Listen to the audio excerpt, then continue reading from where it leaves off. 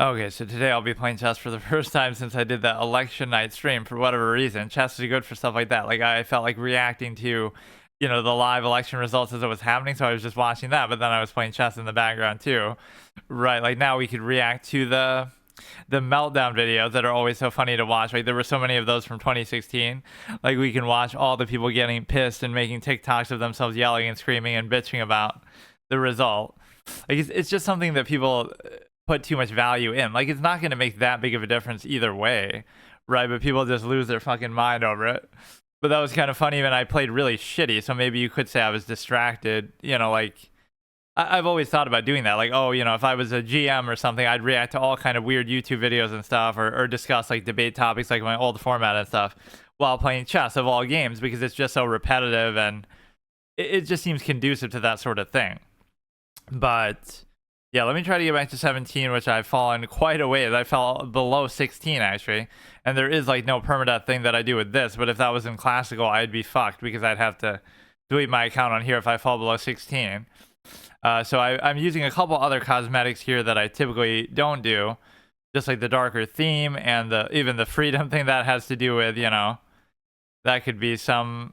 Oh wait, maybe I did that because we were watching that. How do you see like yeah like so it just makes it like red and blue there, which is kind of good.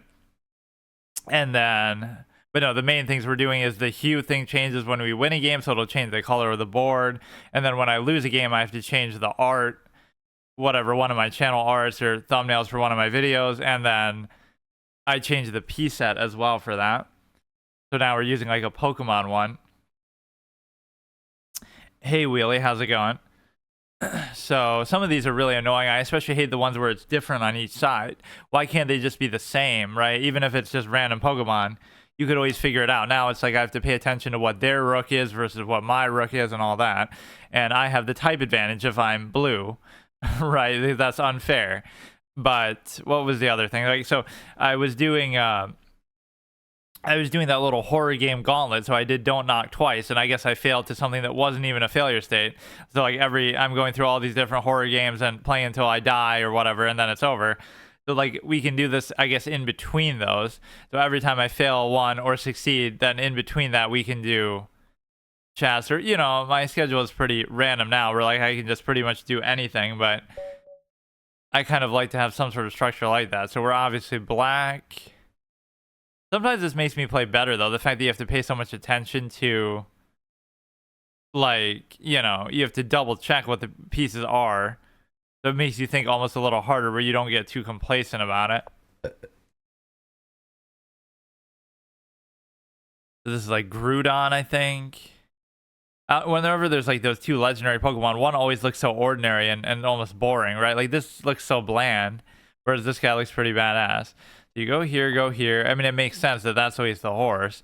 A lot of these other ones, I feel like they could have picked better ones to represent it. Like, what about this guy as the bishop? He's just some random thing. It should be something that's implying some sort of long range attack. In fact, this even looks more like a bishop than that. You go here, here, here. Either one is fine. So I don't know if I should leave that around. The one thing we don't want to allow is the pin to happen either. In fact, no, it's fine. They would take, I would take. The difference between the piece size confused me. Yeah, it sort of does. This one I kind of dislike for that reason. There's another one like that I like, but it's the Star Wars piece set, so it has like the Empire, like Darth Vader and the Emperor on one side, and then Luke and Yoda and stuff on the other side. So even though I like the concept behind it, I don't like the I don't like the fact that it's different on either side, but I guess you have to deal with it. Now they'll hit this, but it's worth it because we hit this. Yeah, but the point is I could use this as almost like a little break in between stuff like that. So I'm doing like a main game, so like I did don't knock twice for like 4 days, even though they were short sessions, whatever. And then I you know, then whether I succeed or fail, then I go and play this in between, or I could play Hearthstone in between. That's kind of what I used to do. Or I guess I would stream for longer periods, so I would do like both in one session. I would do some main series, a story game or hard mode or permadeath or whatever, and then I would take a break and play chess or something. So I'm trying to reacclimate to that, but I don't have enough time to do that. So this is a good way of doing it, I guess. Like I'll do something, some main series, then I'll do this either in between. You could also do it like that, like if it's Phoenix Wright or something. Oh, I beat a case and then I do this to take a break. I was doing that like with Red Dead Redemption. I would do like a case of Phoenix Wright, then I take a break, and once I beat the case, so before we move on to the next one, then I'll do like Red Dead or some other series, and then I'll do that. So chess is just such a good filler type of game because it's just like you can just play it as much or as little as you want, and it's both a good and a bad thing. But I feel like I haven't taken it seriously enough lately. I just get on these really good and bad stretches, but it shows you that my whole way of playing is bad because it takes too much effort. Like it's not comfortable. So the way that you make it is just study a lot, and then it becomes second nature. And I hate the idea of doing that, but it's pretty much what you have to do with it eventually. Yeah, we'll continue that horror gauntlet. I also want to do like some other random stuff. Like even using these thumbnails is making me want to play. I should continue my Diablo 4 first playthrough permadeath, because a lot of these were for Diablo Immortal. So it's like there's some history with me and that on my channel art, like how it's the little shush icon from Diablo. So for some reason, I always just like doing permadeath runs with that series of games. Just either they're perceived to be hard or they're just very combat focused. Right, they're just very action packed and to the point. And so what you have is you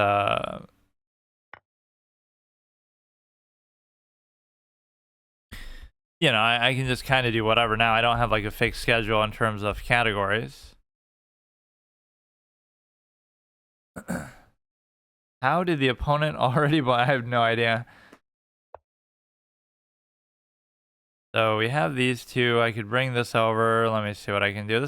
This might be good, but sometimes it's a little deceptive. Like there's not, well, it's just kind of slow because then you don't want the queen to be there for like the next 50 turns. But in fact, I'm being stupid and trying to jump the gun a little bit there.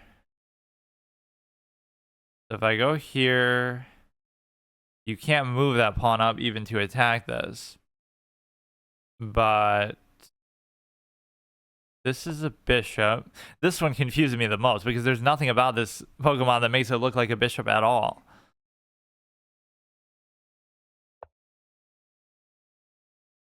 Okay, that maybe was fairly predictable. We can go here, I guess, or even already I could do this. The only problem is that... No, I guess it's fine because then I'd be hitting that. So we do this, you have to move it, and then I can just take, or I can just take, or maybe I can't. You take and check, and then you could... I maybe could have done something even better there now that I think about it. No, fuck, I almost just slipped in and put the thing there. I'm getting jump scared by his resignation sound. I almost actually just slipped that in the last second. I have a bad habit of doing that. Like I'll mouse over some hypothetical move that may or may not be good, but I'll just do it because... Now, why is that good? What? Why? Okay, whatever, dude. It's not like I have to do stuff like that, but... Alright, let's try to go on a good streak here. But no, the Diablo Immortal run I failed, but Diablo 4 I just kind of started in the first session, and so maybe I should do that, like when it first came out. The problem is it might be completely different, so I'd have some desire to almost restart.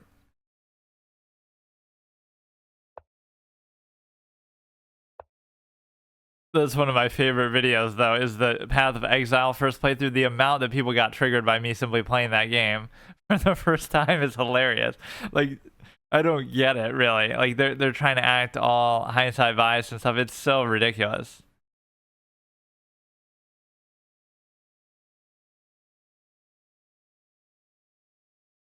Because sometimes it's just like a style that you're going for. Like you're trying to take your time and get immersed. You're not trying to just do everything optimally. Kind of like with chess. Like I could trigger people with chess in a lesser degree, but you know, they're trying to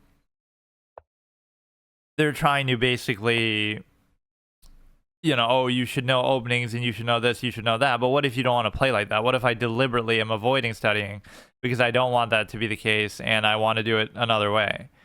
So it doesn't mean that their way of doing it is bad or that the two are even mutually exclusive. It just means that for a time or at the moment, maybe you don't want to do it like that. You want to try to be more improvisational.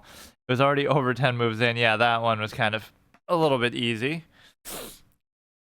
So we have, this is a good diagonal. We have the nice little development.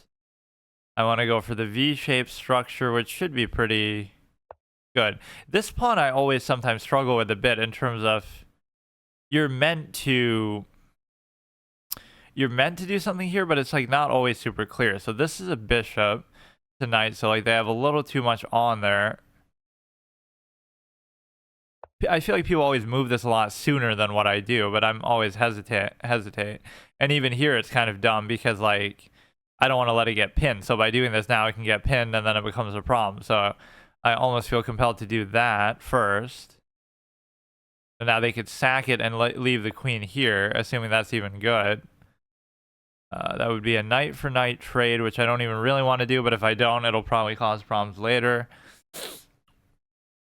Or yeah, now I'm seeing all these news articles about GTA 6, which I'm trying to avoid reading because I don't want to be spoiled on anything, but that makes me think back to the days when I would stream longer, like where I could do a first playthrough, permadeath, world first kind of thing, in which I would, you know, if I had more time, I'd be so willing to do that, but it's like, I don't want to rush it either, and then I also don't have that much time, like where it'd just be a first playthrough permadeath, but it could be a world first in the sense that they would take, I would take, they would take, I would take, they would, assuming I'm successful, of course. And the reason why it could be is because maybe like I could 100% it, but again, I don't want to rush it, and again, I'd have to play like, what the fuck? Okay, fine. See, like I just made a mistake like the last guy. I would have to now this would just compound the issue even, well, maybe not though, because I'll get that back still, so it ends up only being a +2. But no, the point is that you would be in a position to, you'd have to do it for a long period of time, and you would also have to, you'd also have to do it in such a way that you'd be sort of almost rushing and stuff, but not actually that bad of a position, but it was obviously unnecessary. But no, I'd have to do it that way, and then I would also, like, I'm trying to think, either 100% thing, or like even if you're not the first person to beat the game, you could be the first person to beat it without dying, because anybody who's rushing through would, but no, then people would get like all kind of early release and other shit. But no, that would be sort of something I would do in the past to some extent, although I typically wouldn't play games right when they came out. Is like if I was a bigger channel or something, that's what I would start doing with my format is, you know, I'm playing a game for the first time, but it's permadeath, but even I would take it further and saying that I would basically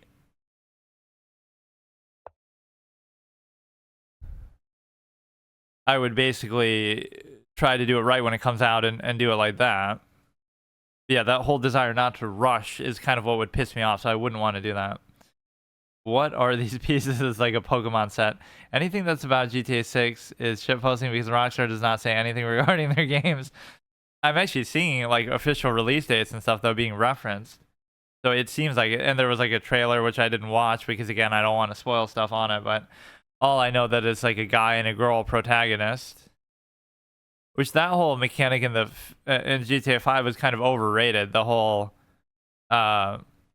like, oh, you get to switch between Trevor, Franklin, and Michael. Like, it never really felt like that big of a deal. This is obviously not going to happen. Let's see. I wanted to try to take this, but I can't. Definitely don't want to trade the queen. Like, I don't know what I'm doing. You have to go here, maybe. I could double attack it. Gonna be like some sort of fork shenanigans that happens.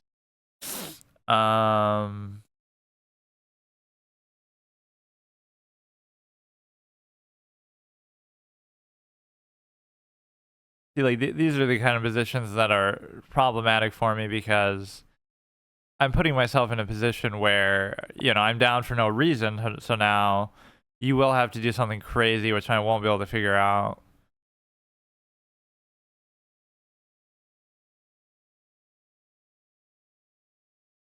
Which Pokemon are what? Like, these are the pawns. These are the pawns.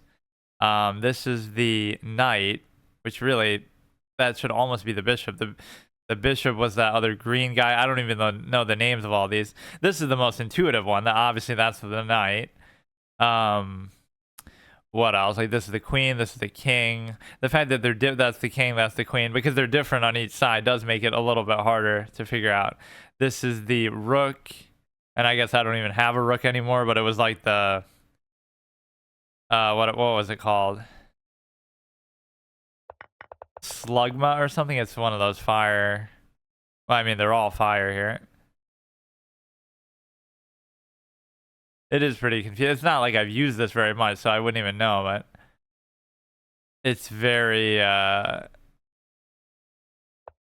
very tough to learn some of these when they have different ones on each side. You go here, they would take. He's got to just make some crazy mistake. I guess I could leave this now because you are blocking both of those out.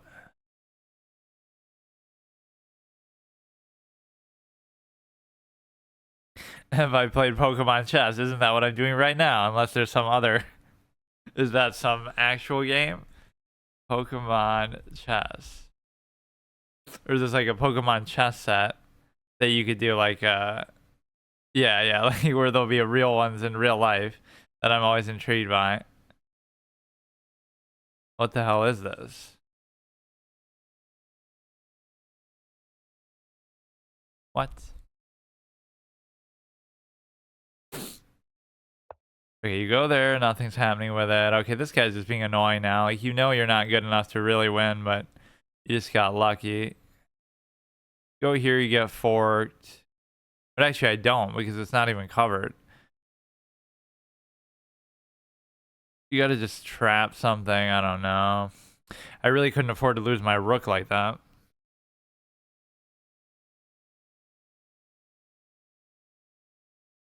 Oh, some famous YouTuber made it? Interesting. Typing is involved. Yeah, I'll look at it after this, actually. There's actually people playing it, too. Okay, what the fuck, man? I'm just gonna do something dumb because I'm getting impatient. It's not even like I'm really losing. Like, think about how long and how hard it would be for this guy to actually win. Right? Even with whatever advantage they have. They're not really going to win, but... And I really shouldn't even do that. When you're in a position like this, you shouldn't try to trade at all because... It's a case where you got to make the most of what little material you have left.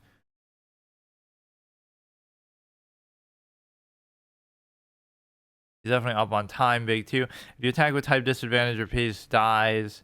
There's a 10% chance an attack misses. Interesting.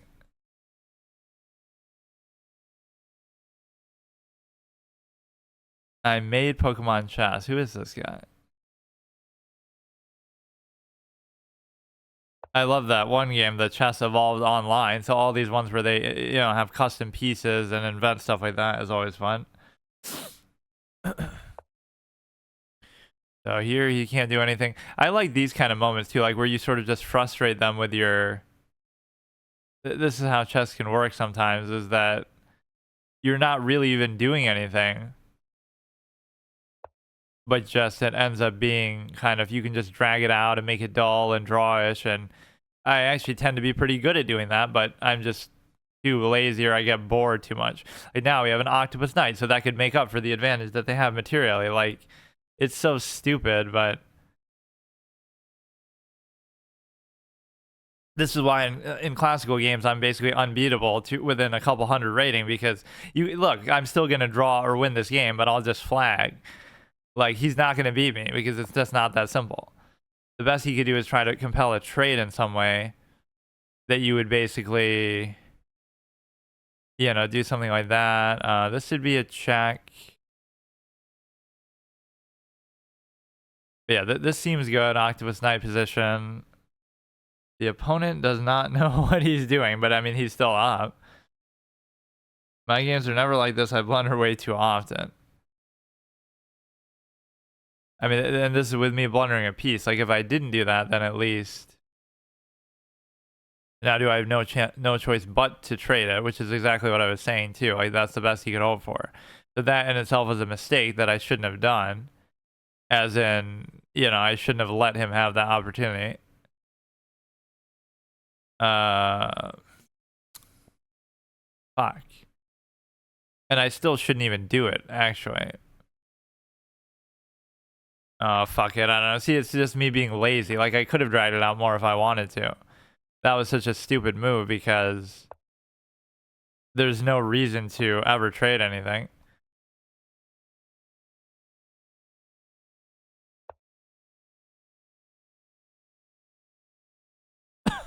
Should have let him trade. Let's see. He's still not going to be able to do it, but now it at least favors him if he knows how to use the pawns and stuff. So that I don't want to allow. And this is okay. At some point, I may actually get a pawn, though. See, if you get like 1 or 2 pawns here and there, now you want to go like this. And this is secure. This is secure. You take, doesn't really do anything. You know, he can't move that because if he moves it, I just take that. Or maybe not. Look how annoying you can make it, though. I do almost enjoy this, but it's dumb when I am just throwing shit away. Okay. Or now, like, I'll tunnel vision on one stupid idea like that, and it's gonna fuck me up later. Wait, what? Why did he do that? I have no idea what just happened, but okay. I was just hoping to win a pawn, but he just gave away the knight. Now, if you take. Otherwise, you're going to give me a passed pawn, so you're almost obligated to do it. Nice. He makes a random blunder back, I guess, for no reason. Oh, shit. But see, now it's going to be impossible for me to actually cover it. And I also don't have enough time. I don't actually know what I'm doing here, but he could make a mistake, and the reality is that's not actually going to happen. That's the thing. Like, oh, you think it's a pass pawn, it's so cute, but it's not actually going to make much of a difference. And so you have, okay. I just let him have it, I guess. I don't know. I could have gone maybe like that. I don't know. This is still covered, that's fine. You're never going to really want to trade that anyway. You can go like this. Try to take this guy here. So imagine if I didn't do that first blunder at the beginning, what would have happened, but they would take, I would take, ah, fuck.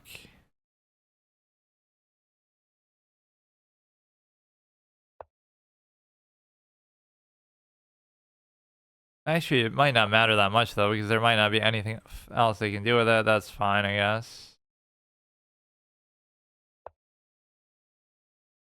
And this one's going to be very dangerous. Yeah, I had a good window, but I mean, I knew it was going to come down to time anyway. This is mainly the reason why I like playing with increment. I don't really like increment, but I like longer formats. Okay, that's good. No, fuck me. Unless we get a fork. Which I don't even have the ability to give a check from that. Oh, now I can't even do shit about it.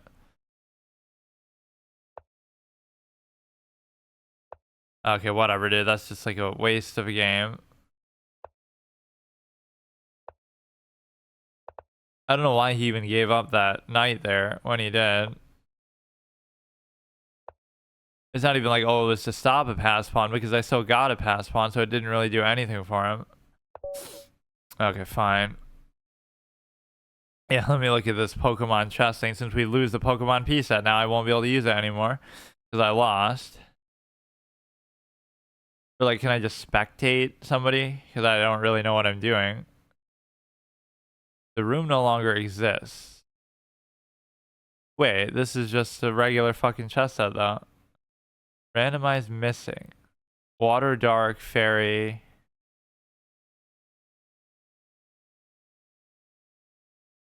Switch sides. Okay, so what?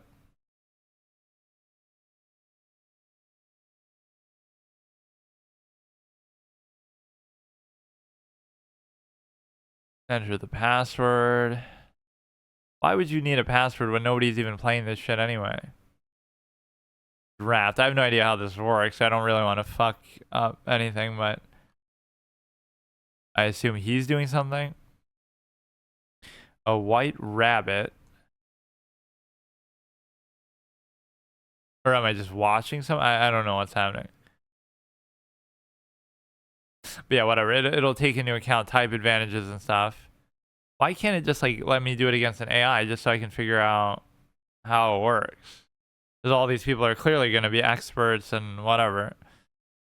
So these already have people in there.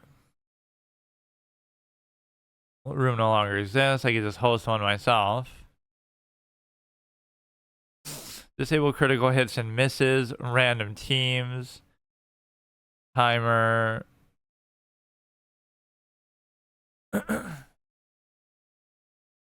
I'm surprised it has any like activity though. It seems so obscure. No AI. They're choosing their types for each piece. Regular chess, but with typing. This is mainly the reason why I like playing. Oh, I read that.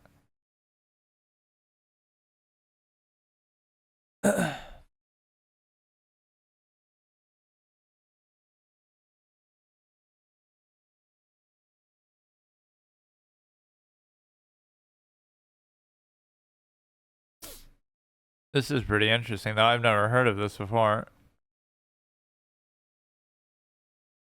Pokemon Auto Chess. Non-profit open source. All rights to Pokemon Company. What was that? It sounded like somebody joined. Um, this isn't like an official one, I guess. This must be something else. This will be more like the Dota chess thing. The gimmick, but fun every now and then. Difference between Pokemon chess and normal chess, there is no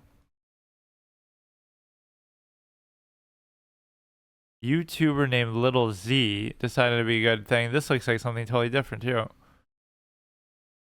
Oh no, this might be the same one. Damn it, why is it so hard to find a fucking room?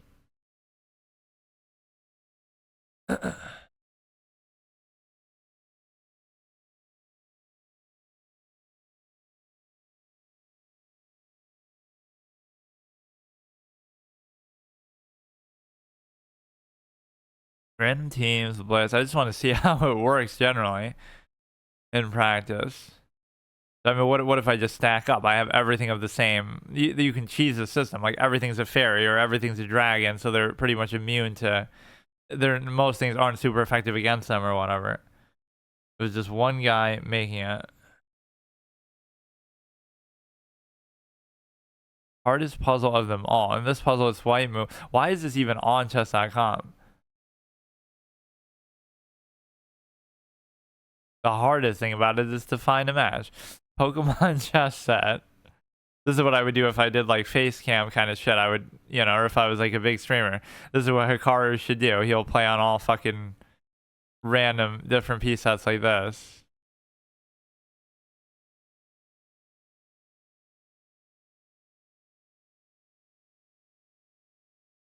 I guess I could play another game while I wait for this shit to actually find a match. Okay, so now I have to change my art though, and obviously we lose the Pokemon set. Yeah, that game is not instructive at all because uh all I did was blunder a piece early for no reason, just in basic development. Let's see where we're at. It was like Gen 3.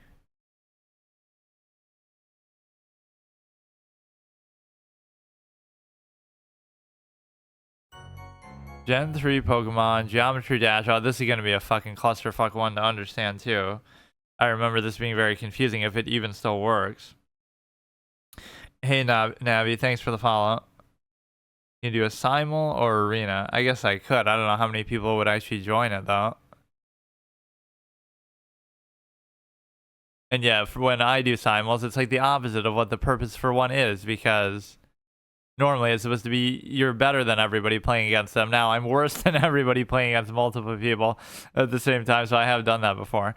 I feel like this did still work, but it maybe just takes a while to load. And the problem with some of these is they're never going to get updated because something happens with the site, so whoever made the set is never going to bother to fix it. Could you please do one? Sure, let me see. How do you even do it? I forgot. I know I've done it before, I just can't remember.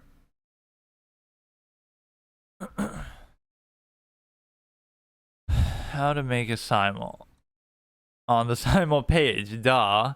Like, what the fuck? Host a new simul, one quiet gamer, standard, white host color. I actually don't even care about that. Starting position doesn't matter.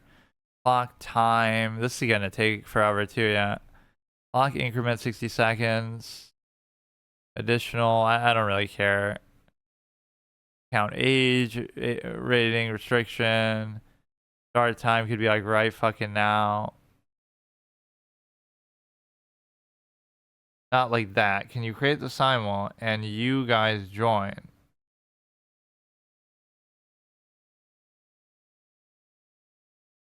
Oh, you can create it? Okay, that's fine too. I'll join at least.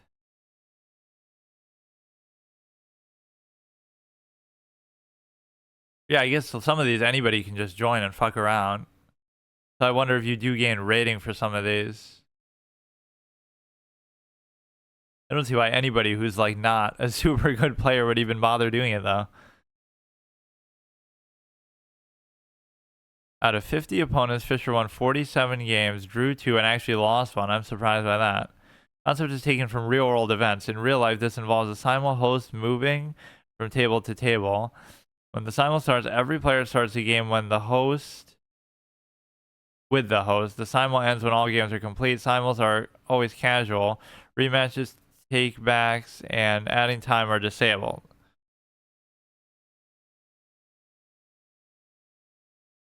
Okay, let's see if he has it in here.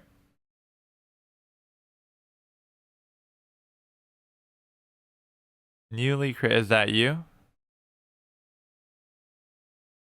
Which one is yours? I feel like you can't even do this on chess.com either.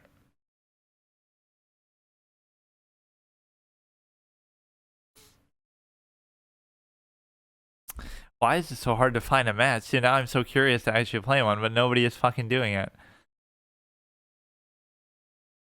I guess I can just watch to see how it works. Oh shit, it has the music too. It has water, fighting, ground, grass. See, the thing is, I could beat all these people because I'll just beat them in a basic sense if it works, you know. I don't even care about effects and all that. Like, I'll just... And why would super effective even matter? Do they have, like, health values? That, like, they could hit something and survive? Because, oh, if it's super effective, but it's a 1-to-1 ratio anyway. When you take a piece, you just take a piece. And it just dies in one hit anyway, so... One of us can play against you.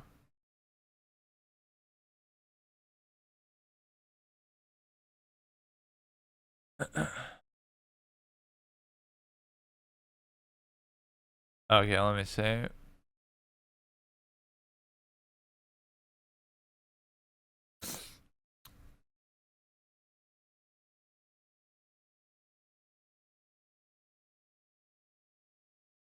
haven't done one of these in a while, actually.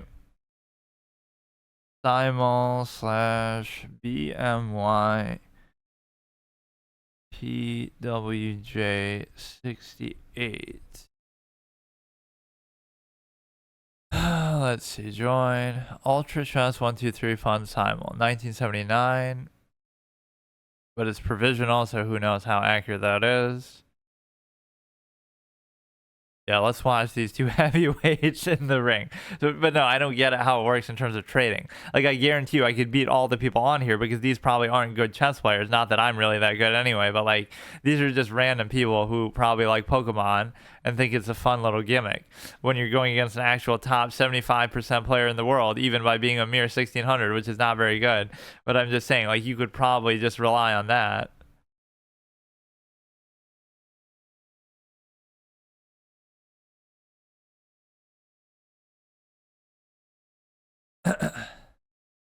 I'm gonna be like multi-boxing, doing 3 things together. But what I guess what I would have to do is change my thing. So the geometry dash thing doesn't seem to be working, unfortunately. I have to change my art at least. Get rid of this. That's too bad, though. I like that one, despite the fact that I was already complaining that it's very confusing.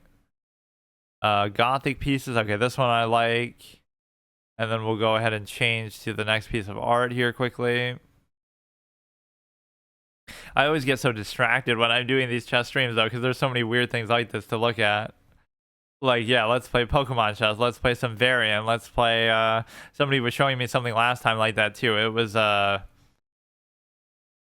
somehow like combining checkers and chess together. I can't remember exactly what it was.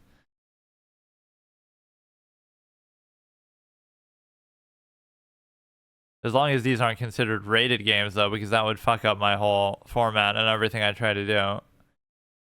I guess not. It's so, oh yeah, it says it's always casual anyway. If you have type disadvantage, you lose your piece too. Super effective, you move twice. Oh, so I guess maybe the person moving then doesn't lose their piece? Or they can get away, I guess, after. We'll start in 3 minutes. I appreciate you jumping around. We'll start in 2 minutes because the last player. Yeah, it'll basically just be a 1v1. That's fine. That's why I don't really care about stuff like this normally, because it's not like I'm some big personality or not even that I'm very good. I guess if I'm like 2,000 plus, then at least maybe somebody will join for that reason. So let's see here. This will be... What was this one for? Hard mode, Dragon Rider. I forget how that worked. Like, you have to get them both low before you kill one of them. Oh, and I like how I made that too. Like, they're at such an angle that their blades are sort of clashing with each other. They're like going in an X shape. This guy's gonna flag in Pokemon chess. Now that's the bottom of the barrel right there, dude. Imagine flagging out in fucking Pokemon chess in 2024. They lose it too, but you lose an attacking piece. Can you tell your viewers to join? I mean, you're certainly posting it here so they can see it. I can't guarantee that they're going to join, though.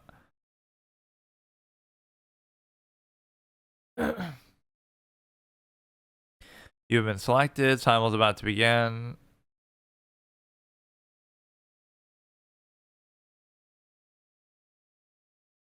What happened, dude? The bro just went AFK. He doesn't seem like it's that bad of a position.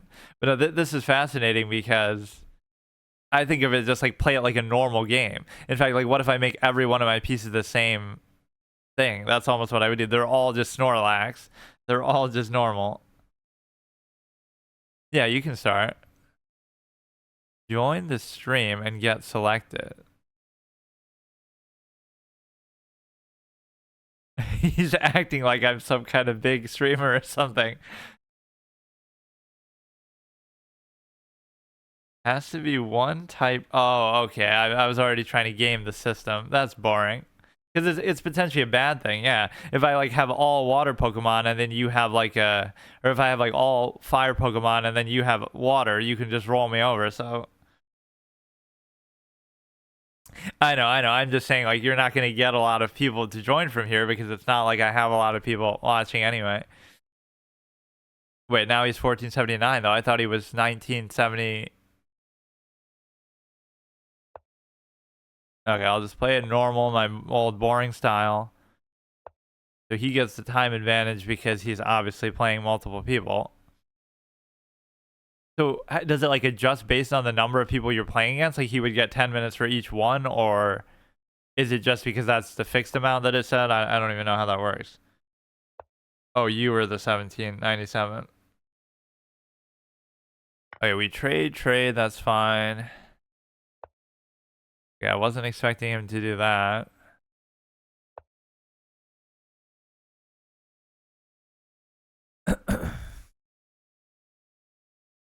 Opponent disconnected. Okay, I'll just leave this like all fucking day and see if somebody, maybe there's some setting that I am doing that people don't like or whatever. Okay, he goes there, everything's fine. You could give a check here, and I don't really even want to, but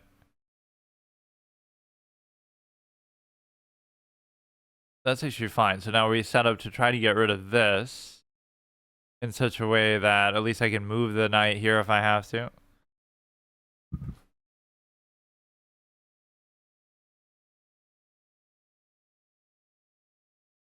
Yeah, if somebody wants to join this one, do it just because I want to see how this works. And they don't let you play against bots, which is always dumb. Like, at least so you can test it out, they should.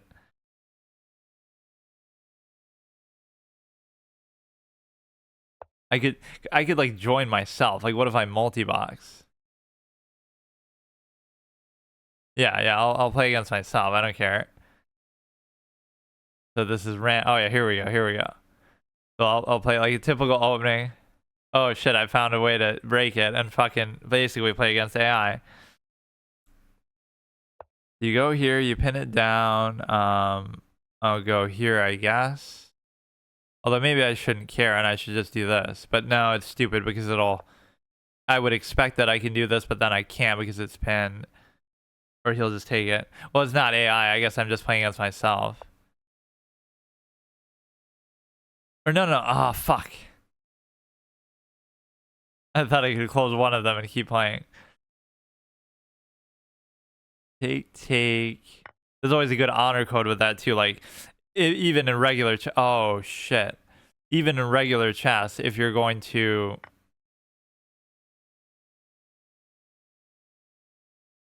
you can play against yourself, and then it's like an honor code that like you're not trying to win or lose with one of them. This is a totally disastrous opening. You can try to play your best with both ones, so you can't even determine whether you're going to win or not. You're trying to make the best move with both sides all the time, and whatever happens, happens. Wait, let me try it again.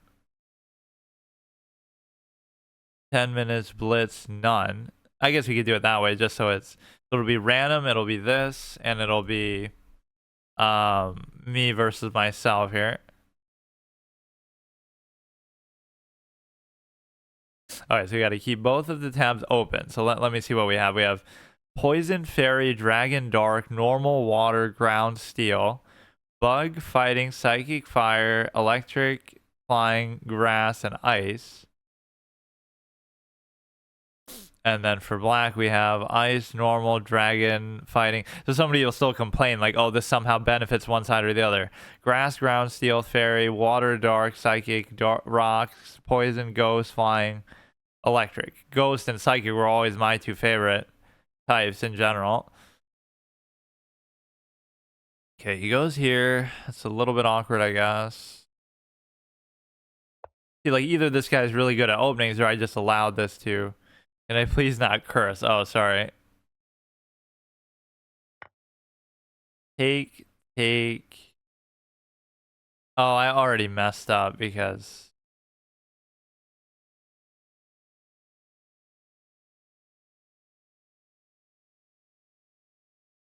Okay, let's see what we have here. Let's go basic opening. So we move our normal, who is that? Meowth.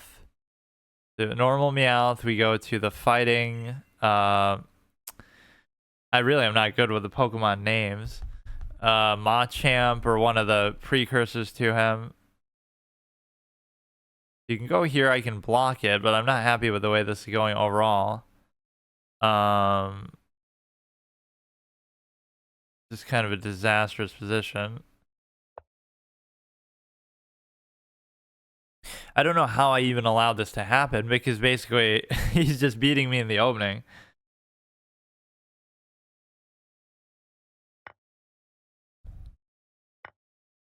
But basically we have infinite time because we can just keep cheesing the increment. Okay, I should expect that that was going to happen anyway.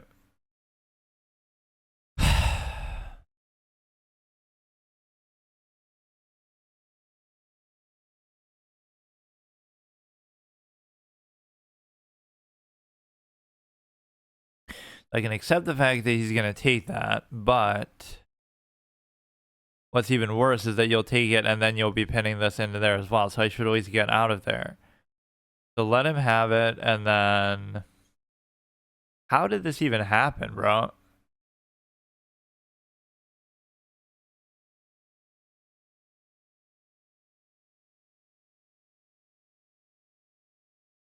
Because it'll still be the same thing. You'll still take there, and then I'll be screwed.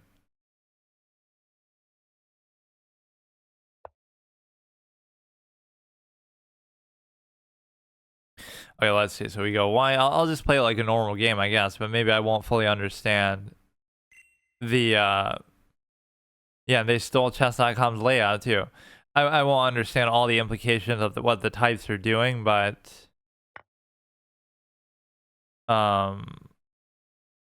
You go here. I'm just kind of... It's a good way to represent, like, my boring style of play, too. Like, what I would do with both sides.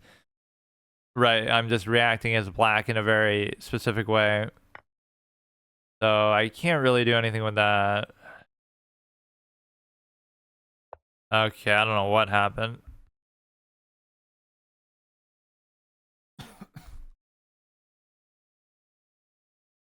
He's 1479, 1545. He did something weird in the opening that I guess I'm not used to seeing. Not that I'm an expert on openings by any means anyway. Can't wait to see super effective moves. Yeah, I still don't fully understand how they work, so... But I'll let it happen sort of organically. So we moved his black. This is good. Everything's covered. So now I can go here with the bishop, flying, and then do the same thing here, I guess. And I would typically castle, but before even doing that, I kind of want to stop the pin, I suppose. And then as black, we're trying to move the knight. We could attack there. Then I could cover back there with this.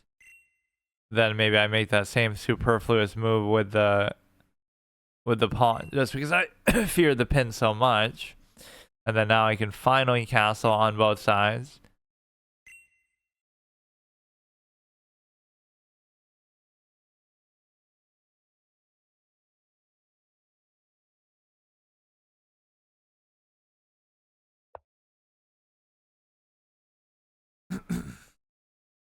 They would take, I would take, doesn't really matter. So they're +4 somehow. He's playing horribly. Okay, let's see what we got. So we castle there, everything's fine. Now I should try to just open the dark square bishop, I guess. And then this way I can open the light square bishop. Or arguably, I would sometimes just do this to sort of open some space.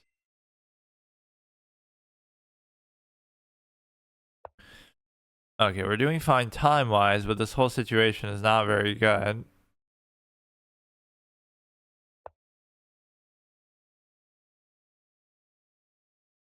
It may be that he'll struggle to cover that, but not really.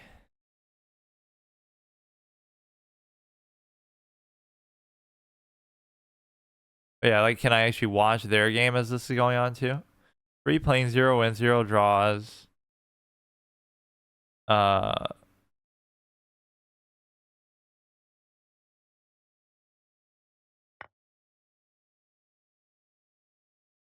This looks even. This he's winning also. Yeah, how is he just beating everybody? He's beating a 1700, he's beating a 1600, and me. He's just destroying everybody.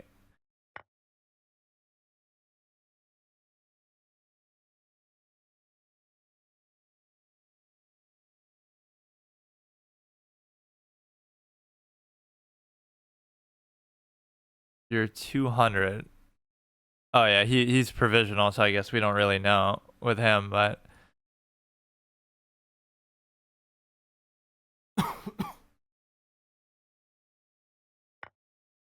and actually I'm not even really 1600. I just kind of fell off because I was 17 plus in there and there not too long ago.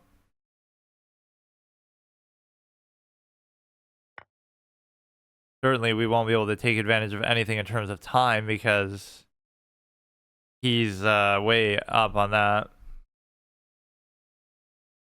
That's always like the cheese way to win an assignment. It's like, oh yeah, this guy's got to play 20 people and now you'll flag him. Like, is that really fair? If it comes down to that, of all things. So this is okay.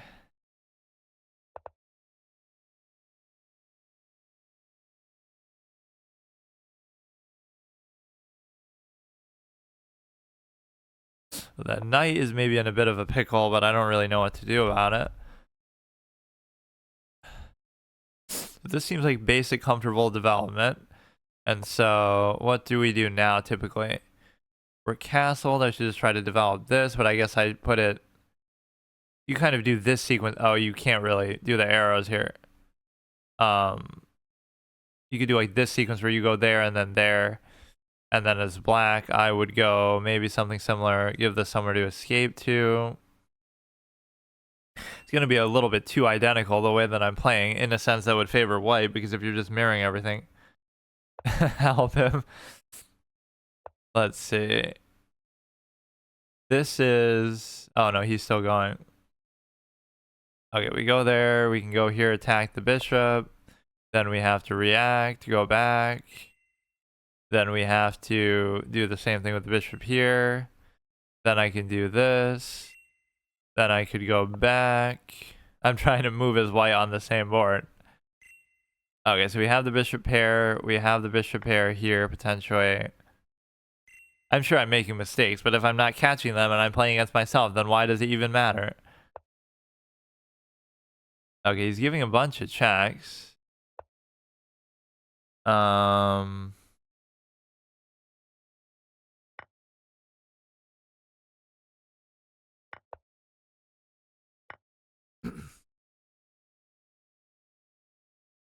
Let's see what we have going on in these games. Okay, it seems they've kind of evened out a little bit. And this one is +3.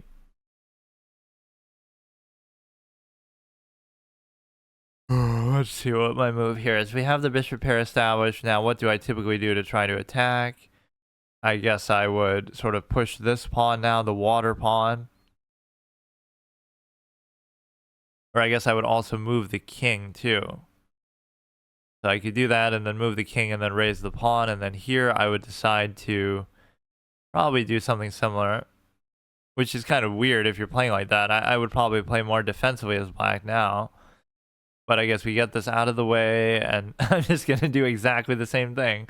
So it's going to come down to literally one move where white is just ahead. It's showing like he's not even online.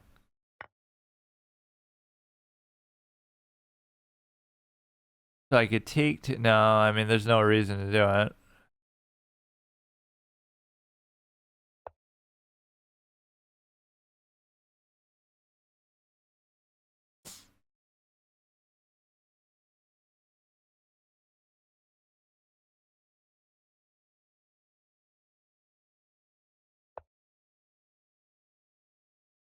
But he's definitely playing better than me this game, at least. Okay, that goes there. Then what do we have here? I was going to try to push the pawn here, but I can't, obviously, because we have to move here. I wonder if it would make you make an illegal move. Like, how much interaction does this really have? It's kind of scuffed the way that when you move your piece, it doesn't feel like you're really highlighting it. Like, it doesn't make the feedback super clear on that. So you move there, and then I'm ready to move the pawn. I guess I could do the same. I think it shows him being offline when he's... Yeah, that makes sense, I guess. Okay, he gives another check. This may be a little problematic because now...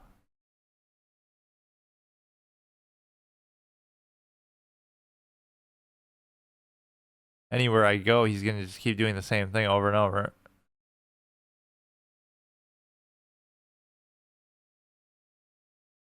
This is a very odd position.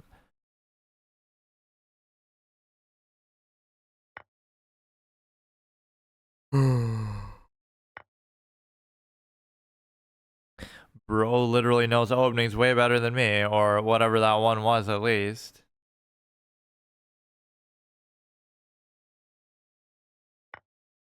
Okay. I mean, you still can't do this. You can take there, which is fine with me, I guess.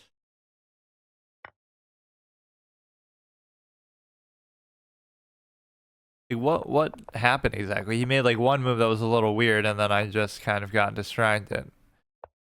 You take, everything's fine. And then I have to do a stupid move with the knight, which I don't know what else you really can do with it.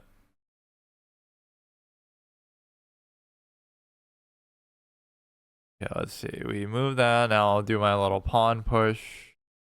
They would take, I would take back. We haven't seen any real interaction so far. I keep distracting him.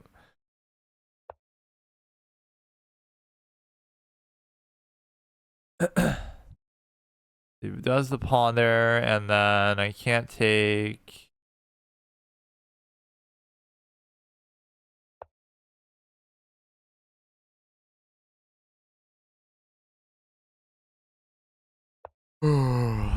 There's so many things you can do now. So you move the thing there. What would I do as black here, honestly, if they were playing like this against me? I feel like nobody ever does exactly this sequence like what I'm doing. I would take, they would take. Would I take or not, though? I don't even know. I feel like I probably wouldn't. But then if I let them take, it'll be the same result, that they're open. Like what is the meta here? Like, I'm trying to open my rook. Good game. I'm trying to open my rook to their pawn there, right? So we're double attacking. So the act of me taking would allow them to get that situation anyway. The act of them taking would also allow that. So I honestly don't even know what I would do there. If it's super effective, you move twice. Yeah, and I guess I forget what some of these super effectives are. Fighting and water shouldn't really have any relevance. Water and ice shouldn't have any relevance. Yeah, I don't even really know. Like some of them are obviously obvious, like fire and grass and stuff, but some of them are a little more subtle. Flying and water should be, who's flying? I guess just one of my, yeah, this. So if I took the water as that would be good. Poison is the queen, fire is the queen. I feel like fire is super effective on poison actually. If you were just trying to trade them, it would mess you up. Let's see. Let me just take, it's fine. So I took, now they can take it back. And rook's attack missed. Are you serious, bro? Now what does that mean? I just lose my turn? So that could happen on a very consequential thing. In this case, it's not really that big of a deal. We just get to save that pawn, potentially. We have potentially this we could do, which I don't really even want to play like that. Yeah, like what would I even do now if I wanted to save it?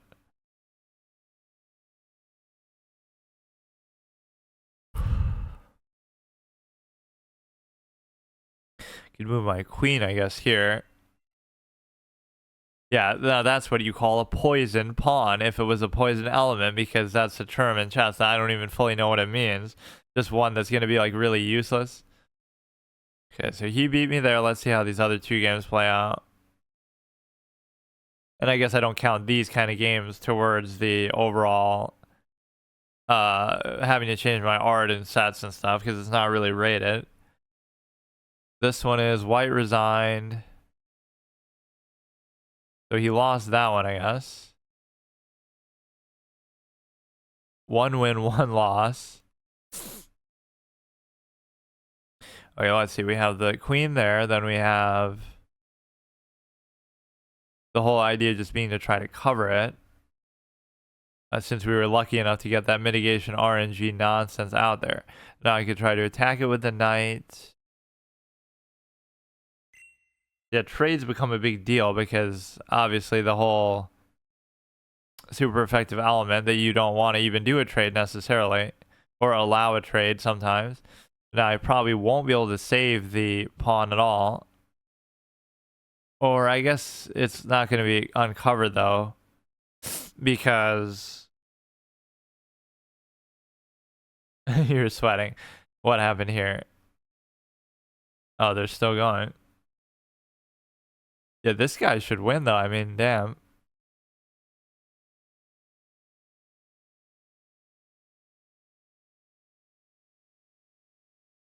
So he beat me. He lost to them. Let's see how the game went, actually.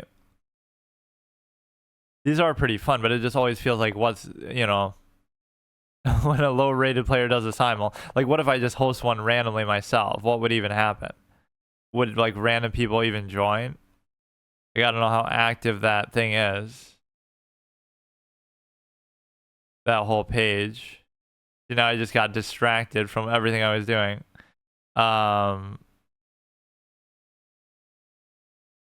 Wait, where was it? I thought I had looked up how you host a simul.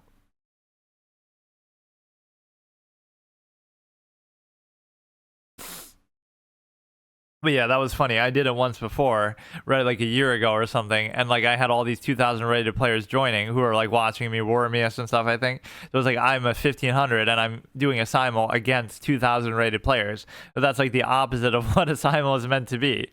Like I'm going around and I'm the worst player playing better players all at the same time. Standard, normal starting position. Don't even care about that. Clock time 20 minutes, 60 seconds increment. I don't even care about extra time. No restriction. Yeah, let's actually try and see what happens. So 20 minutes plus 60 seconds. Maybe you can't change whether it's casual or not. Nowadays, when you're not Grandmaster at 14, you can forget about it. What the? Why are you saying that, dude? He wasn't a Grandmaster at 14, but I guess he's saying nowadays. You can forget about what? I mean, at least if you're not if you're not playing chess when you're 14, that's one thing. I'm gonna make it my life mission to prove this guy wrong. I started effectively playing when I'm 29 or whatever, close to. Well, not really. When I'm like 27, and then I'm going to. Let me see. Oh, I'm not logged in. Hang on, I'll have to. Okay, let me make my next move here, then I'll post it. So I'm here, now I have to move the queen, so this isn't working too well. I guess I could put it here. And... okay, let me log into my Twitch to do it. Okay, that should work, hopefully. I love that quote, though. Like, come on. That's like the world record, isn't it? Like, Wei Yi is only like 13 or something. Why do you have to say it like that, 14? That's supposed to be an exception, not the rule. Why can't you be like Benjamin Feingold and get there when you're like 40? Like, he still started playing when he was young. So that's certainly the point, that you should start playing when you're young, which I really didn't do that.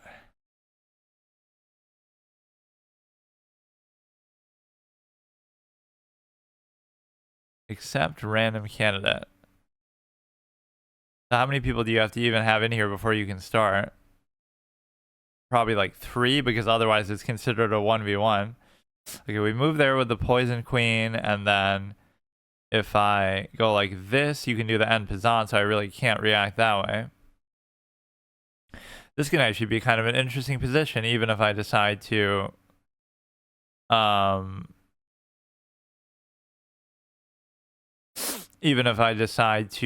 just play it like a normal game. Like, I'm not even really thinking about the type advantages. I'm just thinking about it, period. Like how I would normally play the position. So here he can't move that, or we could trade. So I could just leave it there. Now I should try to push out this knight. I don't know exactly how to do. I could try to do it like this, but that's not really good for my pawns.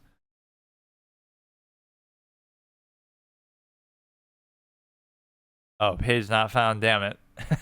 How come I can't see it when I go? Let me see. Because I can't type it directly from there. Or I can't copy it. Like it's just okay, it's showing up here, so I wonder why I can't see it when I go on the other page. No, actually, I just clicked on it. It is showing that it's working. Not letting you join, or I actually just saw somebody flash in and out of there for a second too. Okay, so we went here with this, so what would I do now?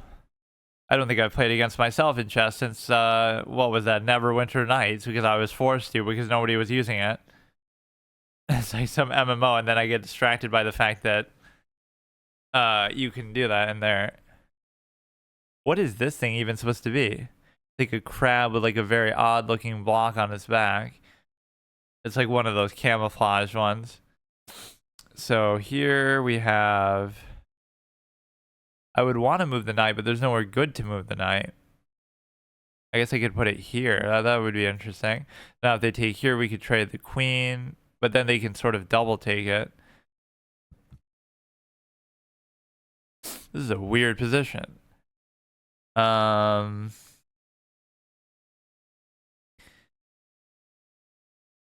could...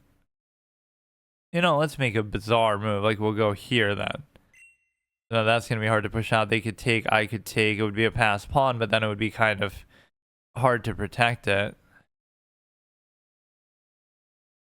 So what if I did do that? It's not very effective. So what does that mean then? It's not very effective, but you still took it, and they're both gone. Oh, I guess I lose mine because it's not very effective. Shouldn't that just mean that it doesn't take theirs, though, if it's not very... Like... Wait. I'm so confused. It should just mean that it didn't work at all. Can I start it? I don't think I even can start it, though. It's not letting me. I think you have to have at least, like, 3 people in there.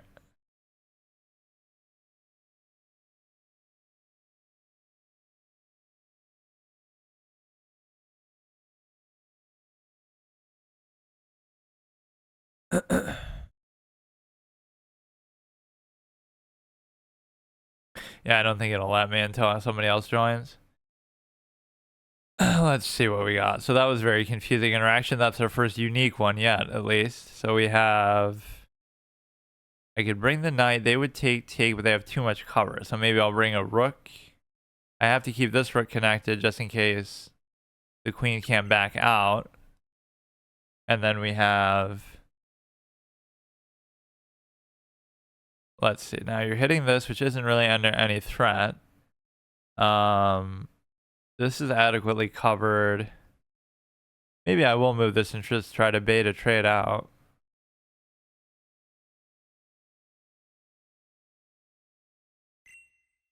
So now this isn't even covered though, so that's kind of weird. So even if we do the queen trade... Oh shit, now that's critical hit. There's an additional move. So what, I just win the game then? Or no, I can still take that back though. It's not very effective, so now I lose my knight as well. Some of these are kind of unsatisfying because it's just sort of a random effect. In a way that, you know, I don't know. If at least the super effective thing, you can control that aspect and you can play around it, so that I can understand. But the RNG aspect is maybe not the best. And even that probably takes into account type advantages in a way that I'm not really sure how it works. But let me move the knight. And then what else do we have as white? You're trying to hit something there, but I really can't. I should just try to hit the actual pawn here. They have a bug versus fighting, which I think fighting is pretty good on that, maybe. Yeah, I don't think anybody's actually going to join this. You would think somebody random would just see it in there. That was sort of what I was testing. Right, like some random person will feel compelled to join because either I'm, oh, look, I'm streaming, so that somehow people want to be on there, or for some other reason.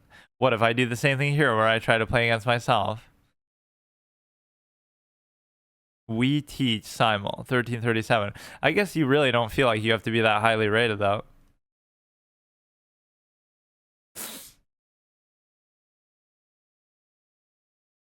Okay, you move there, so now we have to try to cover that, which I wasn't wanting to do this. In fact, I can't even do it. So I might not be able to cover that at all.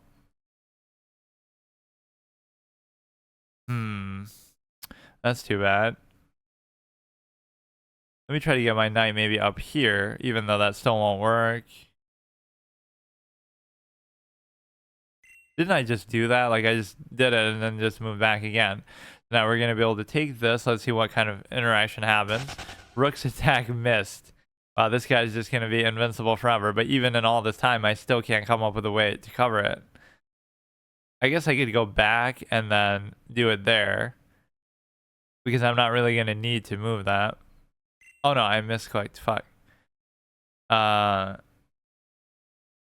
Doesn't show up on the public games. I can't think they can join without the link. Okay, that was a mistake too. But I'll give myself a little fork. Oh, that's almost unfair.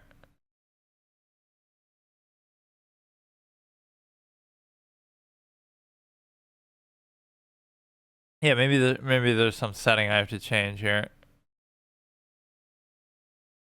Lock, no restriction. You would think it should just be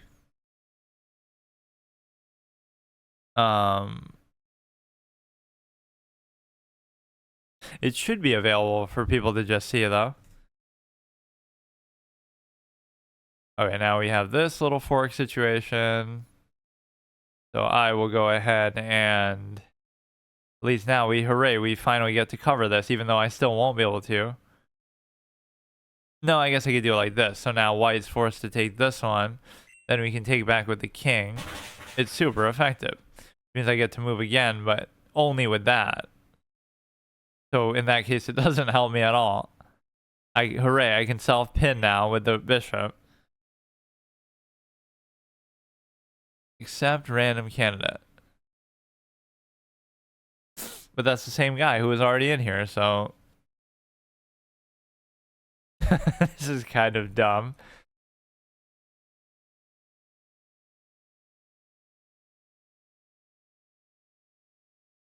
Okay, let's see what we have here. We have... I can't take that now. I could do like this. So if they took, I could just take, but it doesn't matter because of the knight. Nothing really I care to do with my pawns either. This pawn just seems almost invincible. Like it's just not letting me do anything. They would take and check, and then I would take, but then they would take that. Try to do something with the knight here. I wouldn't mind doing a trade even like this. So even there, that's maybe an ill-advised trade. So now you take back and you have a good cover there. And then we're kind of just boned with black here. I mean with white here. Because I have nothing left. So some of that just came down to the sheer randomness of the effects here. In terms of, you know, like some of it wasn't like actually being outplayed or making a big mistake. So this makes it fun to even play against yourself because you get to just do a pure, take advantage of pure RNG. So now here as white, we get honestly really nothing I can do. We can take back.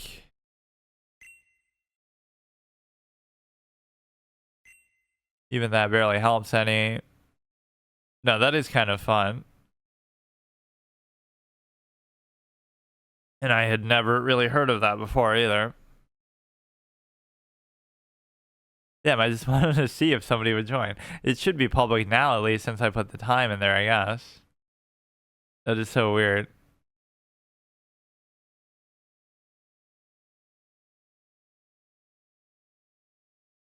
Bug is super weak to dark. Well, I guess I won't be able to do this then. Fine. Let me try it again. Like, for some reason, like, even without relying on the fact that I'm streaming, it should just work in a base sense, like with... so how do you even resign here? Oh, here. So obviously we lose here. That's at least fun. Okay, let me try to host another one of those, and then I'll also just play some random games. It may be set to private. Yeah, let me try once more. I'm just kind of curious. I don't normally... I've never even done one of these except for maybe that one time before.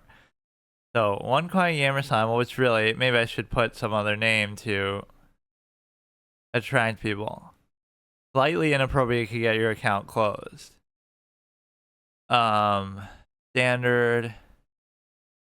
Do random. You could basically do it in a 960 sense, I guess, if you were wanting to do that. But no, I mean, you can just choose that anyway. Clock time. I don't see where anything would say private or not. Start time should be like just right now, or I guess... Okay, let's say it was 11:30 then. Wait, but it's PM. Okay, that's fine. Host. Let me actually just watch it for a minute and see if we get any action. Because it does show up when I'm looking at it myself. Again, regardless whether you're a streamer or not, people should just randomly be curious. Like, this is the only newly created one, so somebody should join. I can't see it. I don't get why. I can see it myself. Maybe it takes a minute to kind of process. These guys are mostly low rated. 2,000, 2,600, 23, 17. November Simul. Like, why does this guy have 15? Who is this guy? Oh, he's pretty good, I guess. These are all finished ones, one of which will be even the one we just saw. It says you're pending simuls. But maybe it's pending because nobody's in there. Like, it hasn't started yet.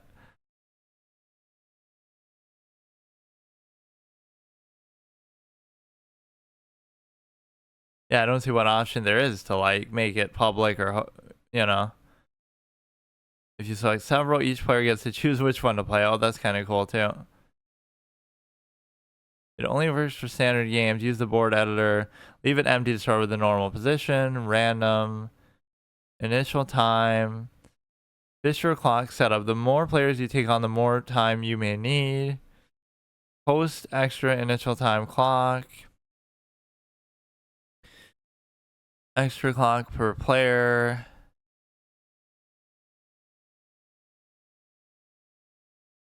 Maximum weekly rating. I don't really see anything else I can change.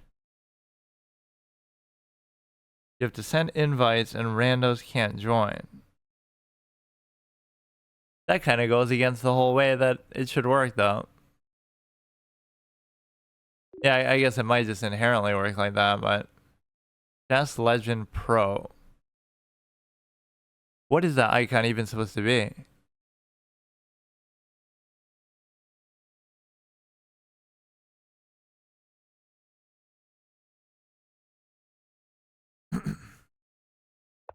This is hyper bullet. What am I supposed to do with this? Okay, bro. He's actually kind of slow though compared to what you would expect given his rating. Like he should already be pre-moving everything and not even take a millisecond.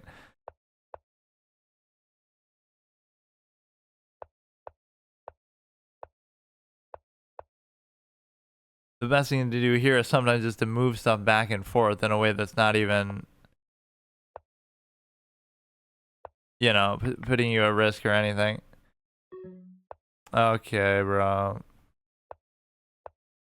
It's not that I can't move fast enough, it's that I'll end up messing up, which obviously... Holy shit. Clearly, the fact that I'm white will make all the difference. That's why he won, because he was white. This guy random out of the blue challenges me. Yeah, I don't know who this guy is.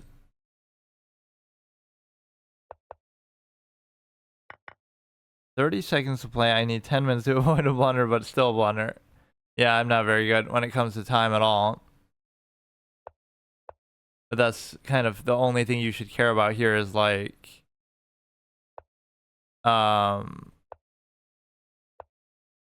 you should try to... You know, don't even worry about playing high quality moves here. You should just try to do it in a basic sense of, you know, just go back and forth and just do whatever you want. And even if they do make a mistake, I'll probably miss it because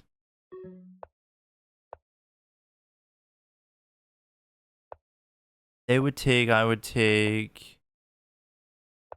How does he even know? It's like he knows what I'm going to do before I even know what I'm going to do. Like that took him a second because, oh, that's not a... Who is he even? Here, like, let's see how he fares in a 10-minute game. At least I'd have like some sort of vague chance then.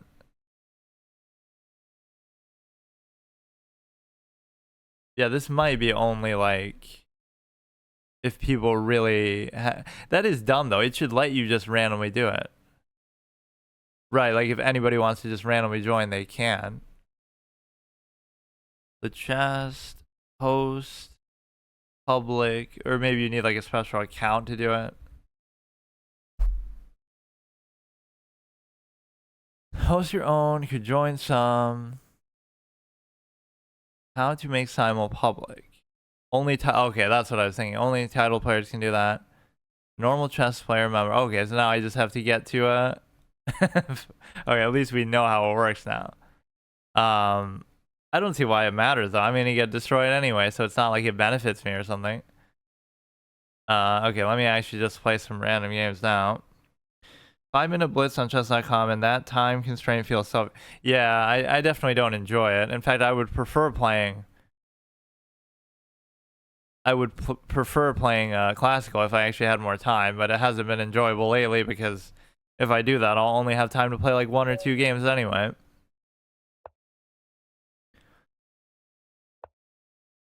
Which is good still, like it'll be higher quality games, but just in principle, I don't know why people care about these bullet formats and stuff so much. It's a good way for better players to just show off, I guess. But it doesn't have much value to me. I should almost try it though, just to kind of see where I would be at with it now, because I haven't done it in a while. Or it's always funny when people are sniping me, like they'll always say like funny stuff or kind of troll me or something.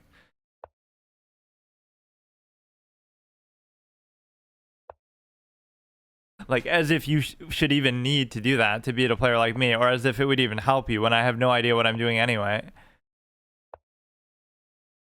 Playing classical makes me stressed though. With that much time, it feels like if I make a mistake, it hurts more. But yeah, that's kind of the whole point, though. Is you're less likely to make mistakes, even for players who are really new to the game, right? It sort of encourages the right habits where you have, you're thinking more, you're calculating more. So even if you don't know what you're doing, you try to figure stuff out. Whereas in the faster formats, you're just kind of helpless because either you know what you're doing or you don't. You don't have enough time to calculate anything. At least with West, I can sometimes win by flag. Yeah, that's kind of cheap tactic. So here we have plenty of cover as it is. I almost am inclined to do this then. Or sometimes people are so ingratiated to that mindset that they'll sort of move super fast, even in these kind of, like, he's moving way faster than he needs to right now.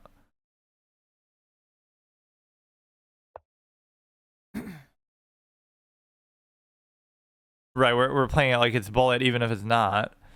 So that is a good dodging kind of move, but they're not castling, so it's almost like something I should be able to take advantage of. But I don't know exactly how to do that.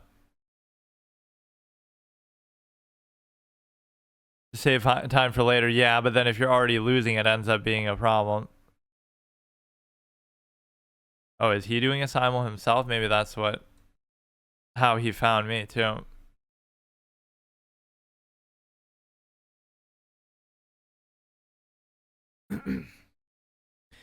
Okay, so this is a 1980.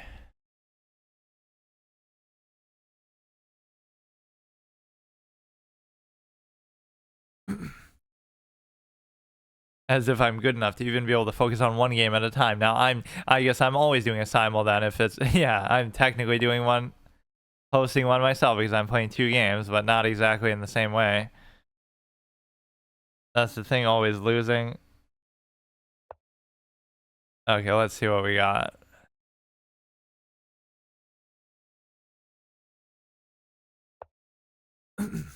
Oh, damn, now it's gonna hurt this game though, but I don't care. I should be good enough to figure it out. So this is like, they would take, I would take, they would still take. My position here actually seems pretty good. It's just a question of, it's so messy for them that they weren't even able to castle or do anything. So they go here, I can go here. Don't want to allow the pin. Yeah, like the opening is one of those things that good players will just pre-move the whole way. And it's just like, it doesn't take them any time at all because it's just second nature to them.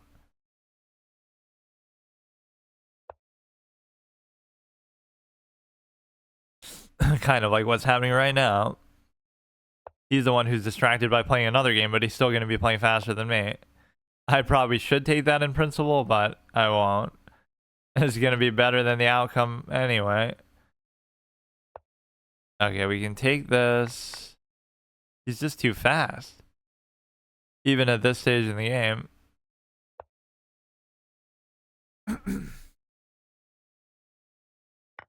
You go there. Here we go, bro. What's he got up his sleeve? You take there, which is okay. I mean, it busts up my position a bit.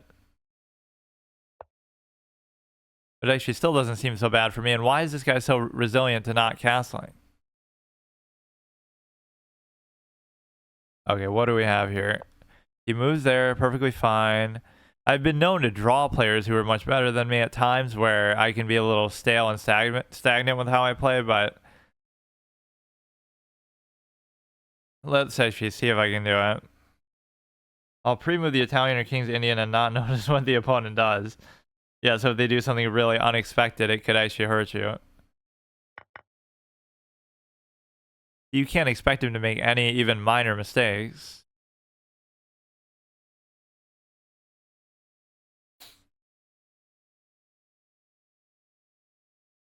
Oh, I'm gonna flag here too while I'm distracted. I'm pretty comfortable with this position despite whatever he's done here. Take, take, take, but now it opens the rook, which could be a problem. Or it even opens the queen's position, and they could check there.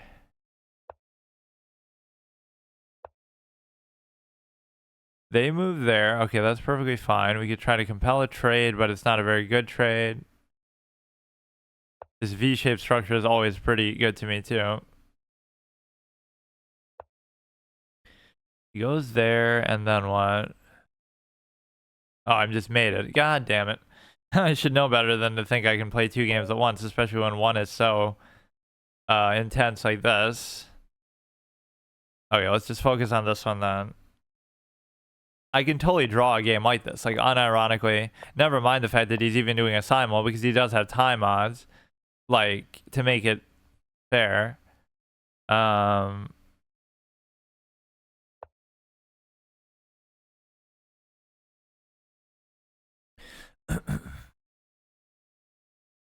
0 and 2. That was just those hyperbolic games, obviously.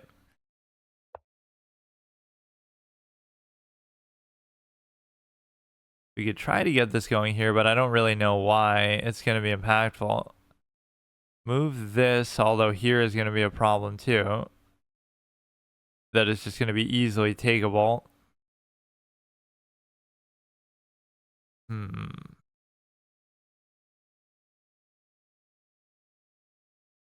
I don't know. You're never really going to be able to open this, so it seems like a waste of time. Oh, he's like a donor too. I'm trying to figure out the whole time what that thing even is supposed to be, and I have no idea.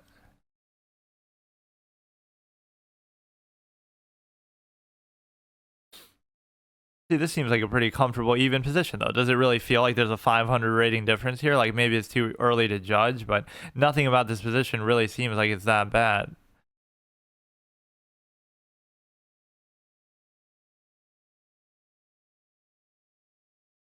That's my whole style of play, is I try to create, like, very comfortable, simple, easy to calculate positions that are just basic. They've got way too much cover on there. They probably want me to take, but trading is my whole MO anyway. So the whole idea here is there's no super strong move they can make there. They're going to maybe try to double attack onto here, which is a little problematic, I guess.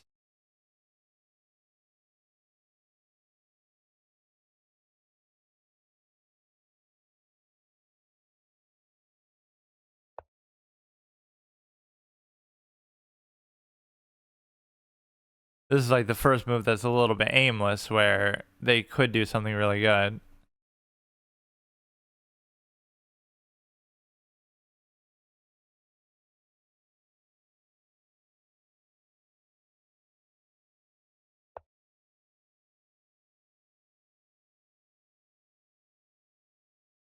Now, technically, they can't take, obviously, but it's still a little bit weird. Like, there's no reason to leave a threat like that around.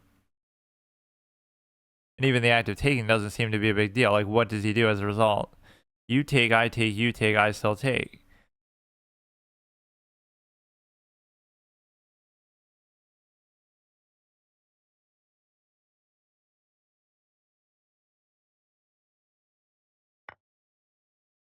Okay, fine.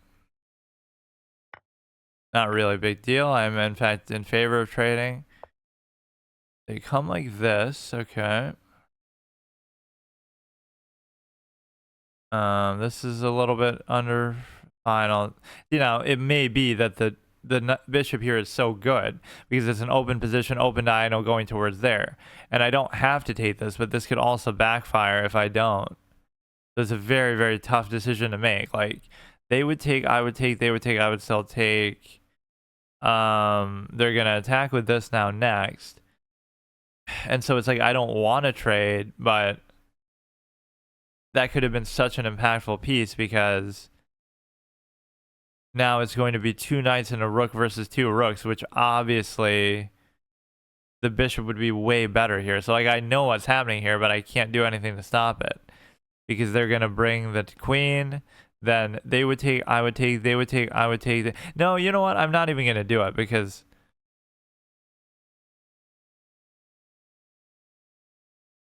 But I have no other way to even cover that shit. Like, I would still have enough cover even if I don't do this, but it's more so the king needs to be unpinned.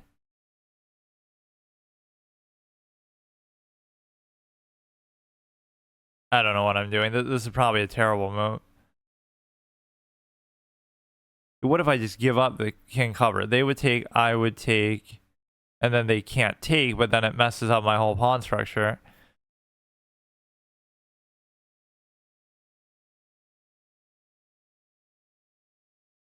And you can't afford to make this move is highly impactful. Like, you can tell how much time I'm spending on it. Normally, I should just trade the bishop for the thing. And honestly, but it's going to have so much more of an impact. Like, I can't do it.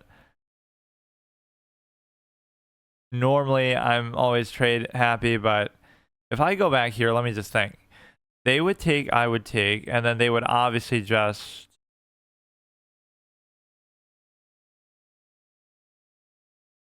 If I go here, they could give a check with the knight, which probably doesn't make that much of a difference anyway.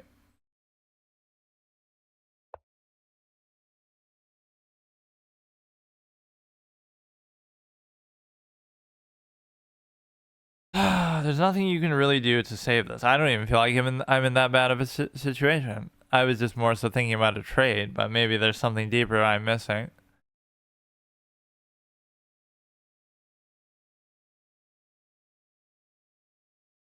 That was just more like a preferential thing. I'm not even thinking like I'm about to lose or anything. This is okay. Now, again, this is my whole preference. You give a check there. And they could come here if they really wanted to.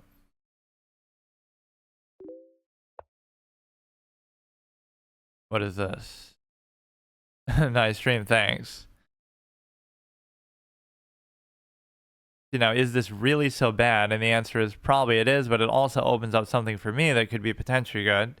But as if that's going to have any impact on a player of this caliber. Let's see how he's doing against the other guy. Oh,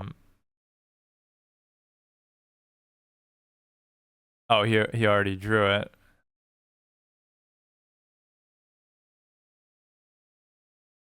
Or he offered me a draw anyway, so I should have taken it. And it would have been a better outcome than what we have here. So let me just think very carefully. This is the point in the game where you really do have to take your time and calculate.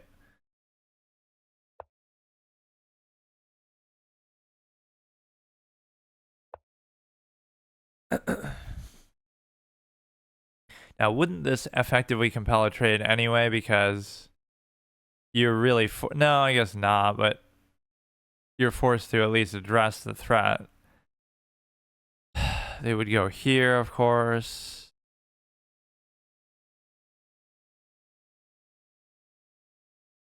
They would go here, and then it would just kind of mess up my whole position. I could go like this, I guess. Which is weird because now you're...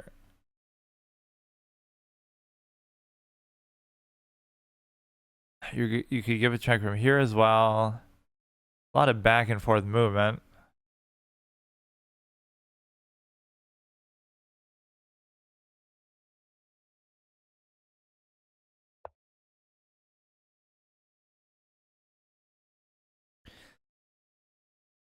So the whole reason with this is obviously you're still trying to scoot the queen over there, and then maybe you could do like this, take with the bishop. Nothing really very advanced, so... I mean, these pawns alone kind of deserve to make you lose the game because it's just so ugly. But the reality is I'm actually +1, and I'm also in a position where... I'm in a position where I have like a sort of an extra piece in a manner of speaking, even though the rook is so good.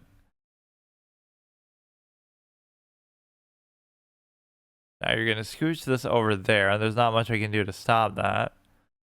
Yeah, I'm not sure how good that bishop move really was. There's just too many checks they can give, like, no matter which direction I go in, so...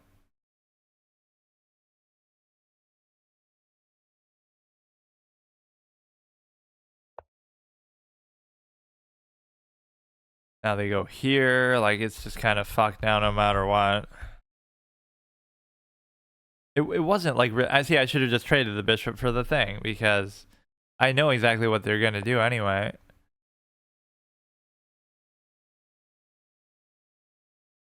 Right, like, it assumes that, like, okay, I'm going to do something better with my pieces, but I really don't have that mentality ever. Right, I'm too passive for it to make much of a difference. Which is fine, actually. That's like a deliberate style of play that I go for, but you're threatening here, like moving the bishop the way I did was totally unnecessary.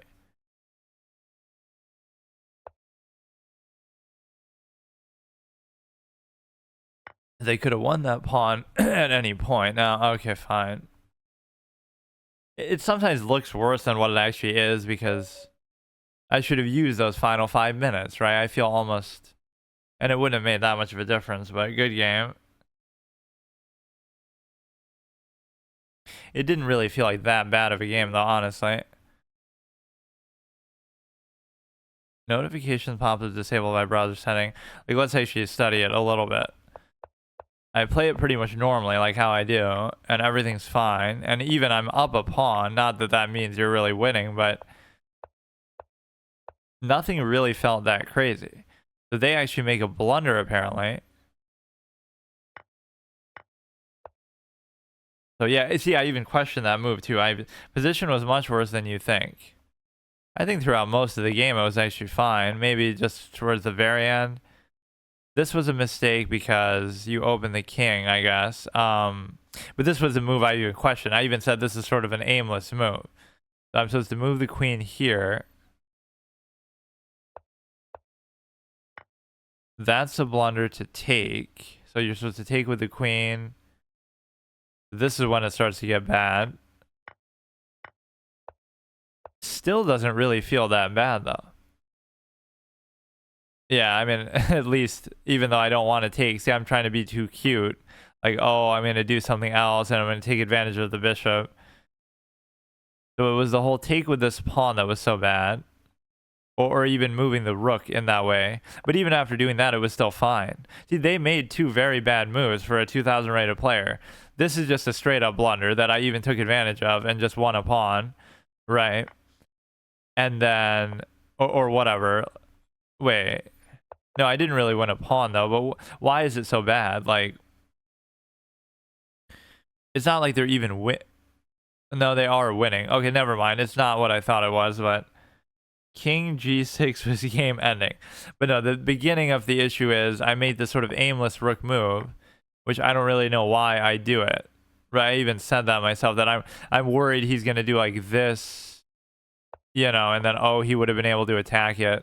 Yeah, like, what would have happened if that happened? Okay, let's say I don't move the rook. I guess you're still blocking the pawn. Like, what if I move something other than that? You take, then I take, then you can do that. So that's kind of what I was worried about. Which even that doesn't seem so bad. I was worried about something even different. Like, what if they just do that period? Then I could just block it, I guess. I don't know. So now I have to change my art because of the last actual game that we lost, which I guess was during that game too. We were sort of trying to do our own little simul, playing a 2,000 player and on the ladder when I'm already getting destroyed as it is. So this is going to be the third piece of art. I do it in like sections of 5 where it's almost like every stream I shouldn't lose more than 5 games, but when they're not even that long, that shouldn't even be an issue anyway. I'll just blame the Pokemon set, the fact that, oh, I can't tell which side is which. But I think I won a game with that anyway. Let's change this, Gothic pieces. And...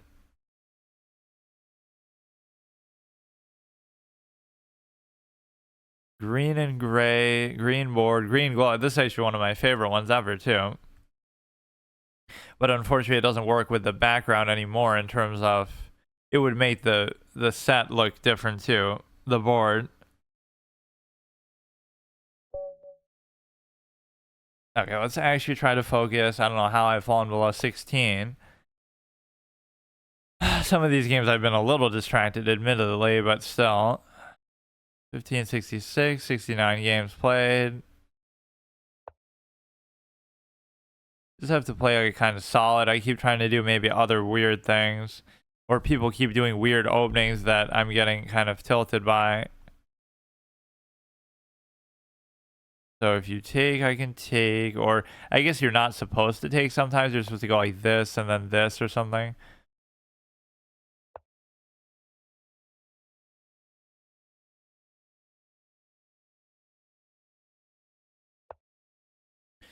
So now, couldn't they have just like gone here then? Because then what do I do? I'd have to go like this way. Because I couldn't take it, and then they're also double attacking this. I'd have to go here and cover that.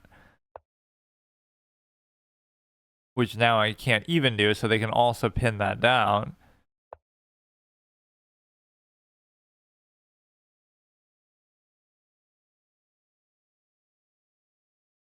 So they can easily take this back any time that they want, which almost makes it seem like you should try to take more, but then it ends up backfiring. So they cover that. I don't really want to take it yet. You can go here, which is always annoying because this is the same sort of problem that we run into where now I want to go here. I guess I could just do this too. Like you can do this, but then it turns into another problem. They're going to go here or something. The knight is just such a nuisance and a liability in positions where you're not even trying to do anything with it.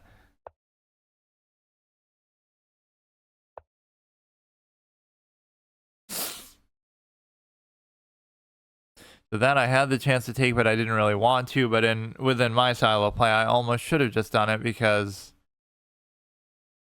again, I'm just such a trade-intensive sort of player that I don't really take advantage of whatever I have. So I'd rather just trade it off and simplify everything. And I kind of want to...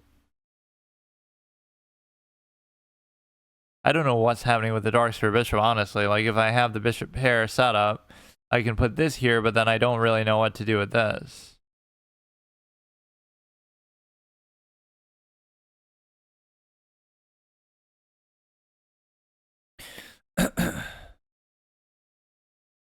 It's amazing how I go on such amazingly good and bad streaks, like back to back. I go from 16 to 17 in like a day, and then I go from 17 back to 16 something very quickly.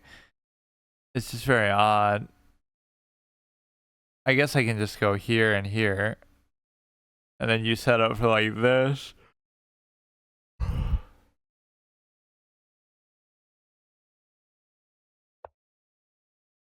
I mean, given my schedule now, even though I'm not streaming as long, I could literally do chess like every single day if I really wanted to, because I'm not doing any sort of set categories, but I just don't really see the point, or it's going to get to the point where I should just do it more so to study and take it seriously like that.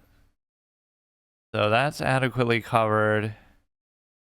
They would take, I would take, they would take, I would take. This is kind of an unnecessary move.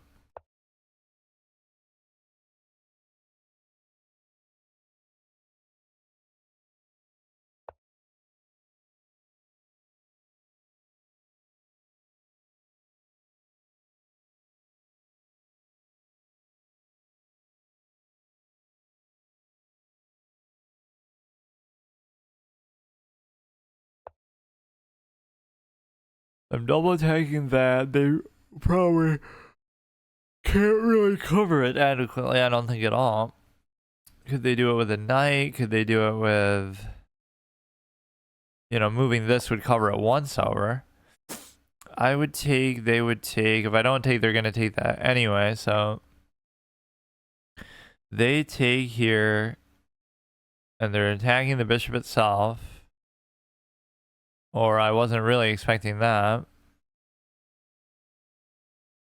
So now the knight has a plethora of undesirable suboptimal positions to go to, which I really don't want.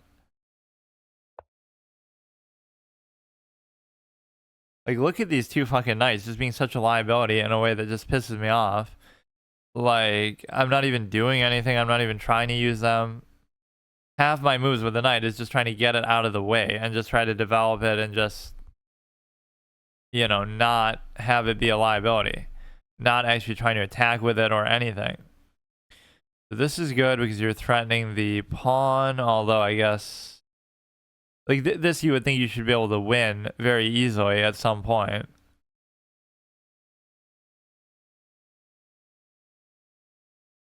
Obviously, he has his bishop there. I sort of tunnel vision on one thing at some point where, you know, it is good to try to take that, but it doesn't mean that I'll actually be able to do it. And even this is kind of awkward if I let that get taken. So...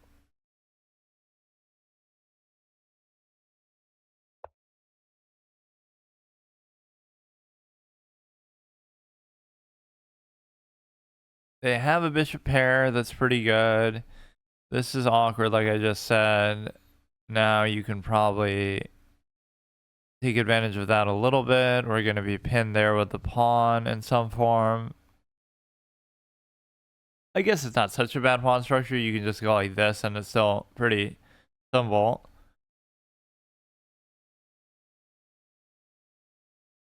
These people are all just so bad, but I'm just not taking them seriously anymore.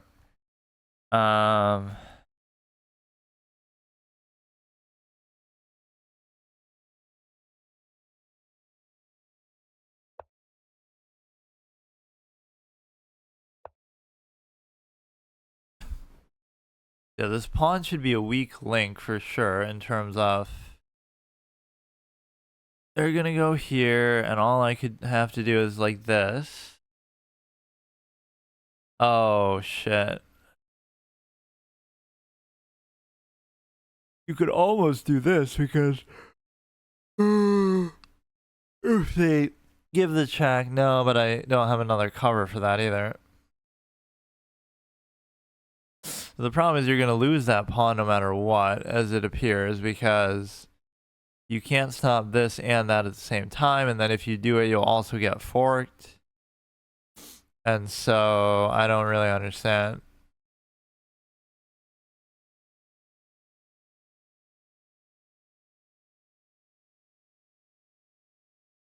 What the heck is going on?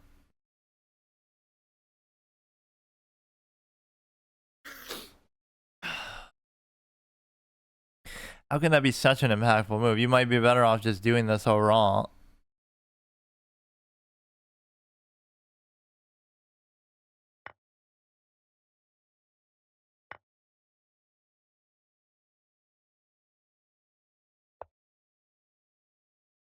That was nuts, dude. How did that even happen? It's such a basic, stale kind of position.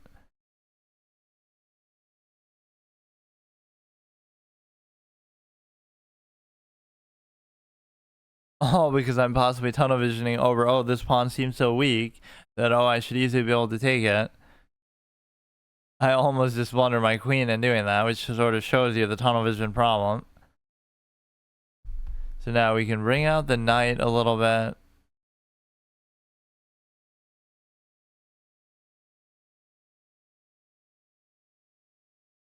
Not a big deal. It's only a +2, but the way that some of this stuff happens is so...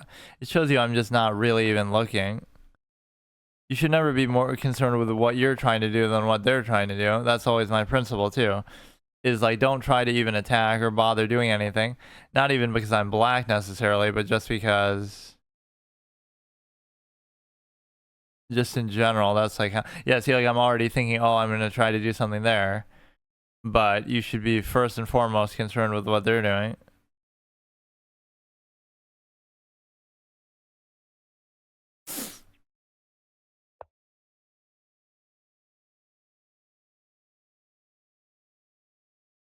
If you just play reactively, you should be fine most of the time. And I could try to push this a little bit in terms of getting it here. And beyond that, they would take, I would take, they would take, I would still take.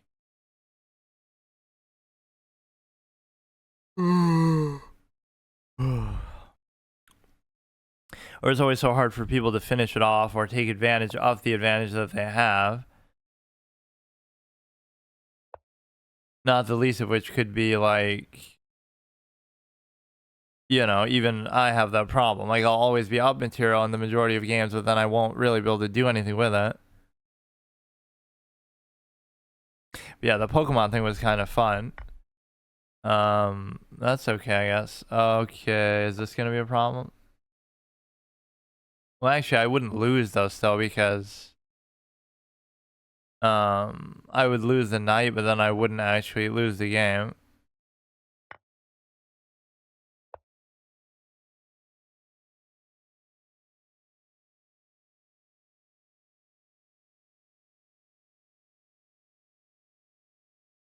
Some of these moves are just mind-boggling, dude.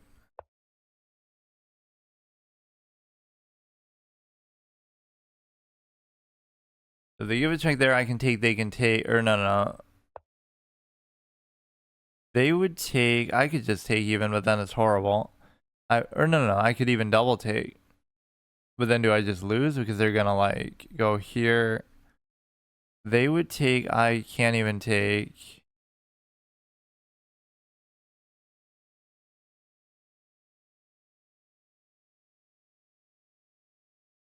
I don't know, dude. This guy's playing crazy. I would take here, they would take there, and then I could take. The problem is then they'll just take there. And even just moving this at all. So if I take there now, they can just do it.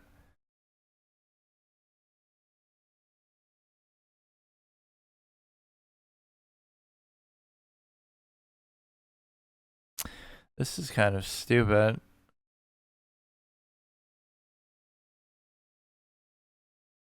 So if they take there, I don't lose immediately. But then I'm forced to move. And then they'll just go like that.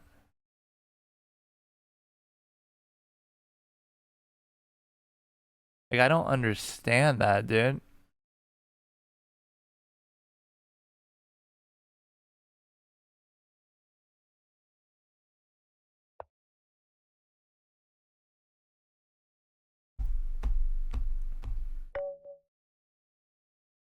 Whatever, bro. I don't know how these people are fucking playing.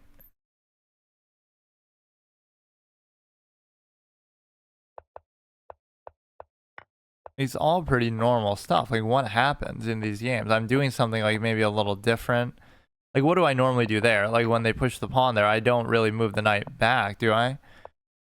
I don't know what I wouldn't do that either because that seems kind of. I guess I could have. Sometimes, like, when you don't take advantage of what you're supposed to do in the position, if you just play it sort of safe and passive, it's not so much that you're losing, but you're missing something that you're just expected to do. So, I don't know. I'm not really good at taking the initiative like that. I just want to play safe.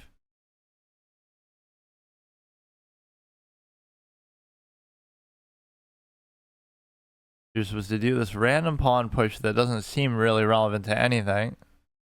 You go back, you take. Position already seems busted too. And again, that one pawn was so weak the whole time. I like this black theme thing, the black and green, where all the text is like this. Okay, let's change my thing once more. I'll do like a couple more, I guess. So it's going to be, this is from my Dark Souls 2 playthrough, obviously. And I did like a lot of RP with that where, I don't know, I'm like telling a whole story about something that happened in the game. With like why I killed an NPC or how the weapon that the NPC dropped ended up being what I used to kill some boss that took me like 15 streams. Like it's all very, very in-depth lore of the playthrough. So this is from Kyle is Famous. Kyle prepared by being a nudist.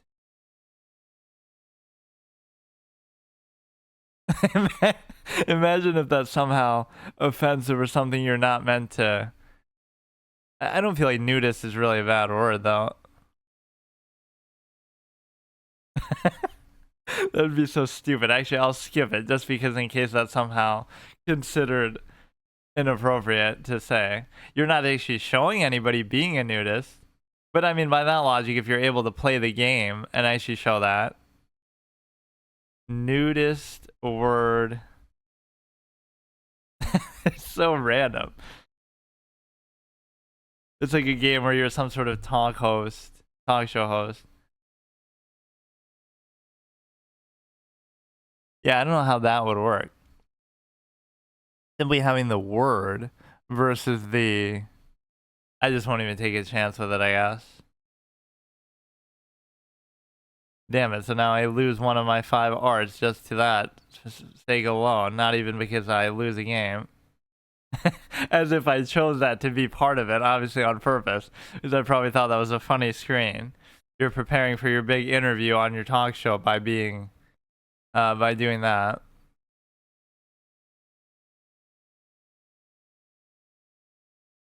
Okay, what was the last one that we did here? It was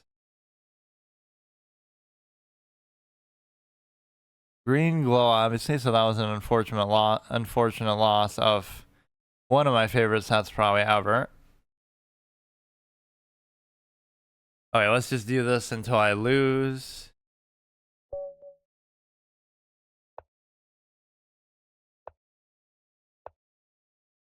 But no, now I'm even falling behind 1600, which is kind of crazy. I don't really get what's happening in some of these games. Like, I'm doing just very basic, simple things. I don't really understand.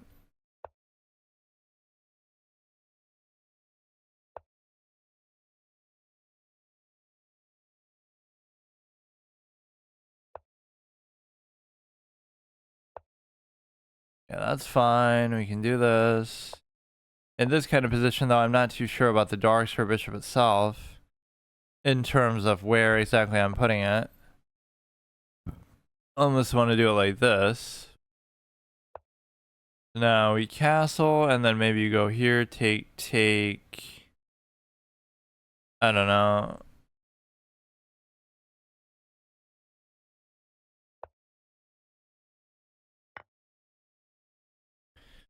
That's fine. We're attacking the rook there. And that's fine too. Sometimes I just sort of trade too uncritically, like whether I think it's good or not or anything. I'll just do it just because I like to trade, which is not necessarily a good thing at all. Inherently, trading is good, but not, you know, you got to put a little more thought into it.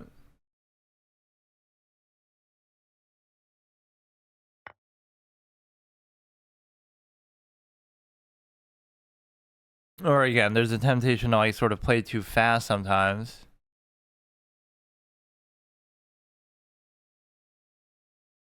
Where, you know, you're not thinking about it.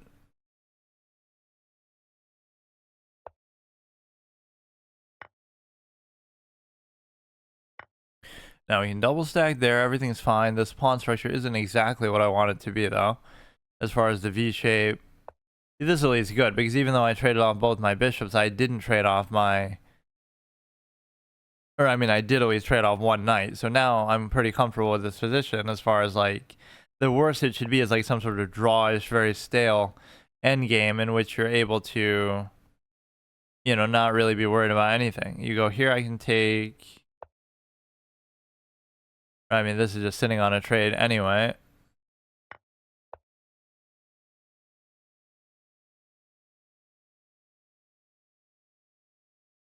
Yeah, this is such a simple, comfortable kind of position. So if I take there, they would take... It's seemingly a free pawn, even though it's a very awkward position for it. I don't really know. And now here's where you got to really spend some time and actually think, because if you don't, then you can definitely get in trouble in terms of... You got to think, like, where can he attack that from? And the answer is... You know, this knight pretty much has to be there.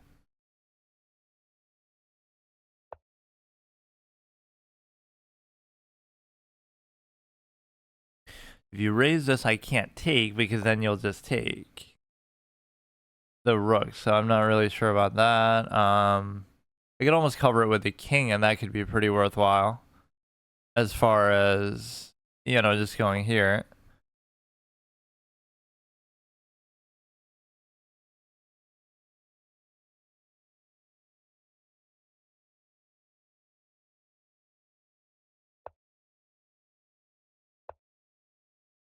So you can attack this. We're covering it still with the knight. We can even try to do it with the actual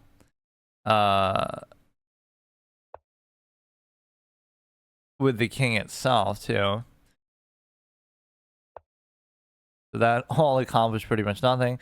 They would take, I would take, they would take, I would still take, so this is perfectly fine. So yeah, the king can kind of just sit on these two pawns. They take, I take, they take, I still take. This guy's as trade happy as me, which is pretty good. It just makes the game very simple. I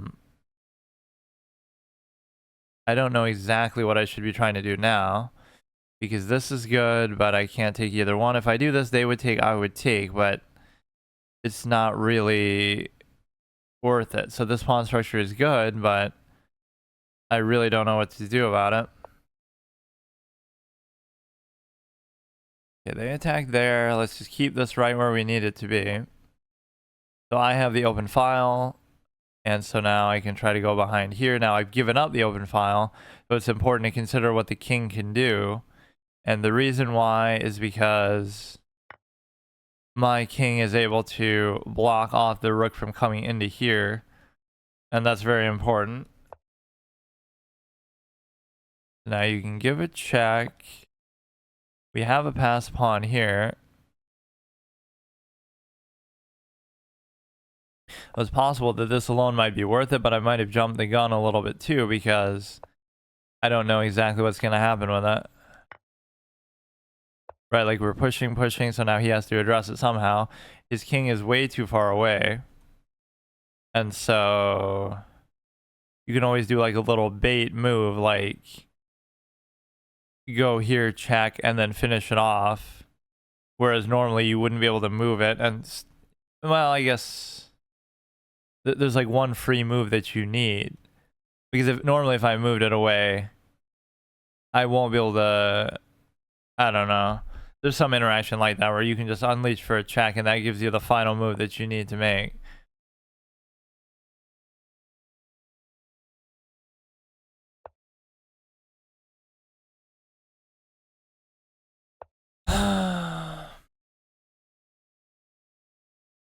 Like you go here and you're still covering it, then I go here, then he goes here, then I go here.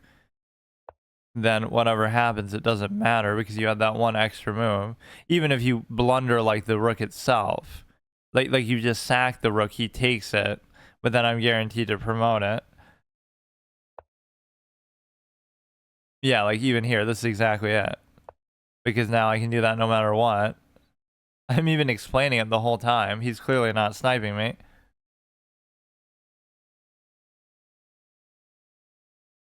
This was like some short story art that I guess I did from a long time ago. Or in fact, this whole short story I think was the reason why I made my chess art too.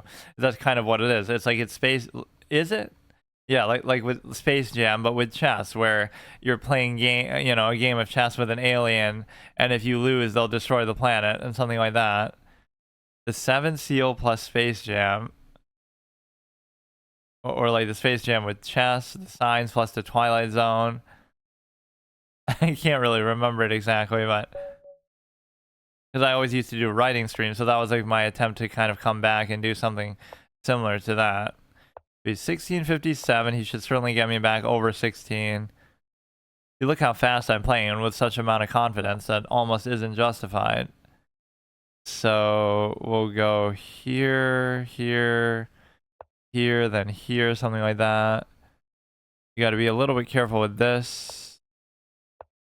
You got to raise the pawn here. So the middle pawn is what I sometimes get confused by, in terms of you don't know exactly how you want to deal with that.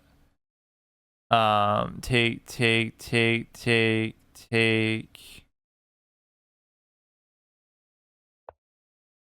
think sometimes you're probably not supposed to push it so aggressively as what I want to do here, but and then you open up the pin, but in this case it's not that big of a deal because it's covered in so many other ways. You should maybe do it like this.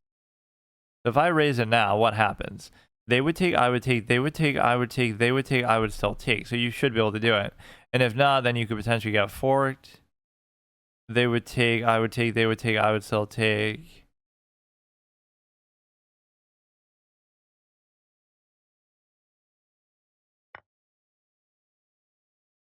In fact, by that logic, you're still setting up for basically the same thing because although this would pretty much, I don't know.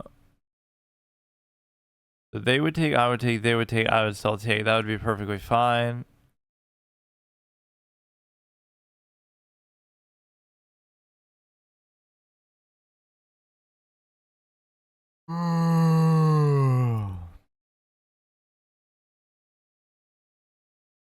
Yeah, these incredibly bad streaks are very surprising because, you know, it's just like an effort thing. It has nothing to do with like your ability because my ability is so variable because I don't have like a strong fundamental base anyway, and I kind of like it that way, but at some point you're going to have to.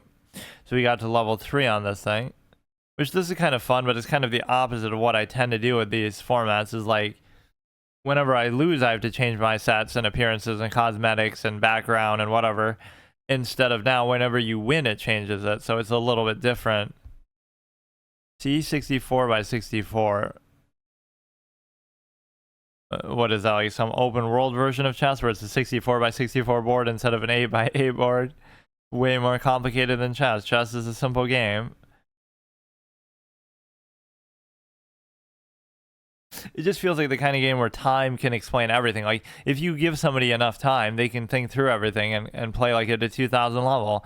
You know, if I play a correspondence game and really think about everything at length, right? So that's ultimately what it comes down to, but people are maybe not mentally willing to do that. So it's like, you're going to base it. What the fuck?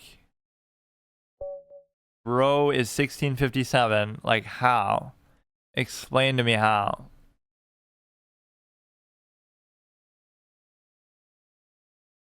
He did it with such conviction too, like so quickly. He like did one of those moves super fast. Like, I don't understand it.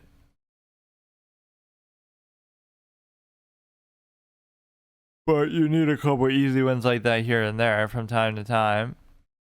And so let's just wait till it gets the analysis in there, which is taking a very long time. And see what we can do. But yeah, that doesn't really deserve much credit, but those are the kind of wins that I get, right? That's my average win quality. Just garbage like that, but now we got to go on a good streak. Why is it the 7th seal? What did I have to do with the 7th seal?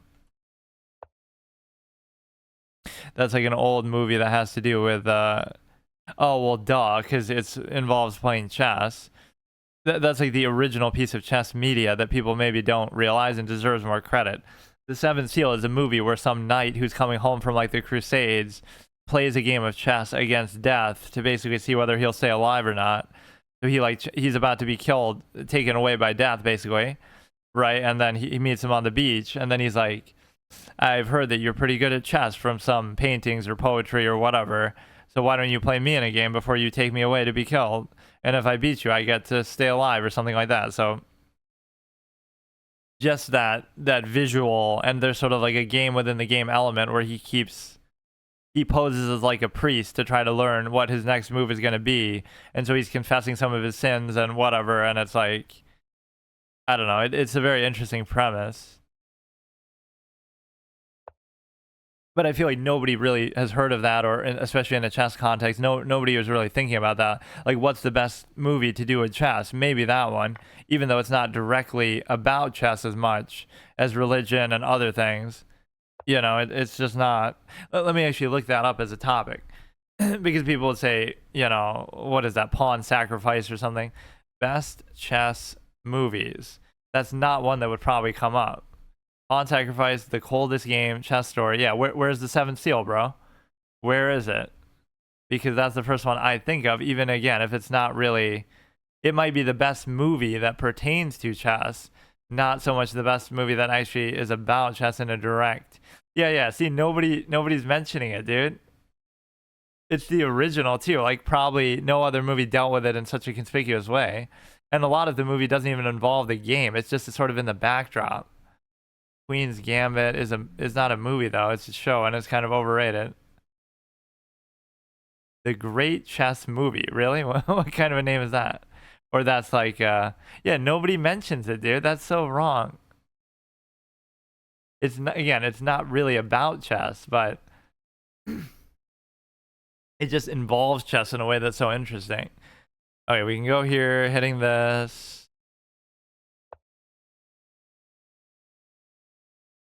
So this is perfectly fine. If you take, I take. If you don't take, I can take.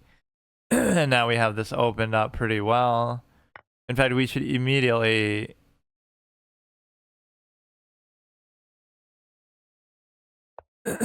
This is covered, and it's like a passed bishop now because... Or like a octopus bishop, because you can't do anything to push it out. You could just try to trade, I guess, but... You have... The dark square bishop is not really being very useful here, I will admit.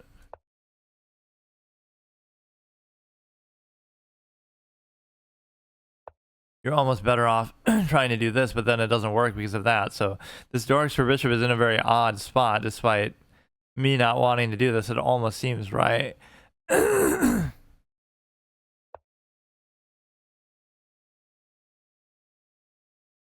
Okay, they could double take there, which is kind of unfortunate. And so you have this square is so impactful right now. I'm just not able to actually do anything with it.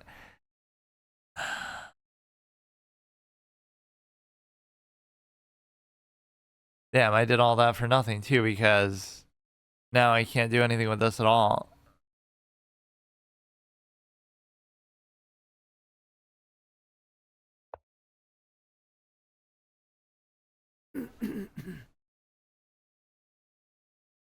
So we have a lot of attackers on here, which is a very good square. But we're going to have to wait a while before you can really take advantage of it. But no, like everybody just plays chess at like a surface level where they're not really, you know, thinking deeply about it. And so that's where it becomes like a try-hard element. Like, oh, if you really calculated that long, you know, you could surely do something with it. But most people just aren't like that.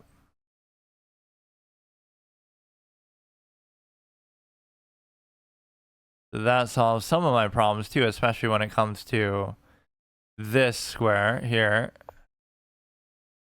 Because now I can just go straight into attack it, but then he's going to do the same shit again. Where he decides to, you know, we're triple attacking, take. He still gets to take.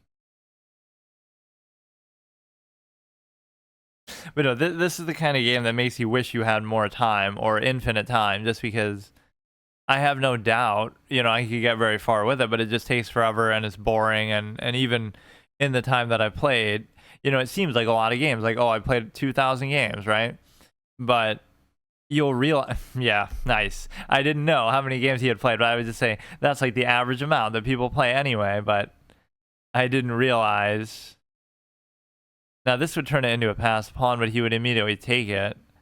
I mean, I'm already +3, so I should just go full buck wild trade mode.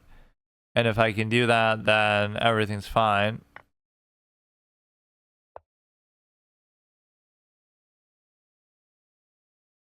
So this pawn push was a little bit stupid. Like, I don't know why I even did that.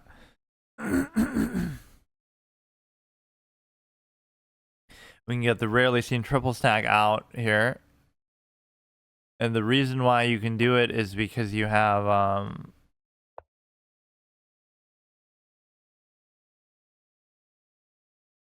you know, just these are the kind of moments that piss me off a little bit, because it's like you're up by so much and you should be in such a good spot, but it doesn't matter because somehow it's just not like, oh no, even if he takes here, but then I'm losing the queen, so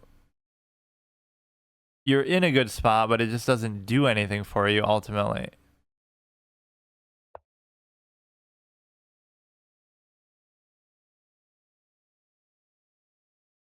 or like it takes too much work. Like this point in the game, I shouldn't have to do anything and I should just win with ease, but it's just never that simple.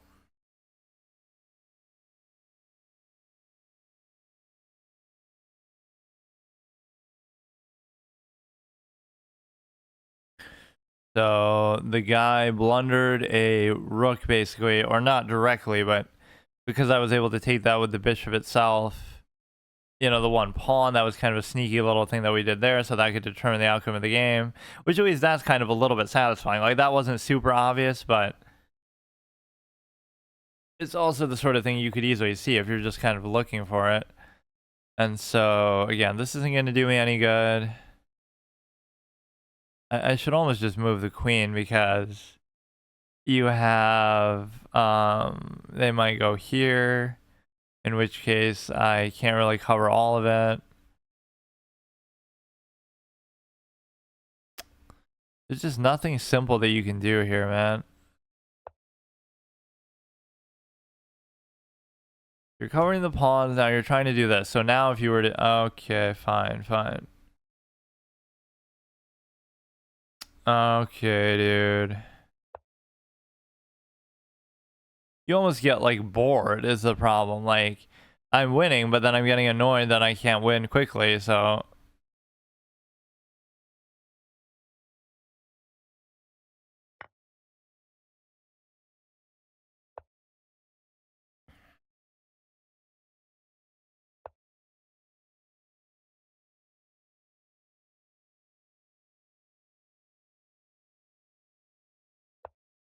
now at least the queen's behind, so I'd be more willing to do some sort of double take, triple take.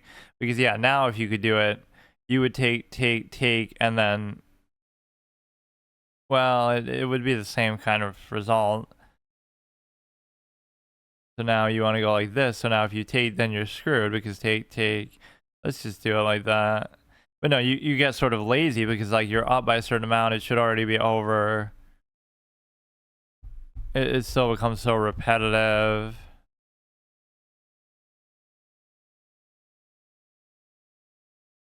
They just drag it out. Like I was just talking about that myself, though, how I'm known for dragging positions out and sometimes getting something good to happen, even when I'm down, even when I'm losing. But chess is the kind of game that does that. Like you can be winning, you can be better, you can be up, but then it leads to something dumb because it leads to the ability to basically just whoops. Yeah, to get sort of complacent and whatever. Like I'm not even paying attention, I don't even care.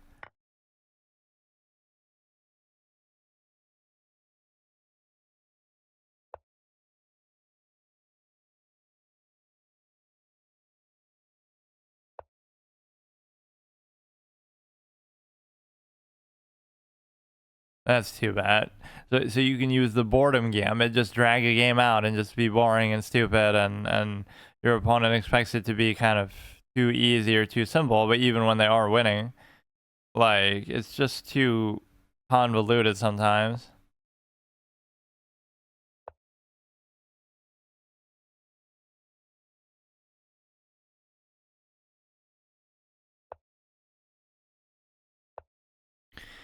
I mean, you can just keep going back and forth. You don't really have any active pieces to do this.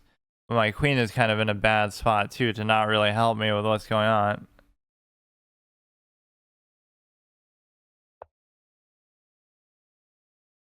Like, nothing's gonna change, bro. Just get a threefold repetition, even though now you're up. You do all that for nothing. So here, we can pin this fucker down. How about that? Even though that could potentially be bad.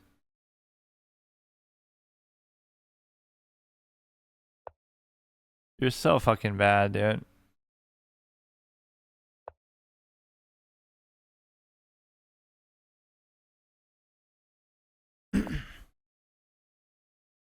I don't necessarily even want to do that.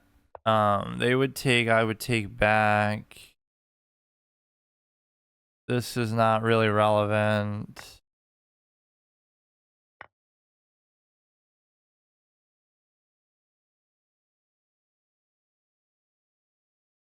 There's still +3, which it almost doesn't even really feel like it, but you have this now.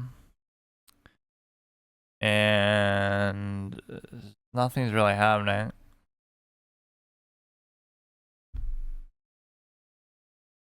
He's just sort of like aimless. When I'm winning, I'm not doing anything. When they're winning, they're not doing anything. Like, it's just, everybody always expects it to be just too simple.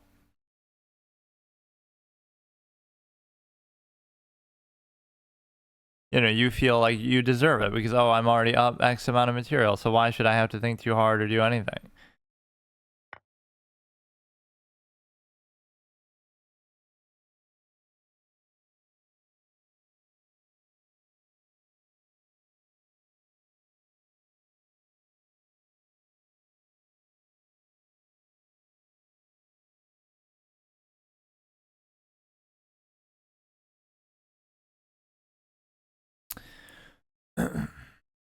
As much as I extol the value of longer formats, even like it's you're caught between two sides. If you really want to play it and be serious, then just play a super long format like classical, etc. Right, or just don't even bother. Like, this is sort of the in between where like it's sort of like that, but then it's not quite long enough. So it does get annoying. Like, I'd rather just do classical in the same sense.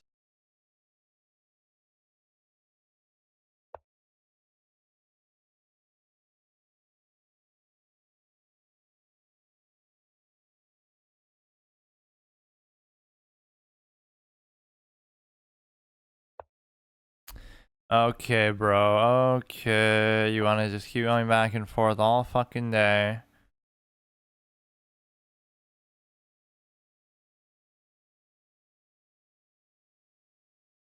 He's gonna flag at least. If you really want to be this, just put me to sleep, dude. So slow, so stupid, so bad, but I'm just too fucking bored to even do anything. So we'll go here, I guess. And then let's see what happens. They actually had won too. All they had to do was take the rook with the queen, because then I'd be forced to take back, and then they would have still took, which means they would have took both the rook and the thing for nothing. They would have took both the rook and the queen for only the queen.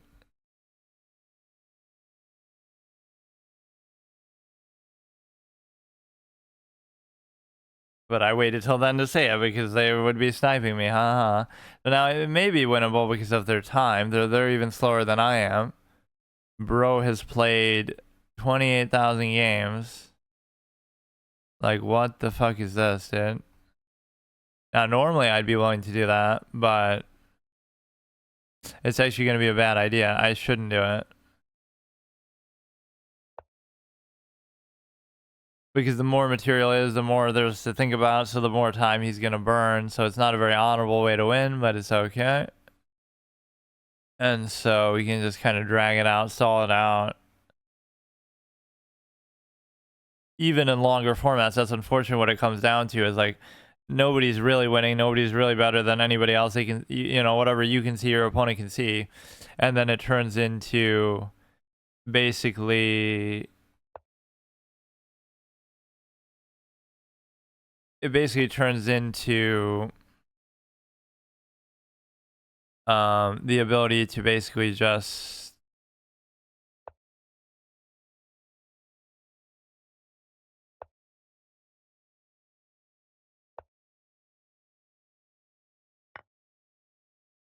that definitely heavily favors them, because now it simplifies everything so much.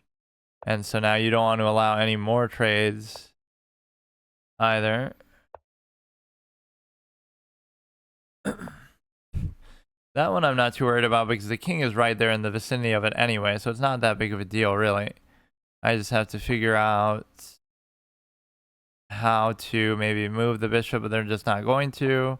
And again, it's not a question whether they can win or not. It's a question, can they really do it in this short of a span of time? And the answer is they probably can. But let's see what happens. I'd have to somehow go behind their lines and try to take this one, but it's just not going to happen.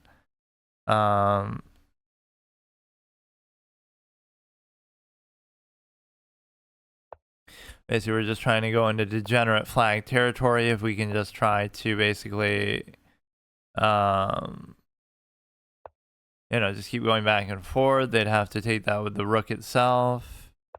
Which I don't know whether I'd be willing to do that or not. I really shouldn't do it.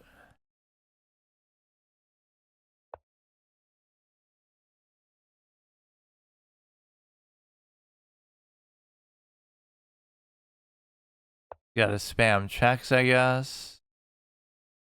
Which I can't even entirely do. So if they go there, I think I'm just made it. But I'm not even. Because I can go out the other way. He's not even doing it. Could try to target this one, I guess. There's no mate that's going to happen here.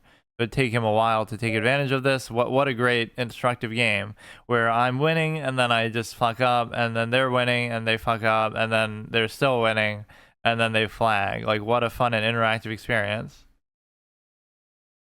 It's so stupid, man. Now the real lesson is I shouldn't like let's see what it is that it's expecting me to do there as far as attacking. I'm up by a good amount. Right, we get the little cheeky, this is a pretty good calculation kind of thing, where we take, then take. So now you're immediately supposed to do this. Now, I don't get it, because aren't you just losing? Why can't you do that? Like, what do you mean? Okay, that's a little tricky what you're supposed to do, but I guess either way, it's fine. I mean, you just kind of flag them, and it's not very fun, but let me maybe keep going still.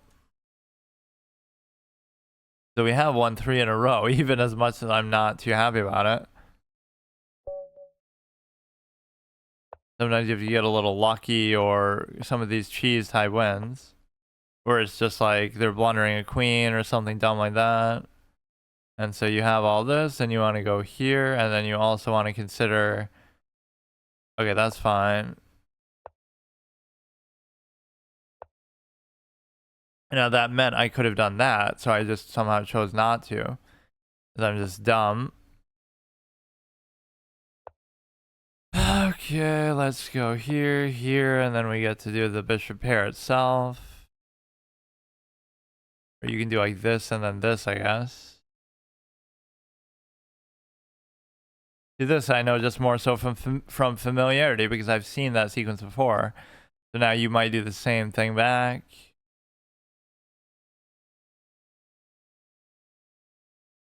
Right, I've definitely seen that sequence before. Now, whether it works exactly perfectly now, I don't know, but it's okay, I guess. Now you're trying to be all cute and do the same thing, but I guess it didn't really matter. Like, it's still fine.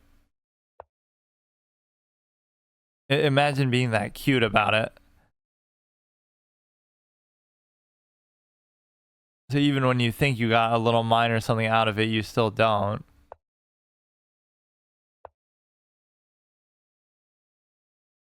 And again, this is just my trading tendency that I'm way too trade happy. And so now you have take, take, take. I possibly could have done that better beforehand.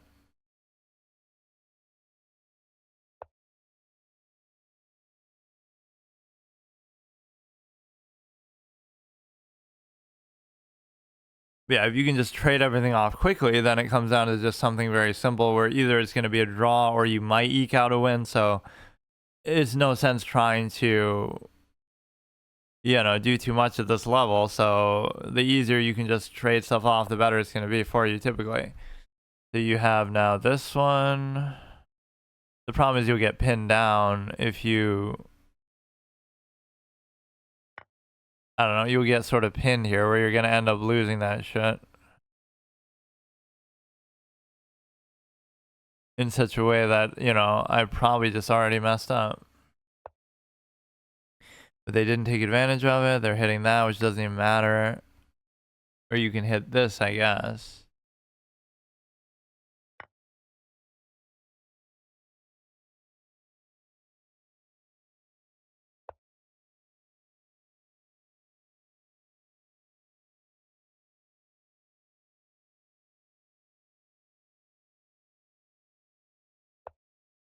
I don't know what's happening. Like, we're making a lot of weird moves back to back.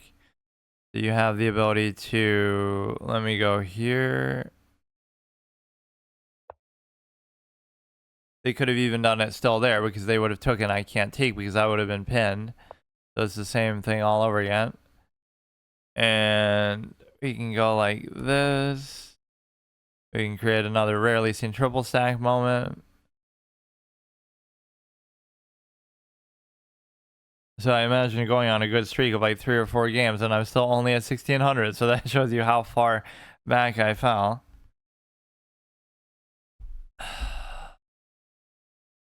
But no, I should alternate this with something like I'll do, not even so much one day of this, but like one series of something, like how I'm doing the permadeath horror stuff.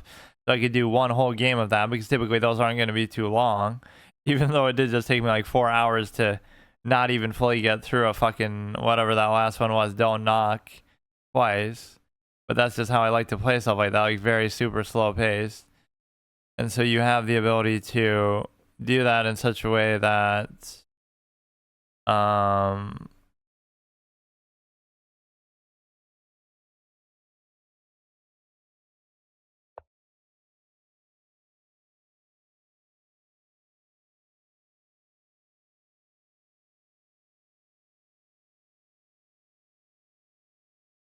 you have the ability to do it in such a way that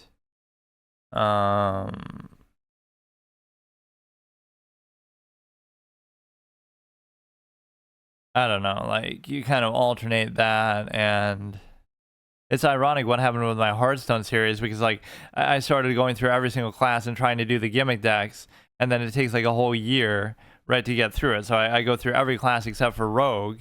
So I started off trying to do Rogue and Priest as like my 2 underplayed class, like 2 of the classes I played least in the whole history of the game. And so I finally got through every single class, and I was doing Mage. And so after Mage was meant to be Rogue because I forgot to do it at the beginning. We were meant to do Rogue and Priest, but we never did Rogue. We only did Priest. And then even after that, now we finally get back to where we would do Priest, or I mean, we would do Rogue, and then I still don't do it because I sort of abruptly end up to try to do the other thing in terms of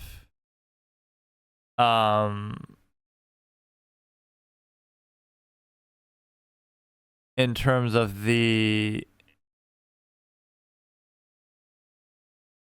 actual, what do you call it?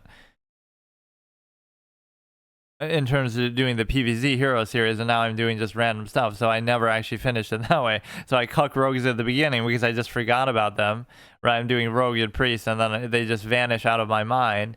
And then here, when I have the chance to do it at the end, it's the same sort of thing in which you're able to,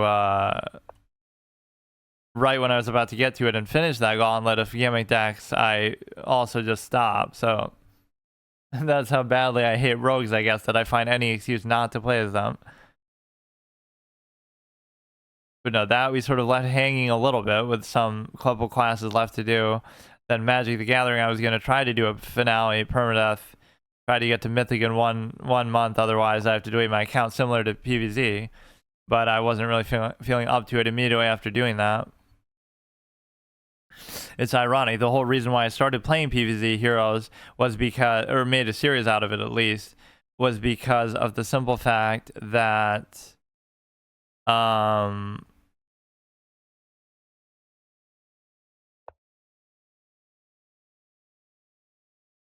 because I had done the Overwatch multiplayer permanent gauntlet thing where I'm going through every single hero until I lose a game, and then when I lose every single one, or I don't have any left because I haven't unlocked all of them, I stop playing, and that, you know, format is over basically. And the reason why that's so relevant is because the reason why that's relevant is because I thought, okay, I need to take a break then, because I was going to do another one like Paladins or something after that, right? So instead I decided to do it this way with, you know, let's take a break from a hardcore format like that, and instead just decide to, you know, we go from Overwatch Permadeath Gauntlet, or it was Overwatch 2 actually.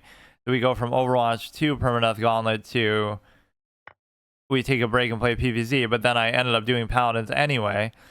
But then, you know, so we play it as a casual game to take a break from a hardcore format, but then I end up doing a hardcore format with it anyway, in terms of the, permadeath, get to rank 50 in 1 month, otherwise I have to delete my account and collection, which of course I did fail to do that.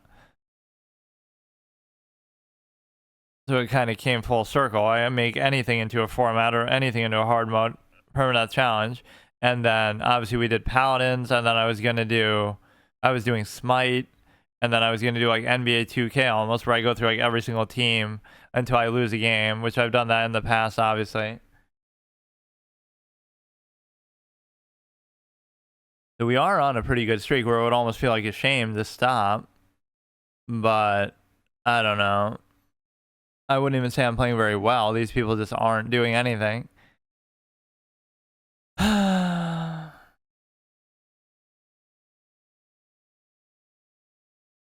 Yeah, maybe I'll do still a couple more and see what happens. It always feels like a shame to stop when you are on a good run, but I always have that tendency, like, oh, if I have time one day, I'll just play for like 10 hours and I'll go on a really bad streak, like, because it just feels like, well, since I have time, I may as well do it. So I've had that happen many times as well.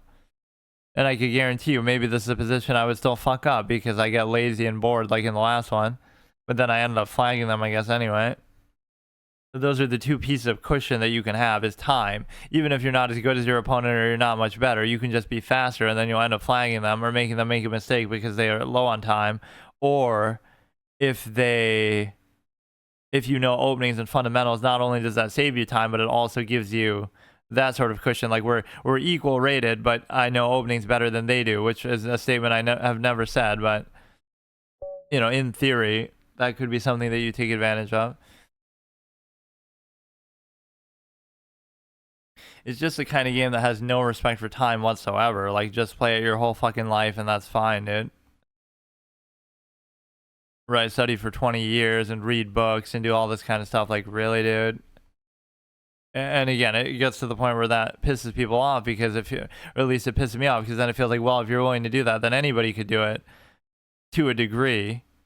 Oh shit, he lost like 100 rating though. He was like 2375, almost getting to 2400. He's gone on one of my signature streaks where you're on a good roll, pushing new ground, and then you regress. But obviously, it's a lot more meaningful at that point. Although, to be fair, the amount of time I put into doing this, clearly I'm not. Like, it shouldn't be a big deal, but somehow I make it feel like a big deal because I'm just so bad. You take this, you go here, you go here. I don't care.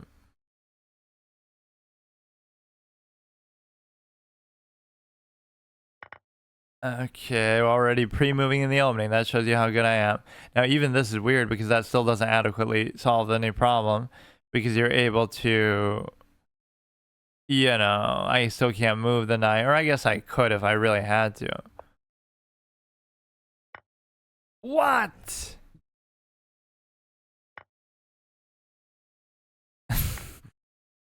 Okay, bro. Like, this just shows you, like, you're not really even interested in playing. That's so stupid. Like, when I win, it's not satisfying because of that. When I lose, it's not satisfying because of that. Like, come on, man.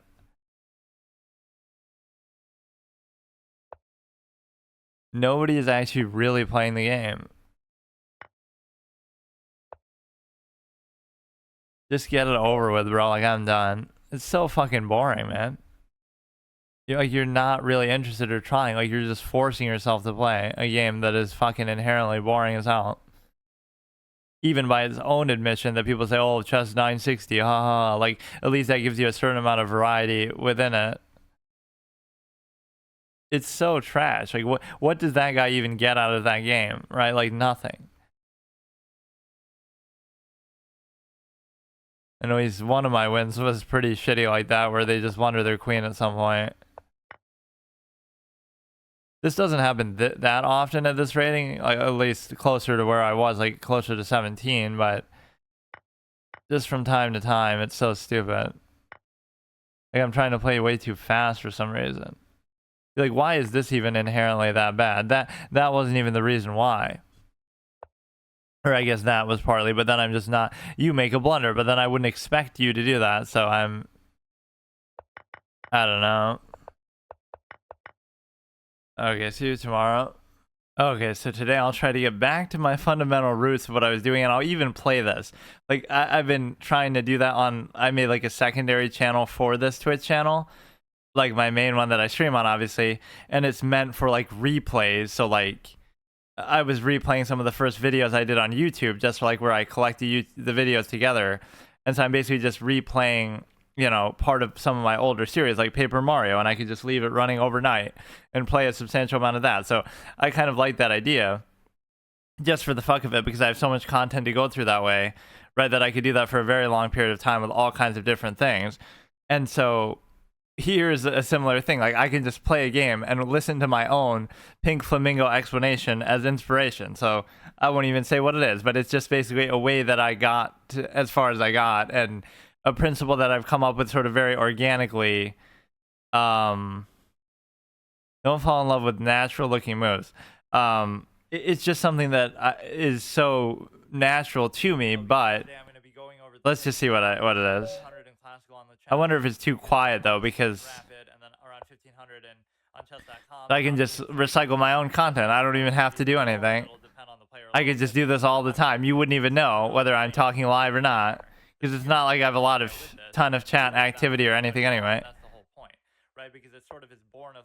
I guess it's not too quiet. Not even because, oh, you're so gifted or because you think you're so smart or you don't have to. It's more just you don't like. This background is like for that short story as well, and it's the one that I use for chess anyway.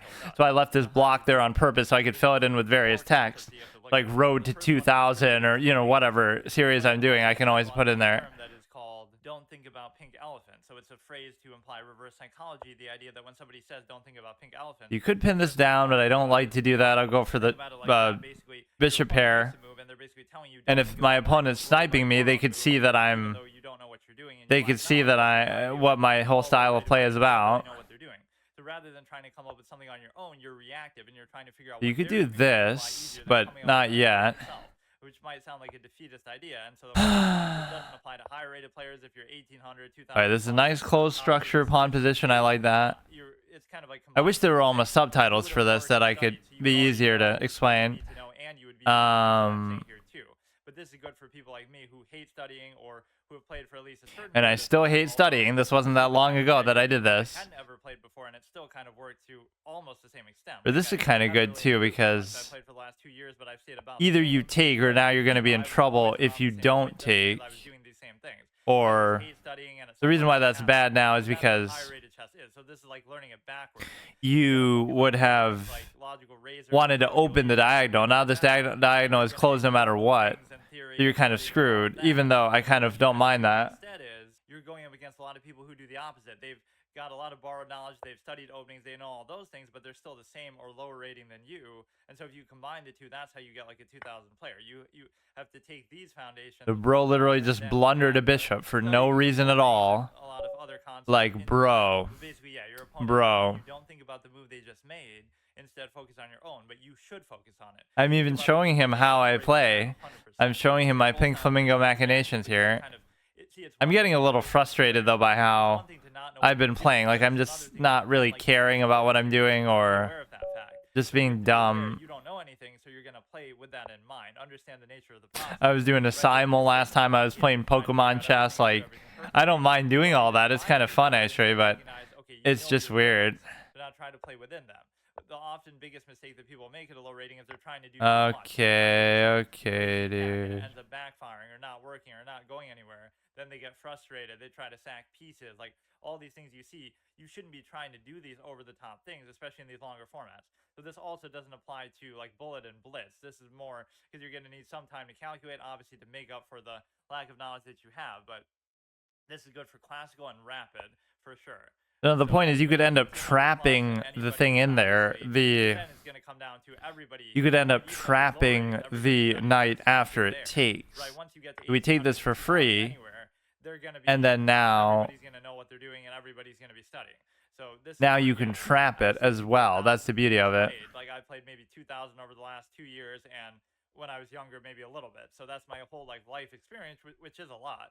But you know, I see these people 10,000 games played and things like that, and they're still just right where I am, or sometimes even lower. So it's All not you have even to like do is like that. open up in It's such a just way more that like if you're obviously doing something wrong, and so it's just you want to give this like somewhere to go though, because you don't want it to go there because confines. Maybe you don't want to play it. Maybe you find it boring, just like I do. Like ideally, I would never I don't want to do it, know. but you would have to, right? So at some point, I'm You can gonna see have that to knight's make just that gonna decision sit there and it has where you nowhere to try go. make So unless you respectful cover this camp for square, anybody who is which below might not you, be that right? hard to do, Well, there's but no excuse because you can look at it like you're hacking openings with your lack of knowledge. So like, let's say you learn like one opening, or you just do something that you naturally the do knight can be a liability, anyway. even though I Like did just if you do mess up something there, like obviously, early on in the game. where you just move the knight. Actually, I don't even know notation. I couldn't name openings, but I've beaten people who use them or who do know them and have studied them. That's the whole trick. Now the Right? bishop is You going kind to of focus on deliver. that Oh, without wow. discipline and things like this. Or Let's say wait, that since we're doesn't on even move matter 4 though. here.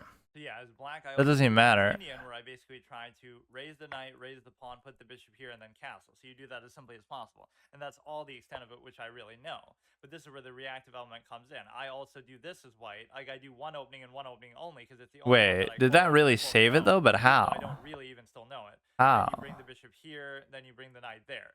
Right? All these basic things. But if I was playing against myself, then see, I'm trying to go do that same thing as black. I go here as white, but then I can't do that. Why? Because I'm reacting to, in this case, myself, but the person playing as white doing the king's pawn opening. Now, if I go What there the with the knight fuck and he goes here, happened, man? I you hate the way some of these games start. Like, so now you don't because do I'm it, just and then not my paying people attention react, at the and this is beginning, kind and of then you concept really that think even you've higher done rated players something use. because Like of they're that. reacting Like, very what well, is like that, because dude? you're always behind a move, right? And so you're trying to react to them and match whatever they're doing. So you come here, you block off the ability of the pawn to advance, and then you bring the knight there. So you might think, I'm oh, just I'm too missing a lazy basic in such opening a here, so I'm sense that saying I I don't have to just study. But I'm saying that's I just don't one care. Like, example. I It's just just don't one. care. And You could have done it if you anyway want to too, do and it that, would have been pick fine. one thing that you're comfortable with, and that's all I've done. I've just used it over and over. It's almost like some sort of internal troll challenge that I'm doing. Like, see how far you can get by only using one opening, by not knowing any openings. Like, I'm not doing it for that It's reason. so You could almost stupid. Yeah, believe see, it even by there was a doing mistake like because you could have took it and then nobody would still really do that. And checked. so the point is that So I'm even looking at there, it he from a messed perspective up. of like the London. I don't know exactly what it is. It's something to do with the queen's pawn, I think. Like I couldn't do it, tell you by name. I don't know notation offhand. Really, I have to kind of think about it. And I have all these little stupid tricks to try to learn that too. Like, oh, ladies first. That's why A and 1 or whatever on the queen side, rook and things like this, and it's on white. 1 is on white because white goes first. Like, you can try to remember it all that way. But even without Still only knowing any of this, -2, all so I you do could is come you're back trying if I to really find basic concentrate. But things. this is And what so faster trying to formats always do understand too, is they it's gonna be teach you the game excellent kind of the trading, wrong way it's gonna be because heavy on mirroring. So you're trying anytime you get a chance to trade, to, you should just take it uncritically, except for the fact of I if don't it gives know. them a passed pawn or it somehow really hurts your position in some obvious way that you can tell. You're not But if it's just thinking a to simple your opportunity even to trade, basic just do potential it. of just Right? There are certain that principles. Like, for anybody can example, before do, you like a begin, base level of let's say you go, calculation. I guess It's we can just play it out. dumb. Let's say how I would play This can become an this move. Like octopus I would knight go, row at any time. You have you go here, right? So now before I do that move, and this is a great example to show what low-rated players think like. For example, if you go here in the engine, I'll even show you. You can go here, right? And so apparently this white's is trying to pretty cover. much See, they don't. impossible They to go cover, here, which is kind and of then hard you to go here, believe. push it out, right? I don't Now, understand right, so this is how. perfectly even. Black is not losing. You didn't do anything wrong. In fact, black is even winning a little bit. But how comfortable do you think a low-rated player who doesn't really know what they're What doing is going this, to be man? in This is position the to problem defend in all chess, they like want where to? You don't want that. we So get now it. you go out of Openings the are the most way, important part right? of the game by Have this far. over If you here, don't know right? them, Let me do you that. get Now caught this in can't something. come Like in. it's Now not I even just that. Like I stop wasn't even doing paying it. attention And then to now I what just was go here. happening, but Well, whatever. it You just see how messes I'm up trying to everything. So then it do ruins the whole whatever you're game. trying to Like tell, and I'm even making mistakes here. now there's just no way to cover it. I So like, believe what that's do I wrong, do? just because I'm reactively trying to prevent them from pinning it down, which again is not even objectively bad, but that's the point, is you have to do what you're comfortable with, and I think most people would be comfortable not allowing a piece to be pinned. Then you have to move the pawn in an awkward way, or you have I'm no even way to explaining how I should be playing, but I just you have to actually use your brain a little bit and not just do random stuff. Another core principle is kind of play defensively, not just as black, where it makes more sense to do that because you're already a step behind, but even as white, you're playing reactively and defensively. I can still do it. I can still come back. I'm a little bit lower on time, but again, it's always easier to figure out what your opponent's trying to do and stop that than it is to come 13,000 games. and you often don't have to do it. the way that a lot of games end is you're either going to win on time, you're either You going to have win this because sort somebody of just won pinned really into there, easily, which I so don't really have nobody's to going worry be about too longer. much. And so you don't have to do I anything could over the top. just The number one leave thing is it. safe play. Don't do anything overly ambitious. Just try to develop safely, castle safely. These are common principles you would If learn I in just any win a game. pawn This here or allows you there, to that's the get a best little bet. further if You're typically not going to win a piece outright on what one you of these have people, is but you're going to see a lot of attrition wins and draws. Again, you win because of time. You win just because they make a mistake. You get even completely even position in the end game. Then you just have to think a little harder, or maybe this it is would a be an draw. That's Octopus okay. Knight That's just the nature position, of the game. At the high level, at the low but level, you are going to see a lot of draws. That just means you're doing it the right way, right? That's what all the best players do. So it works not just because people always say that, oh, it's because it's the best people in the world playing. that could be worth +2 value right there alone. Not that they wouldn't have the same thing. I mean, they already technically do. Right, mine's maybe just a little further in. Don't make any obvious mistakes. It is going to be a draw most of the time still. And then there's the concept of aesthetic pawns that, like, for example, I create these, what I call like a V-shaped structure. Now, again, whether this is actually a good chess principle or not, certainly I do it way too often. But like, I'll raise the pawns like that. This is just like a weird move that I'm almost confused why I'm even doing. But let's do it anyway. So if you take this first, I can just take. So in other words, it's worth it to cover 4 It'd only be pawns bad, I with guess, one if this was rook, also instead of attacking into the one pawn queen at the because same this time. and But no, see, I could just do this all the time. I could just play my own videos in my own chat. Because you get into, technically that's actually not bad because you put the bishop there and then you somehow have the bishop pair. But generally speaking, if you have one anchor pawn, that can be a good concept to follow, right? Make sure you don't split it where like you have some, structure here and then like a structure. we have basically a double Octopus Knight here in a way that's kind of weird. Right, both of these are untouchable in a general sense. Right, I mean, I guess this one's going to get taken, but you're doing... just to come up with sort of organically. Like, I don't know whether these are actually good things or not to do. Nobody ever told me to do that, and it might be situationally okay, but there's a lot of pushing of the pawns and trading of the pawns that's much more advanced, so you shouldn't really do that. That's the one piece. This is sort of pinned in a way that's good. That's kind of predictable, but everything as long as it's not now and this is going to be a liability, of course. Or double stacking pawns or things like that, or even where you're not giving them a pass pawn, especially. But in that case, with the pawns, you have to be sometimes a little bit careful. Try to keep the structure as aesthetic as possible, where they're not double. Yeah, this was like a double Octopus Knight in the same file that I potentially had there. Pawn here, and no pawn there. Something like that could be very bad. So the whole principle behind it is you're creating a lot of these very easy to play positions that, again, you have the one anchor, you have the one rook there, let's say, to cover, you have a nice aesthetic castle like that, or with the one pawn there, and the knight can go over there from there, right? And then your castle, so you're just playing safe, so there's no easy opening, there's nothing crazy that you have to try to figure out. The principle is also that attacking is hard to do, so don't even worry about it. But yeah, the point is you don't need to know openings because no matter what they do, again, you're just reacting to what they're doing. Even as white, don't try to attack. Even as white, don't try to, which might seem like bad advice, but again, this is a low-rated attrition, just sort of way to survive. There's a lot of back and forth. There was a pawn potential there, but not really something I could do that exact move. At least acknowledge you don't know, and then be a little bit defensive and stay back. Then also a big key is time management. I always institute in a classical game a 30-second rule. Every move take at least 30 seconds, or at least always double check your work. Obviously scan all the pieces, see what's hanging, see all that people will always tell you. You could almost do something weird with the anything hanging, pin, stuff like that. But the point is that bishop itself, like, oh, if he takes, then I could double take and almost back rank, but it wouldn't quite be a back rank. I would take, they would take, I would take. They'd come with the queen. Discipline and time management that I was willing to take my time, and they're just breezing through it. So if they had used those other 6 minutes, they would certainly have beaten me, right? But they just don't. It feels like this is actually pretty safe to do because if you take, put the effort in the calculation actually in the course of their game. So look for their threats. Don't get distracted by your own. Don't do sort of wishful thinking calculations. You won't take with the queen, obviously, so you'll take with the pawn. Moves, whatever it is. Not like I can really do anything with this, though. See, this is just like a cheeky, cute move. That's like... It still doesn't matter about the back rank. That's not even the point of it. Perfect idea. That's never going to work. assume that they can see whatever you can see because you're both relatively the same level. And so Right, it's about the fact that shouldn't I be able to double take? I just double took. Like, why would you let me do that? So I recover, and then I also would have wanted to take the queen, but I guess at least now you don't have to do that. But again, it's always that it's easier to figure out what they're doing than it is to come up with an idea from scratch. So what this does is it sort of now we're actually in a very good spot. So that was a heck of a sequence, but I'm surprised he allowed that, considering how good he was doing there in general. And you have time management and things like I have to be a little careful here because but you don't have openings and borrowed knowledge. It's going to be something crazy that he has open here. My king is in a bit of a vulnerable spot here. Then you'd be a 2000 player, or vice versa. Most people who are 1500 or around this rating would have studied and would know a lot of these things that even I don't know, right? But, well, because I don't know anything really, they would know those things. So if they add in these elements, that could get them from 15 to 2000 or closer to it, because they might not be doing a lot of these things like time management, calculation. He's not letting me really give a check. If I go here, they can just take. You can take this, but I don't know if that's really the priority right now. Pointed out a few times, which people liked before when I. Oh, did I? For the amount of evidence. That's a different fucking video that I had saved.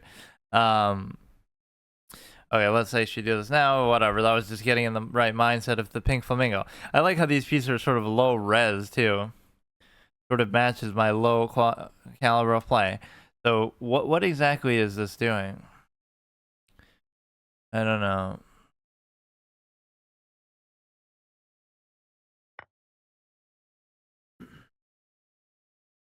This is an octopus knight, and we are up a pawn. We're up a couple pawns. Wait, how did I get the second one? I thought I just had one and then he took it back.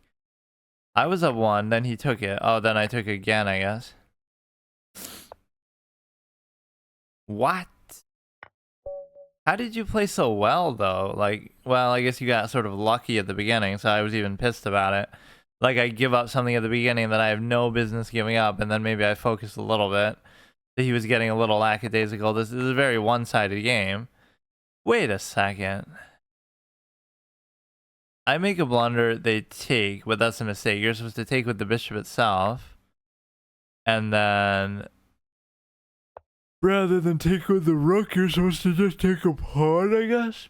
Oh, because now you're going to get like a fork. Well, why can't you? Oh, okay. Okay, you're going to try to, I see. You're going to try to get a fork with that. That was so weird. See, like, this is what low-rated chess can be exciting for, but it's kind of dumb, too. It's exciting, but it's exciting for the wrong reasons, because all this kind of stuff is just dumb. Right, like, we still end up winning. I've had so many miraculous candy games like that, too. Where it seems like, oh, and you know what I love so much? This is the kind of standard I like to hold myself to. Better players will be in there and say, well, you only won because he messed up. You only won because he's a low-rated player. But hello, like, who am I exactly? I'm low-rated too. I'm bad too. I made mistakes too. It's like, oh, well, you only won because he's 1600, but I'm 1600 as well. So of course I should win because of that. Like, you only won because he made a mistake, assuming that I never make mistakes, or that 1600 shouldn't make mistakes. Like, you're kind of looking at it the wrong way, aren't you? That's a normal part of the game. Yes, if that was a 2000 player, I couldn't have gotten away with that. But if it was a 2000, I probably shouldn't be playing them, or I shouldn't be making mistakes like that either then. Which, I mean, really, that's sort of my style, though, too, is like, whether I'm good or not. Okay, look at him going a little over the top with the pawns, dude. Relax. The point with the pawns is, the point is that my style of play would be like, don't make mistakes. Dragoon, who do you think you are? Kane from fucking Final Fantasy IV?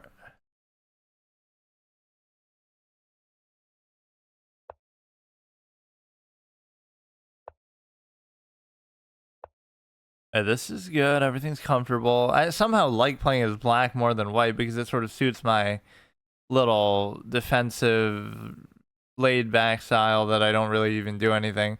But the lights for diagonal is pretty good. I don't know what to do really with these knights because they're kind of in an awkward spot. But this would be, I guess I've had a good eye for octopus knights the last couple of games. Like, that would be another one. Or, no, it's not an octopus, but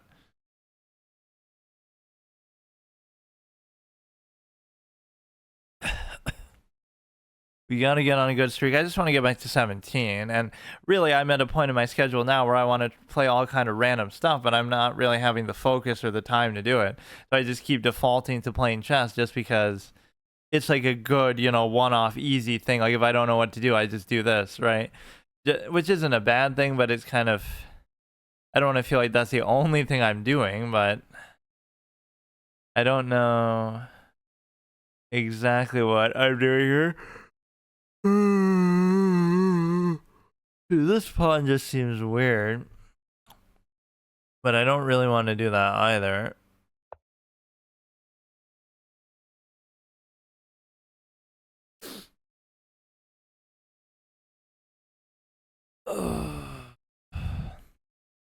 That's just one of those moves, like I'm trying to clean things up a little bit, and I don't know. But no, we're doing that horror game gauntlet, but it doesn't mean I have to do it exactly in succession. I can do other things too.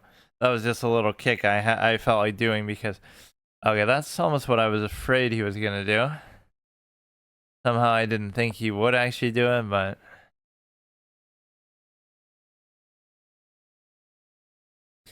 it's a case where you're able to, I can do that. I can do really anything. So it's like a problem of having too many options. Like I don't even know what I want to do then off that. I should just make a playthrough of some of these other series that I've done. I should do one of two things actually.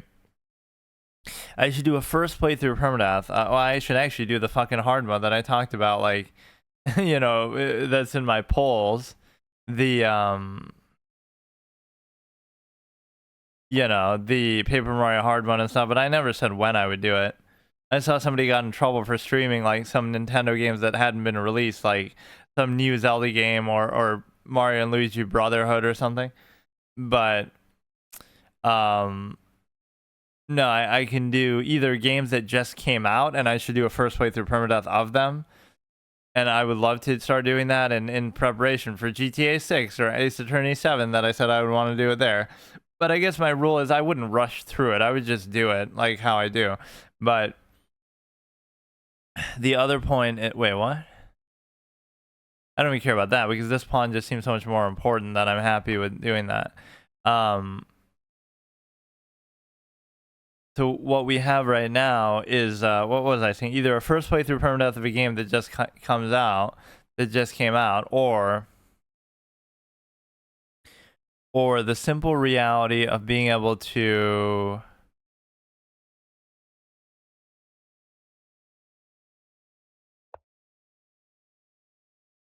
also do like sort of series that I started but that I never pursued. So like I have so many MMOs that I sort of just did as a one-off entry, and some of these other ones that are like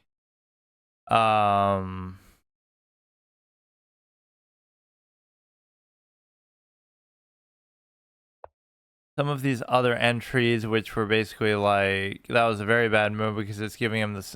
Oh no, this was covered all along, so I guess I was wrong. I thought he was effectively trading in that sense. So this I can let him take. It's really not a big deal. You can take with the knight, which is a level of initiative that maybe I shouldn't allow.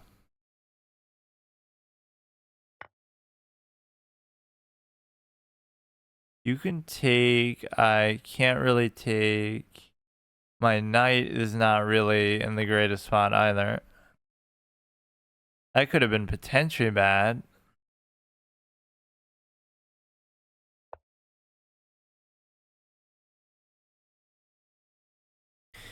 So yeah, those are the things I'm thinking about.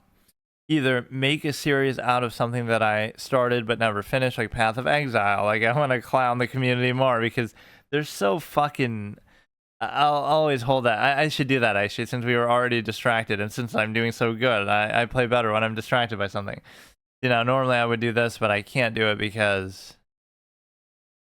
I would take, they would take, I would take, they would still take.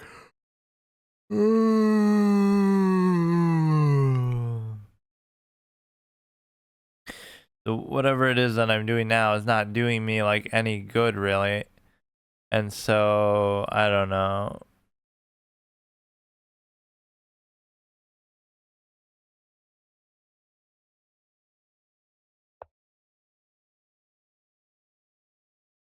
either continue a series that I started and open the door for, or I could do something else like open the door for that, or again, oh yeah, just do something that just came out. Like I should try to keep up with stuff like that. But no, I want to read through some of those Path of Exile comments if I can find.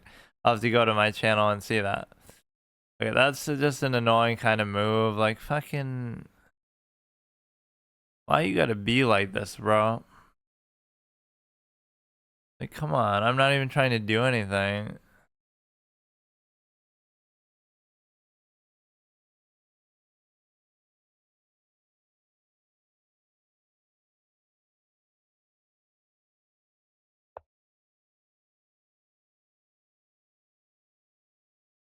Like new game releases.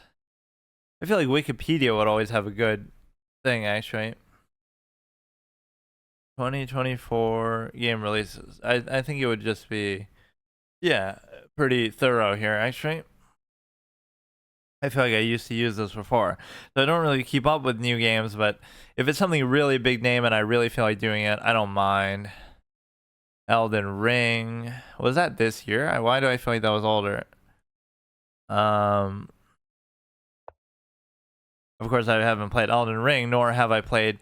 See, yeah, like the Quarry. Like I should use that. Like, you know, I was just thinking about Until Dawn. So that's presumably made by the same people, right? So it's always compared to it, even though I don't know exactly what it is.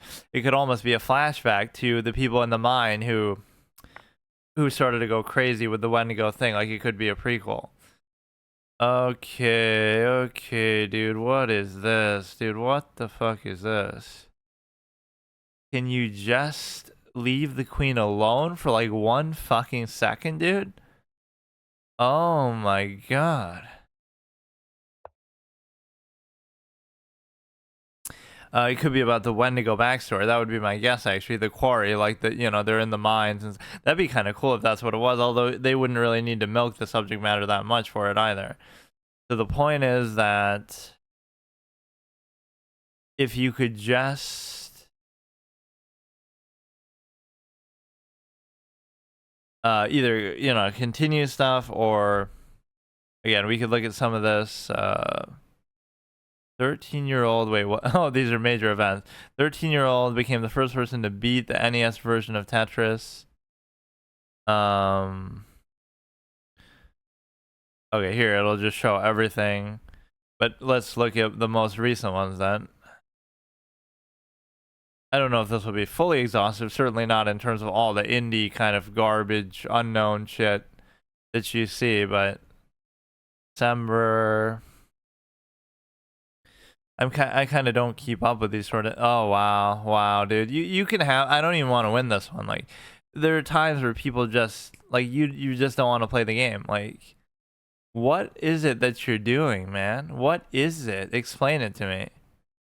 Just go back and forth a million fucking times and accomplish nothing. Nice game. Nice fucking game. It's impossible. Like anything I do, he's just gonna keep doing the same thing. So fuck it. It doesn't even mean that what he's doing is good, but he's just gonna do it anyway because he doesn't give a shit. But no, we could look at something recent. Let's look at November. It is the, yeah. Well, I guess Brothership is out. I don't really want to play something like that because I haven't beaten the thing. The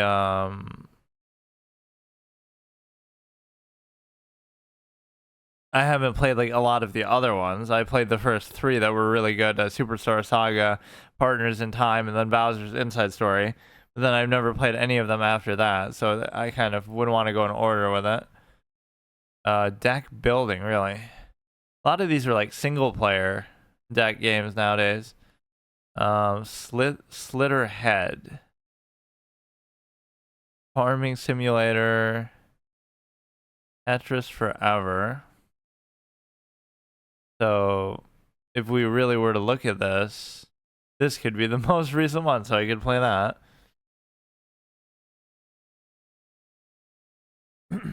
I'm not the type who would do it for viewership or anything like that either, and there's no guarantee of that. In fact, arguably it could hurt because, oh, it's so competitive that everybody's doing it. So it wouldn't be something you would consider normally. But, you know, whatever. It's just an interesting thing that I would like to try to get back to doing in terms of let me try to do first playthrough permadeaths of stuff that just came out instead of just things that I haven't played, which is still fine too, but this is going to be hard to move.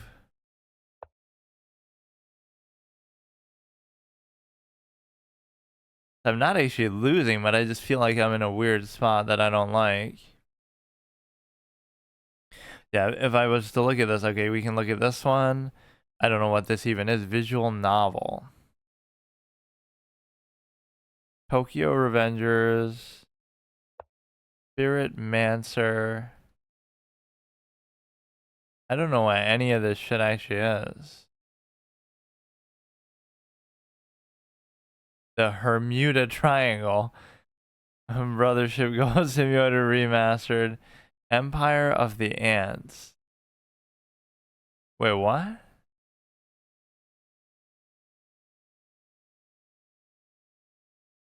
Wait, where did it even go? Oh, here. A version of the game. Really? What the fuck are we looking at? Oh, that's just like a re-release, I guess, of an old classic game. Well, I don't know what to really do with this here. That would be bad. This would be bad. This would be maybe okay because you can just try to compel a trade. This guy is almost as annoying of a player as I am because he's just dragging shit out. No, let me look at a few of these and then let me look at, not that I want to spend a ton of money, but each of these playthroughs would be super long. So like that could actually be a format. Every month I could play like one new game that just came out, and within the month make sure I try to beat it, or but then I'd have to do it like every day because I don't stream for very long anymore. So an hour a day, so it'll be a 30-hour playthrough, which even by my standard wouldn't be enough. It took me like 4 hours to not even beat that fucking thing that I just did, which was I mean, that should have been pretty obvious, but I'm just not even thinking.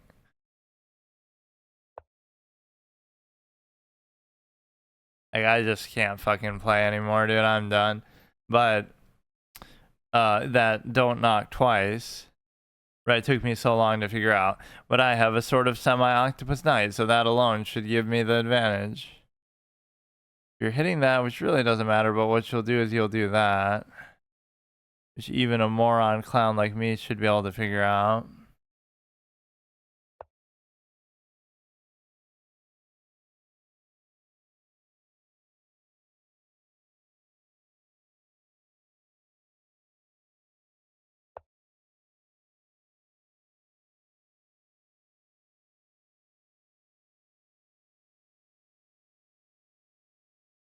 I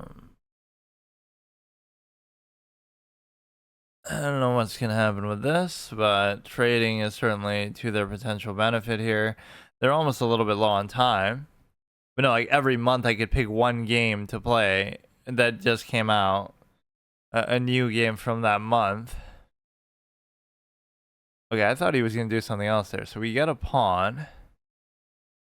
Seemingly with no repercussions. You'll go there. Take... I would... Wait.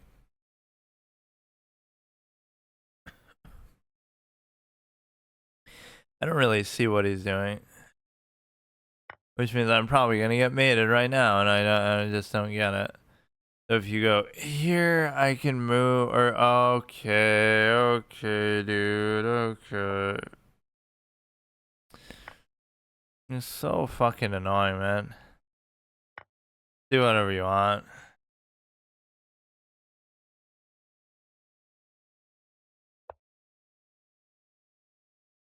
Okay. You're still gonna fuck it up somehow. You're a clown.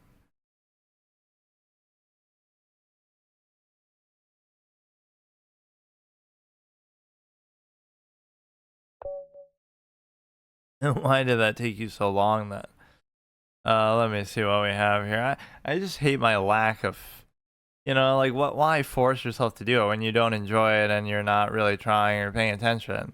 But then you get on these good streaks anyway. You're still beating people who are even more of a clown than you. This is like some sort of remake. This is actually a sequel to the other games. Man, that was a long time that they took though. That's like a 9-year hiatus from the series. I thought there would have been something else in between there. And you know your series is in a bad way when you have to rip off the other, you know, similar series to this, which is Paper Mario.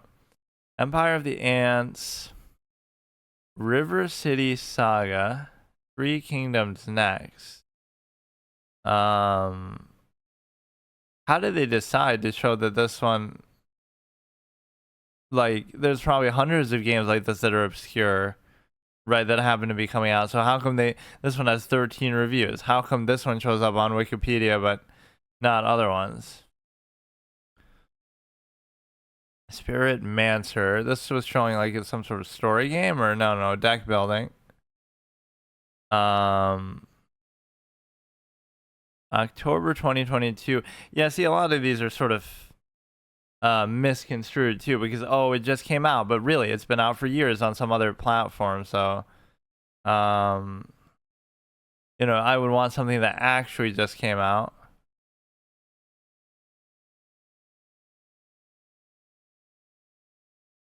I don't understand what is all this shit that I'm looking at? Is that like a the fuck is this name, dude? Like, I want to read the Wikipedia article on this game or some direct information about it, but it's just not showing it. What the fuck? It's just getting confused by the length of the name. October 2021, but how? How is everything not new? Free to play role playing game last mission. It was originally announced. It was delayed to February 2024. And apparently November 2024, according to what we have here. Nintendo Switch. Upon release, it received mixed reviews from critics. Was it released in the West as well? Because it seems like just even the title is written in Japanese. How are we supposed to know what that means? Yeah, so this could be the one that I'm almost intrigued to do that, but I also don't want to spend $45 fucking on some random shitty game that I'm probably not even gonna like, but I would still give it a chance. Like, should I do it? It would just set the precedent of like, okay, I could do this with a new game that just came out. I just haven't. You know what actually might oddly happen with that is I might not even. Not that my computer can't handle it, but it would be like a little bit of a shock to the system that way, just because I haven't played anything new like that in a while. Maybe I won't do it yet, but I'll save it for like something a little more noteworthy that I want to try. It's really GTA 6's hype that's making me think about that because, you know, I want to get in the mindset of potentially doing that where I just haven't played new games in a long time. GTA 6 is going to make my computer explode and I won't even be able to fucking do it. Or, you know, it'll be it'll be like, oh, the grass thing fucked it up in the other one. The you know, if your grass texture is too high in GTA 5, it'll fuck everything up. HD glass pieces over here.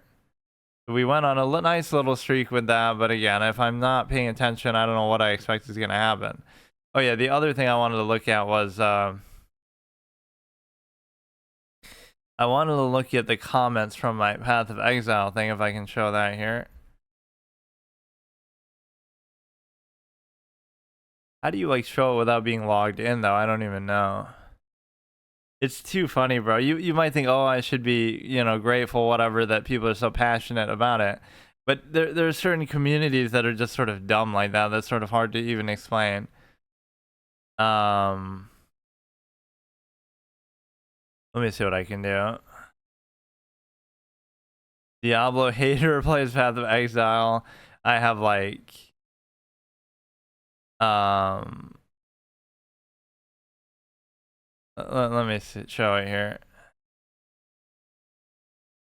Okay, so this is my YouTube analytics here.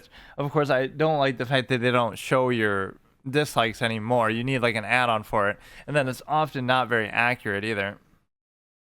Hey Pan, how's it going?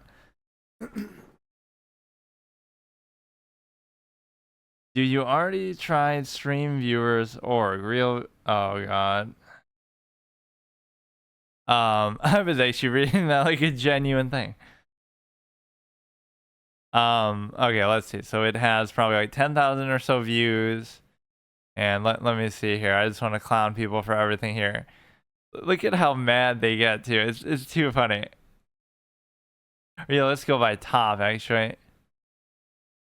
Like I don't get, like, they're defining their whole worth as a person by this is incredibly painful to watch. PoE isn't a casual game. Now there's so many things that let's say she go through these. Like I kind of want to play, I guess, while doing this, but let me analyze each comment. So a guy sitting down just playing the game for the first time. That's it. That's all they're doing. You know, you're not trying to prove anything. You're not doing anything crazy.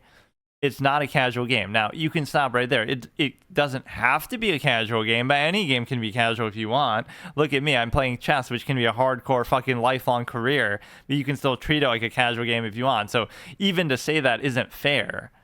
But you know what I mean? You could do it like that. Certainly when you're playing it for the first time, you don't have to be hardcore and take it super seriously. I didn't die or struggle or anything. But the lack of paying attention and then blaming the game for not explaining. But again, it doesn't matter because I wasn't trying to do anything with that anyway. I don't know why those replies and stuff aren't showing. I don't know what this does. Doesn't read what it does. But again, that comes to a different, you know, you can always do it later. It doesn't mean you have to do everything right in the first session. Think so much about nothing, running around talking, not paying attention to the game, skipping everything, and then wasting even more time trying to understand what's going on. You pretend to be an experienced player. You play like a person who's turned, but see, I play like a person who's playing the game for the first time. Like, I guarantee you, none of these people are like, or all these people have played the game for like thousands of hours and it's their whole 17 replies. Holy shit. Why can't you see the replies in this? Too much talking, not much thinking. Good one, huh? First half hour is hoping for someone to tell him to press Z. Doesn't understand basic selection screens. Complains ARPGs are what they are since Diablo is one. I don't know what that even means. Can't figure out the move makes you move only. Doesn't find the obvious starting position on skill tree. Like, everything is just so impatient too. Like, just let somebody try it. You leave comments, you play irritated away, then like, I wonder about that too. Speaking of the whole first playthrough thing, would people react that way if the game had just come out? Right? Like, pretend it just came out and I was playing it like then. I highly doubt people would take this attitude because it wouldn't, oh, like, it's old news and everybody knows everything. Why would they treat it that way if the game just was new and came out, right? So it's obviously hindsight bias by that reason alone. Reading is hard. I mean, there's such a principle, I guess, that is lost on people that you wouldn't want to do that. Right? Like, I don't always want to read everything. Edit it down. Yeah, good luck with that shit, dude. It takes me a year just to even get around to fucking uploading it. Guy does not read anything, but I genuinely go play League of Angels. Look how mad they get, dude. And yeah, some people are saying I'm rushing. This is the best contradiction of it. I'm rushing, and I just find this so funny. I'm rushing, and I'm not reading anything. But then look at this guy. There are people that beat the entire game in the amount of time it took me to kill Brutus. So think about that. I'm rushing and skipping everything and not reading anything, and I'm playing too fast. I should take my time and read more. But I'm also too slow because there are people who have speedrun the game in the amount of time that I beat the first, like, mini tutorial boss. Talks about WoW the entire time. I mean, WoW is a god tier game. Welcome to Path of Exile, maybe. Well, I thought I did kill a boss. That was Brutus. Some of these people are so fucking mad. I wish you could see the replies here. I don't know why you can't, right? Whatever, I just find that interesting, but... or you know what, I should make sure I show all of them just for so they're on video. I think I did that some other time too. I just like recorded me scrolling down through them just so they're saved for all time in case they go away, because this is one of the funniest fucking threads you've ever seen in the history of anything. Holy, look at this, dude. Like, bro sits down on his fucking ass after a day of work and just wants to play a game for a couple hours and just try it. I'm not trying to, I've done world first hard mods. I've done world first permadeaths. Like, I can be a show off if I want at times with certain things, but like, bro is just sitting down and just playing a game and everybody loses their mind. Like, it's so good, which is sort of like, but no, I should almost continue a series like this. I'd be very amused too. I'd be very amused to see. I would deliberately troll people too. Playing a game and not immediately knowing how everything works. Nothing has to do with me. So like the 2 league has huge color. That didn't even really matter to me. The whole league thing at the beginning. You open the passive, blah blah blah. I wouldn't say my commentary really distracts me or bothers me too much. But no, again, nothing I did even prevented me from doing what I had to do. Or yeah, you know what it was even? It bothered me even as I was playing it. This shows you actually how shitty some of these communities are. Even as I was playing it on stream, and you can hear me, I guess, in the video giving commentary, I'm like reading a lot of the comments that people are saying in chat. Even there, I was kind of mad about it and didn't enjoy the session as much as I could have, because I was like, oh, people are giving too much advice. So it's like, even then, people are still bitching about it, like, oh, he doesn't know what he's doing, he's not reading everything. Even then, people were still giving too much advice by my standard, and I was still getting like, oh, that I don't want this much advice, and people are ruining the surprise and the freshness of it. So even under that circumstance, that's pretty remarkable to think about. They're complaining about, oh, I don't know enough of what I'm doing, but even then, I was dissatisfied by how much advice I was potentially getting at the same time. All right, let's go ahead and do a couple more, and I don't know. I was on a nice little streak, I guess, for a period there. Did I change this, or what was the last art? I don't even know. Let me double check. It was the I just got distracted by that. This is what chess is good for. Just sort of do random shit that doesn't even necessarily have to have anything to do. Oh yeah, it was the Game of Gods little short story thing. So, okay, let me do one here. This one's pretty funny. It's like Maya. It's me playing Spirit of Justice. And it was one of those series I left hanging on my old channel. So it's like, what? You only take a case once every 2 years? Because I hadn't played it since I stopped streaming on my other channel 2 years before that. Is the next one going to be in 2024? But then I did finish it pretty quickly after that. I like this set a lot, actually. I like the whole glass vibe. Okay, bro is in for a rude awakening because I'm just not in the mood for this shit right now. Like, really, man, why am I, like, I won't say, like, oh, I'm deliberately losing on purpose or something, but that's almost what a lot of these games feel like. Like, nothing's even happening. They're not really doing anything. I hate when I just let that happen. I love this lie detector trend too. Like, what does that have to do with chess in any way? But everybody's like, just losing their shit about it somehow. Or they're using this as a major form of content. And that lie detector guy is always so verbose with everything, like he's trying to struggle to. Oh wait, he actually had more cover than I thought. They would take, I would take, they would take, I would take, they would take, I would still take.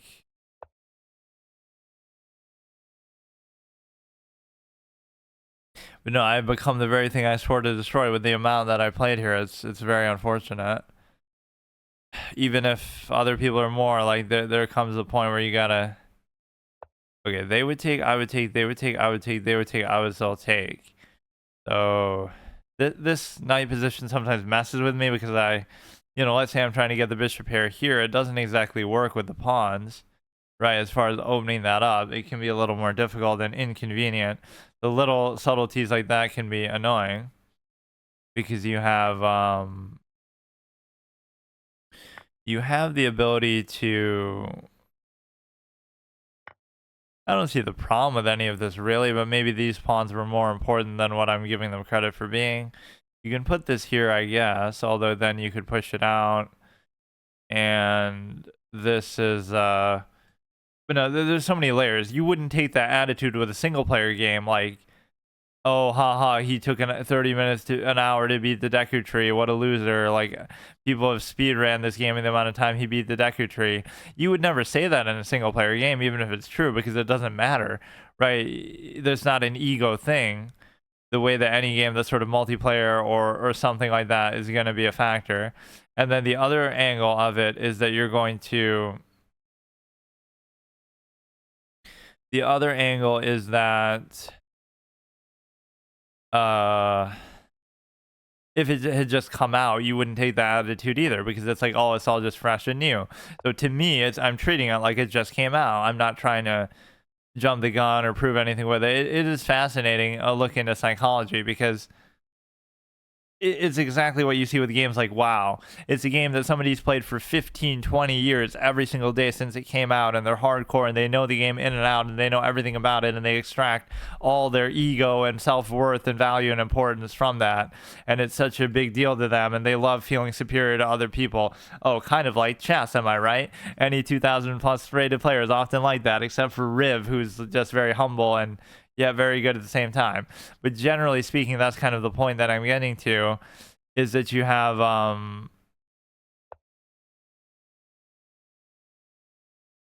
the ability to realize that they're treating it like something else, right? For them, it's more than just a game, or it's somehow just, I don't know. Just because they treat it that way doesn't necessarily mean that's a good thing or a big deal. Or that's what you're trying to do. Because that's what gaming becomes at that point, which I really reject that premise. Even in a game like chess, where people always say to study and stuff, it turns it into a zero-sum exercise where it's like, oh, you're just trying to be as good as possible, which maybe that sounds right on the surface, but for me, half the enjoyment is always like the sense of discovery. I go in totally, oblivious to something, let's say, and everything is fresh and interesting and sort of just, you want that level of surprise, or the element of some, I don't know, always something new, and there's a learning curve, and it's not about just, looking up the best strategies or stuff like that. I find that kind of boring. Even in card games and stuff, I tend to be like that, where I don't want a net deck or something. Or even in like PvZ Heroes, even if I was willing to do it, the way I played it made it like I can only build what I have available to me, as in, the sort of roguelike-ish collection that I was putting forward. So I don't know what he's doing, actually. He might sack it for some reason, but I don't know exactly what it does. Indonesia. Who's the best Indonesian chess player? I don't even care, but I'll look it up maybe after this. It always gives you a good excuse to look up stuff like that. Okay, what is this, dude? What is this, bro? I guess that I should have been... Wait, couldn't he have done that for a while, though? Okay.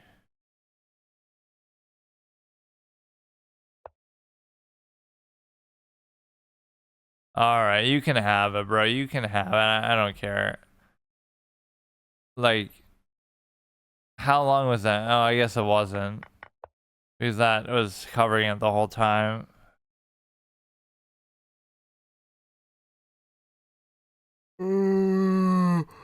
Whatever. I don't care, man. I hate when people take so long too. Like, I'm obviously not trying. Why even bother playing? So why are you wasting my time? I would resign if I wasn't such an honorable person and player. Then I don't like to resign, but it just ends up wasting everybody's time. But it's a good philosophy, because if I'm going to put in this much time, then why would I? It means that you're meant to take it seriously, obviously. Yeah, like fucking take an hour to do it. So now he's going to be +4. and then you get to basically just lose the game.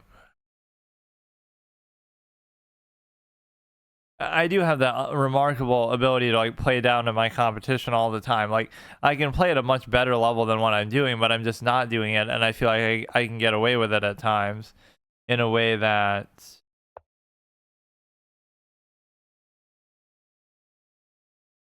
you know, you get away with it a lot of the time, so then you get complacent and comfortable with doing it.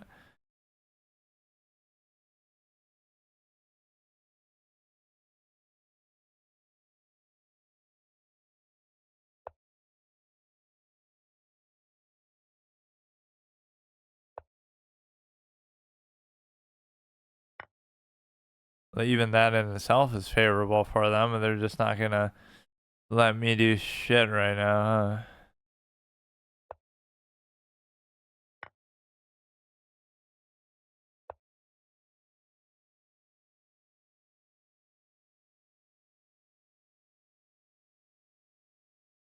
That could be potentially bad for them, but too bad they're already +8, so it almost doesn't make any difference.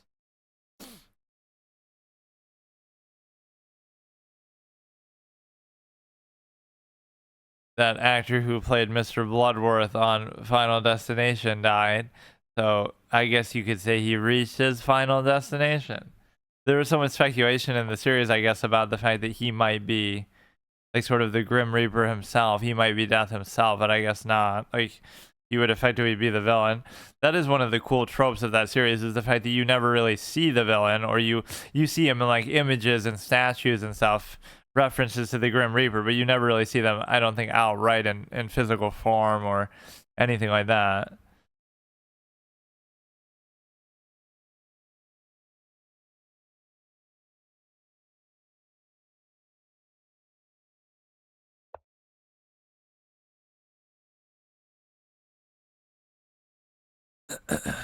You can't move that.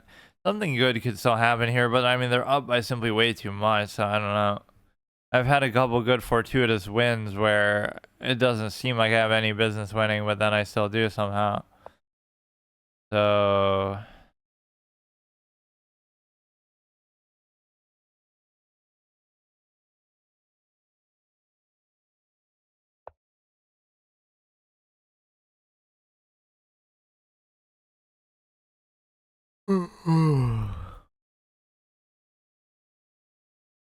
it's just so boring, dude. Like everything is so predictable and controllable, and you can see it coming, and I'm just not trying anymore to the extent that I should do.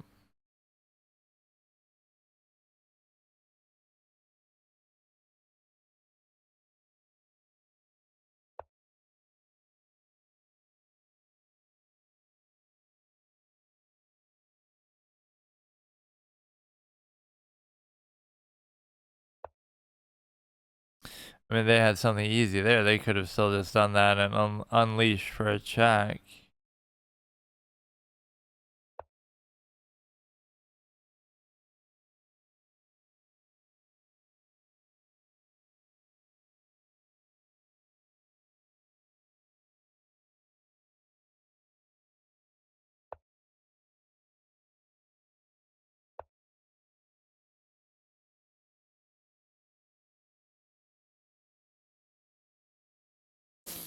Okay, man. This is really what gets you about chess too. Is like it can be over, but you drag it out, and it's not necessarily the player's fault, but like it just goes on and on. Like we get the point, bro.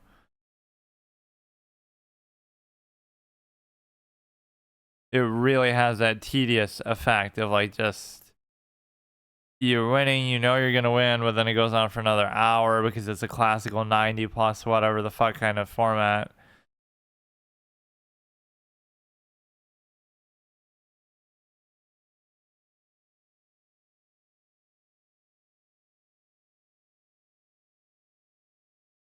Okay, I've had enough, bro.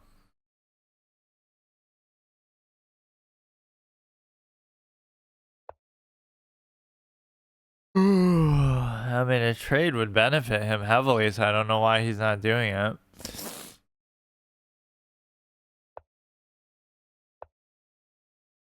Go ahead, get a threefold repetition, dude. I don't give a fuck. You would think that's the number one thing I normally, if I was good, I wouldn't allow a trade because you need to squeeze your material as much as possible. But they're just not even doing anything.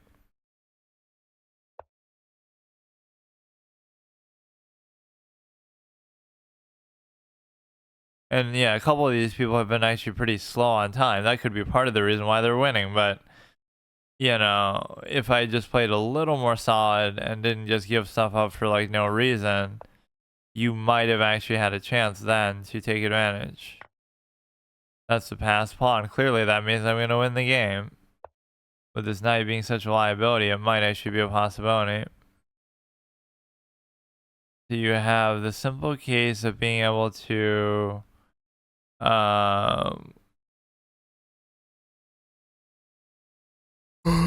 if I was to promote somehow, or even if I was to leverage the promotion to win a couple pieces, that could have a certain value to it. But I already fucked up, I guess.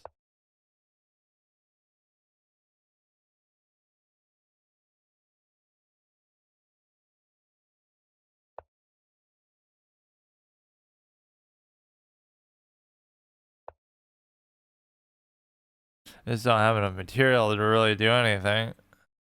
Even if my material is weaker than theirs, like if I didn't have a rook, it still wouldn't work because I don't know why I even did that.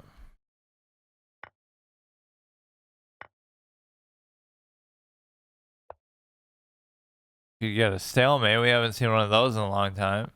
Because these players at this level are clearly too good for that.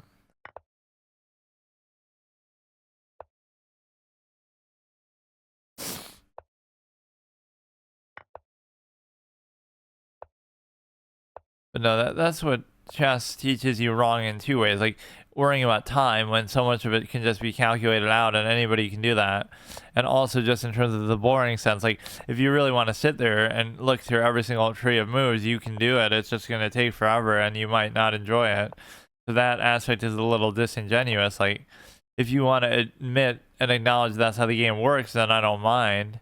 But you should at least not pretend like it's something else. Okay, come on. You're so slow, bro. Fuck you. I don't even care whether I win or lose. Like, whether I was going to lose, I was established very early on in that game. But these people tend to just waste your time. But no, that would be an intriguing format.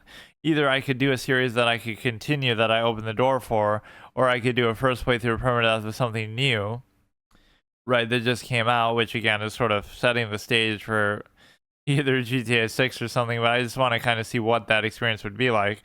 But the thing is, again, since it's something I'm playing for the first time, I like to really take my time and play it slow, which makes it a little bit difficult, but that would make it kind of worth it, though, because it's not like I'm buying a new game every week then, because I can't fucking afford that if it's a $60 new title.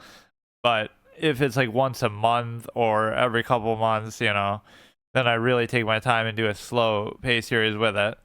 So what was that one we just saw? I could almost do that. It was called, yeah, Slitterhead. Maybe I'll do that.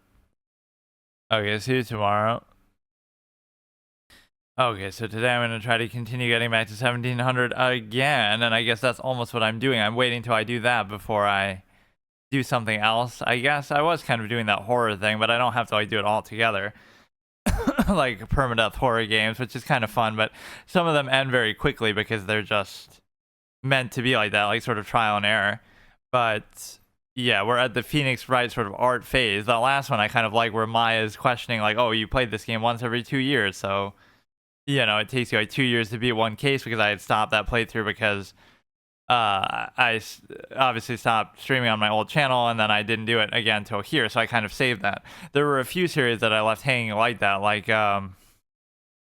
Hollow Knight I had almost beaten and then I never finished it. Yeah, we're at this one, which isn't really much of a set. It's just little black horse. Like it kind of fits with this set, but this is the one I always just leave as the default in case something like this happens. So I'll still count that as a set. The other one's kind of interesting here because it bugs out where like it doesn't show anything at all. Let me show it. It's like it's horsey, but then it's like the horse just disappears. So it's like a blindfold horse. It's like the Death Note set where the queen is just missing on one side. So yeah, we'll try to see what we can do. I was on a little good streak, but then I always just kind of mess up. And the way that I lose games is kind of really irritating because it's very predictable. Like I'm just not paying attention. It's not like they do something really impressive, like wow, you really deserve that. And that's not even me being salty. It's just more like, oh yeah, that was another thing I was saying that. What was that thing called? Game release November. That's actually a good idea. It was this. It had a weird name to it. I was gonna make a joke like, but I barely know her with it, so it must sound like slit her or something. What was it called? Yeah, slit her head. Slit her head, but I barely know her. Like, slit her head. Why would I do that when I barely even met her? Like, they do that with poker, but I barely know her. So yeah, we could do that like as a first playthrough permadeath just because it's new. So that could be one thing. Or continue old series. Right, so let me think. I should make like a like a proper thing of it so I actually have a plan. I had done that with my... Here, I'll actually write it out just because I'm so like unclear. This is the first time in like a year that I've had, or more than that probably, that I haven't had like a fixed schedule of categories per day, but yet I'm not really taking advantage of it because I either don't have time or I'm too lazy. So we have chess as an ongoing series, right? Like Road to 2000, where we also do like the permadeath piece set and all that kind of stuff in between. I won't even say that I have the variant thing, but maybe on chess.com, but I won't even do that. I was going to finish some of those. Like I go through every variant on chess.com, which there are a lot, and play each one till I lose. And I failed the permadeath bot challenge. So then we have the horror game gauntlet kind of permadeath, right? And then that one was meant to segue into the how do you spell it? Itch.io. However, it's like itch.io gauntlet, kind of like just playing games on there. It's like some sort of obscure indie game sort of site with games that I surely haven't played. And then from there, hey, how's it going? So those are like the two things. And then the other two that I could do is just like permadeath first playthrough of new games, something that really just recently came out, and then I'll just wait till GTA 5 though, or I mean GTA 6 before I do that, because I haven't done that in a long time. I never really play games right when they come out. And then the other one would just be continue permadeath first playthrough of like an older game, like from my Saturday format, where I would play stuff like just once over. So those are basically the main things I'd be willing to do. And then I guess beyond that could just be like random stuff. So I should almost try to alternate, like one, do one of these, then when that's over, then do one of these. But I just don't have the time to really get immersed in doing that. Chess to 2K is probably the most painful out of them all. I mean, I'm sure it's worse when compared to those other things. The problem is just how time consuming it is. Like, there's no question I can do it, but yeah, at least these will be over quickly. There is no permadeath state for chess unless you actually grow old and die in real life, because you're just always going to be doing it. That's why it kind of goes in contrast to my nature, because with that, it's like either you succeed or you fail, but then it's over. You don't have to keep doing it for like 20 years and just kind of be irritating about it. But no, pretty much every game has been fine. It's just like I'm kind of being lazy too much. It just takes forever. Like, even if I win every game, how long is it going to take to get to 17 again? And the answer is probably a couple days worth of playing. That's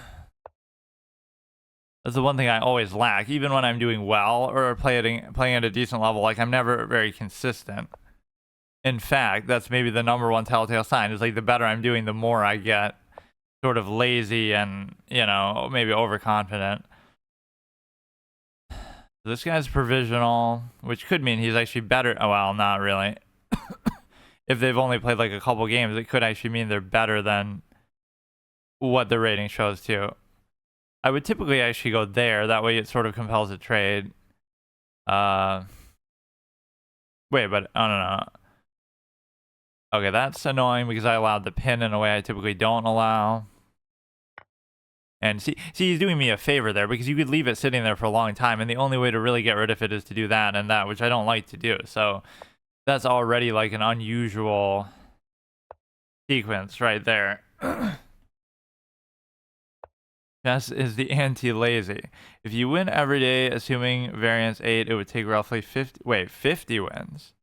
Oh, he's probably saying to get to 2,000, not 1,700. That actually doesn't sound that bad. 50 wins is nothing, but obviously it'll get a lot harder as I get, further along there.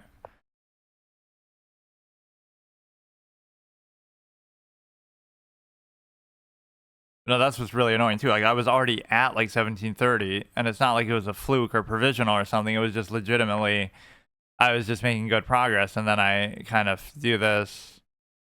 So I don't really know what I would do with this guy here. I don't really want to take it. I have a bishop pair. They don't, but doesn't mean it's really that good. Yeah, that's only like 12. Really, 12 wins. Yeah, I guess so. That doesn't seem bad at all. It varies so much because some of these games are going to give you, this guy might give me like 3 rating because he's below me and he's provisional. But yeah, somewhere around 10 to 15 should be enough.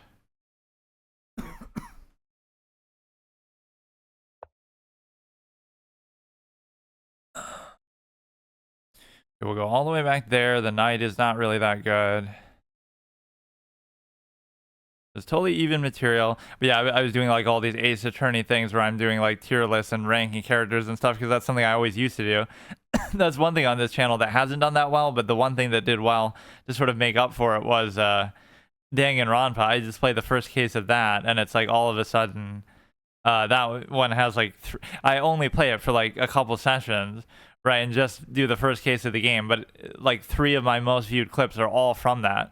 Like one has 50,000, one has like 30,000. Like I don't know how or why that game is just so popular, but that sort of is the good karmic justice for, maybe when I do Phoenix Wright stuff, it doesn't get as many views now, but that somehow does instead, which is sort of a similar purpose. So if you could do something with this, that would be interesting.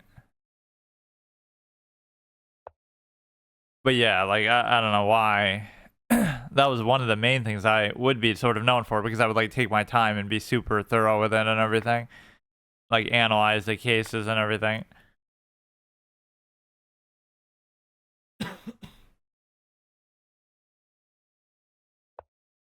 Basically 12 coin flips in a row unless you get better. So this is kind of good because if that moves, I can take this for free, or I guess not now. This looks actually kind of good because you're able to, you're threatening this, which I almost don't even care about. But maybe I should because this could be so good later on. Right, these 2 diagonals are very good and they have no center pawns to deal with them. This is the whole center pawn value that's lacking with them, is that they have nothing that they can really do about it ever. They can't even move that one. And so now we'll just leave that, although you don't want to allow this. Oh, man. At some point, you maybe do want to take that, but you know what I'd almost rather do is, like, now we can turn it into a pin situation with that, in which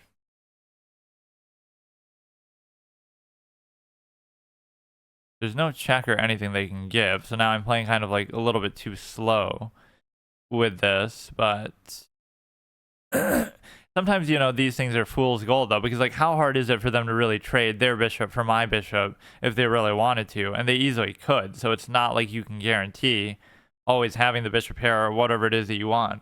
Even when you have an octopus knight, it's like you can always just trade it for their, they can trade it for another knight. So you can't give them enough time to do all that sort of stuff comfortably.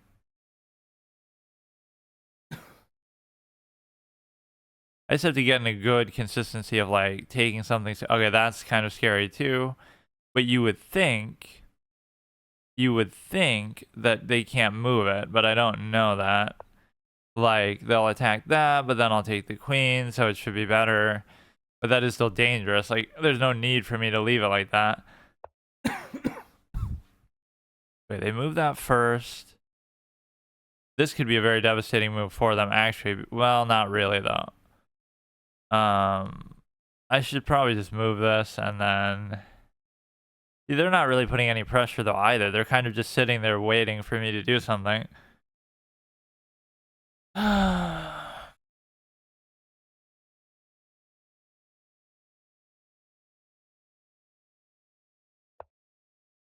Okay, so that's an open diagonal, so I could bring this back, but then it's going to be the same sort of thing. So this you take, can't take. I was trying to set up for this because it's very good. Oh, wait. It's this whole tunnel visioning too. It's not that, oh, I'm not seeing what they're doing. I'm not even looking because I'm just fixated on what I'm trying to do, which you probably shouldn't be so worried about that. Especially when you're, again, low rated and you don't really know what you're doing anyway. Okay, so you have that double attack. You can do this. Everything is covered. All the ideas in this kind of game are very simple. Like, nobody's really doing anything above and beyond. And the only way that you do that is either with fundamental knowledge that you have to rely on, or with some sort of a longer format, calculation.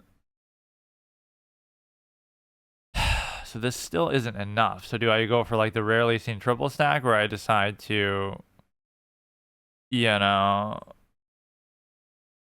you take that, they take, I take. It's not that I can't win that, it's just that it seems pointless.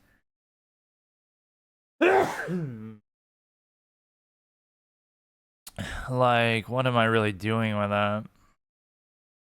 This seems dumb too, because then they'll just go there and kind of waste my time. But I guess they can't do it because then I could just go right in. If they give that up, I can immediately attack it. There is a cute idea. But no, this sort of indicates, like, if you look at this, the way both of us have played, we haven't necessarily played bad, but we're just playing very simple-minded in the sense that this is how low-rated players play, because it's kind of interesting to think, too. Like, people always say, like, oh, there's something good or something better, but some of it is just, the will to calculate, but some of it is, like, if you could see stuff like that, then you wouldn't be where you're at, is kind of my whole thing. Right, so, like, the fact that he's 15 and I'm 16, like, there's a reason why we're there, that we're not seeing certain things that, if I was able to see something better, I wouldn't be 16 then, which I should, technically am not even, but this is a little bit annoying because you would have to, I guess I could do it like this, actually. If you go here, I can easily go here, and they'll be, like, sort of double attacking that, which I guess is cute. Cute and cheeky are the two move descriptors that I always use. And I don't like how that one was sort of hijacked. Not that, again, anybody knew who I was, but I totally used to say that before that one guy, Frank, is here or something. So he kept saying it when he was in Pog Champs, and everybody's like, oh, that's like his catchphrase. But for me, it just meant like a check. Like I would keep giving checks with my queen or something that didn't do anything. And I knew they didn't do anything, but I would just do it anyway, just because I felt like it. So this is not doing anything either. Yeah, this is the one game in 1654 where some guy did a triple stack and it was actually good.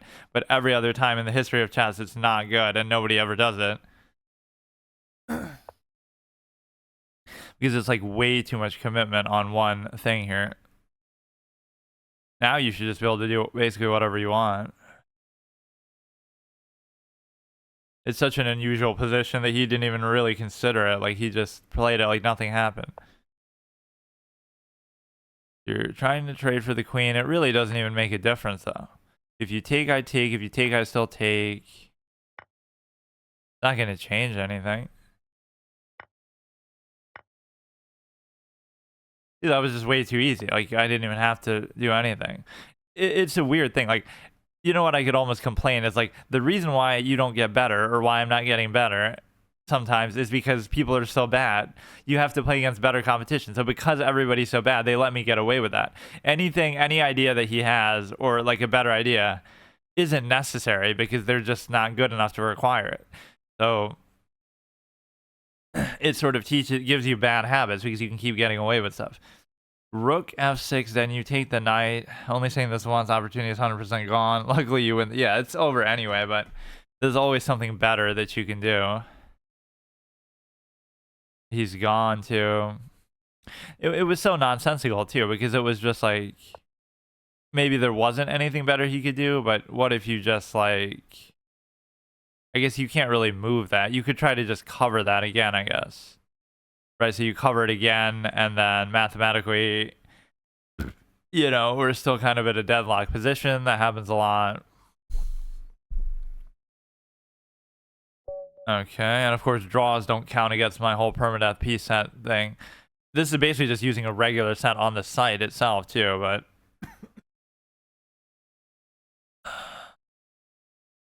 no, I haven't played classical in a super long time. And actually part of it is the reason that if I lose the next one, because it's also provisional, if I fall below 16, then I'd have to delete my account on here. So I'm not even confident enough to do that. Right, if I mess up and just lose a single game. Okay, let's try to take these a little bit seriously. At least if I lose, it should be something like iconic. Like, oh, they did something really clever and not just like me giving up a piece in the opening. I did that yesterday too. I gave up a piece in the opening and then I still won, which is kind of... okay, dude, what's he doing? This is normally what I would like to do, but the problem is that it ends up being kind of irritating. Because now, oh, the temptation is to castle, but if you do that, then it could pose problems later too. So I would take, they would take, is no sense. This is the move you really want to make. And the reason why is because it gives the knight at least somewhere to go. Now you'll go here, but you can't.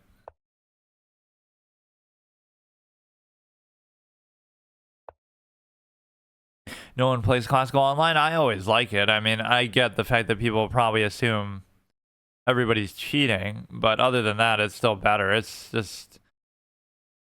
I mean, if people really want to cheat at a low rank to beat a clown like me, I guess I should probably just do this then. Or just in principle, the longer time formats are just better. It doesn't mean that people won't do stuff like that. But I would always assume the same thing too. Like, you don't think 10 minutes is long enough for people to potentially cheat too? Like, you could easily do it. You could even do it in bullet because by the same logic, people say, oh, that's why better players play bullet so much. But you could play bullet against an engine. Like if I play bullet against Stockfish, it's still going to be really good. So you could just simulate the same thing. It's not like Stockfish has some sort of weakness in time. Like, oh, it's not good enough to, Oh, God. Now it's going to be some annoying ass shit here.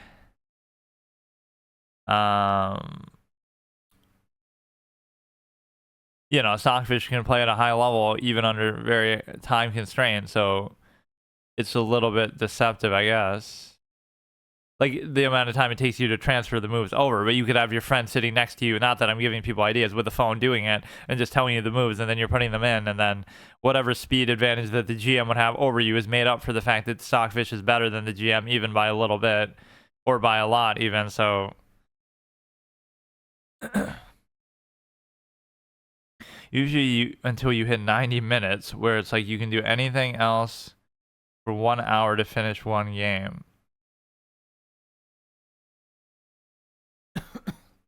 Yeah, I feel like it teaches you the right way to play, and I've always been a proponent of it just in general, any longer format, because what we're doing here is exactly the point. Like, nobody is really fully thinking or calculating, or at least it doesn't encourage you to do it fully, so you're not really seeing how good people are or aren't, because it's like, we'll play okay, we'll play solid, and then we'll lose on time, or we'll make a mistake because of time. So if you really just gave us enough time, we could see that. I mean, you would win a pawn here. I don't know if it's really worth it, but this is like not really the time to be trying to do something like that. But yeah, it gives you the right approach to the game, basically. Now that doesn't even bother me because like whether you win a pawn or not, it's like you were gonna be able to do that anyway. So let's see, we just have to get out of here a little bit, and this should be pretty easy to take. There's some weird element with this position where like I'm almost gonna get my queen trapped, which is very surprising.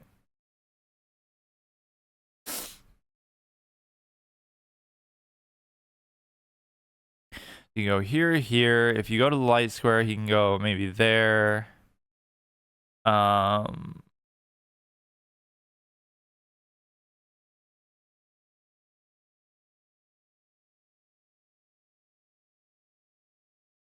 go there, you can go back, obviously, like that. I don't know.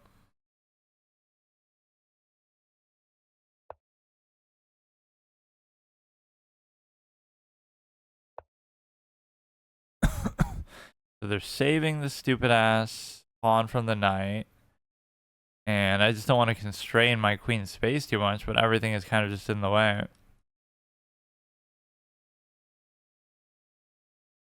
They would take, I would take.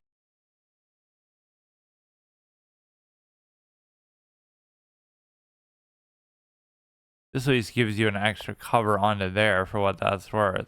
So they would take, I would take, they would take, I would still take.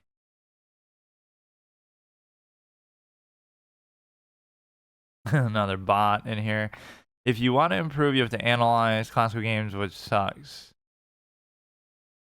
I don't even like analyzing as much, but I mean, just in the course of the game, I feel like it always would get me more immersed when I would play a longer game. Like, you know, I take it fully seriously. Whereas here, it's like, okay, I'm kind of taking it seriously, but then I know it could come down to time, so it's not as fun. It's just kind of how the game is meant to be played, because then you're sort of turning it into a real-time game that's like, I don't know, it just feels like that's the way people take it seriously.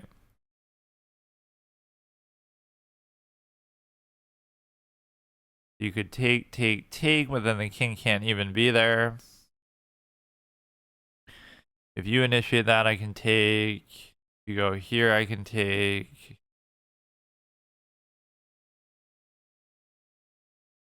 15 plus 10. But yeah, then I guess I'd rather just play 30-minute if I'm going to do 15 plus 10. I kind of don't like increment somehow. But yeah, that's like a little bit longer than this, but not quite long enough. So, or I mean, it's sort of in between. A lot of people do like those kind of formats. But yeah, if you're worried about cheating, I would assume the same could apply to Rapid. I don't really see why people couldn't cheat in this setting too. So you can already just do this. Does that mean I'm going to get back ranked? But not really, because I don't even have to take. I can let them take, I guess. They go down, but then they're just offering it up, so I can just wait, if I'm not mistaken. Yeah, so now there's no concern, because I can just chill. They take, I take, then they come down, and they don't even have a cover right now. Bro really thought he did something there, although I am a little bit worried about it. They take, I take, they come down.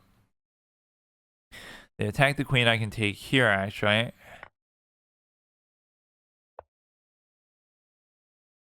I would take, they would take, and then I would actually lose. So I have to do something to slow this down a little bit.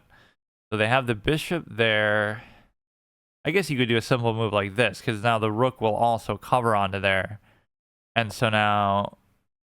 Oh, but I just blundered it. But they didn't even see it, and actually they just lost to the same exact thing that they were just doing.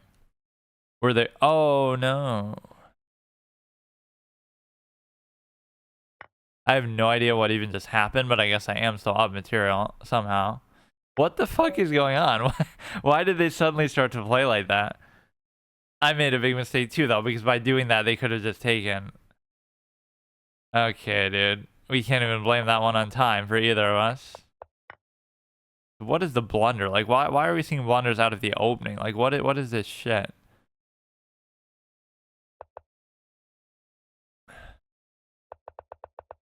This was pretty solid most of the way through. Apparently they're winning. This is how a lot of my games go, where they are winning in some basic fundamental opening manner, but then it doesn't matter in the end.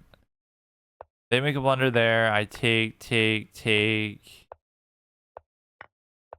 And then they just start to blunder a lot of stuff here, where obviously you can't do that, but they can't really worry about it either. Okay. What is this icon? I can't tell what that's supposed to be.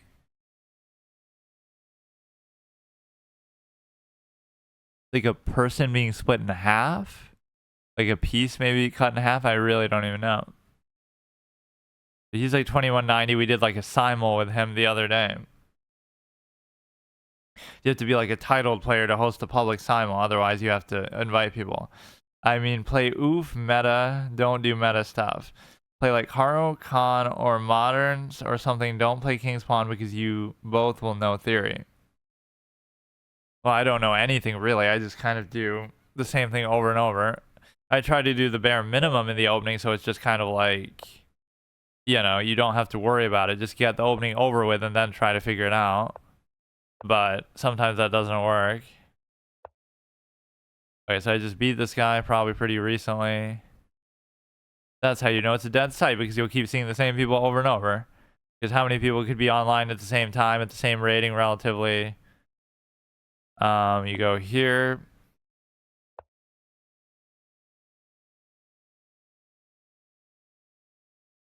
If you don't play meta openings,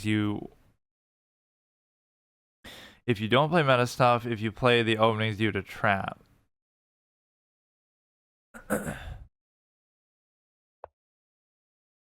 Okay, so just play like this. Everything's good. Do the bishop pair. I basically do the king's Indian or the king's pawn as white, but not really doing it. I mean, I guess I probably do know some of the variations just because of how often I do it. That's pretty much the only thing I ever do, unless I have to counter whatever they're doing. Like if they do something weird, I can't, you know, they kind of push you out of your comfort zone. So I won't say I don't know certain aspects of it now, but I know them probably more reactively or more defensively, not really what I'm meant to be doing, but what I, you know, just try to prevent them from doing something. Don't play the known stuff, and I guess that's my specialty because I don't know anything anyway, so that's good. Right? They can't predict what you're doing if you yourself don't know what you're doing. So yeah, that is sometimes maybe an advantage I have against better players, is that you know, they might expect that, like, oh, you know, whatever they're going to expect, I'm playing something unconventional, but not because I'm doing that really on purpose, but because it's the best that I have sometimes.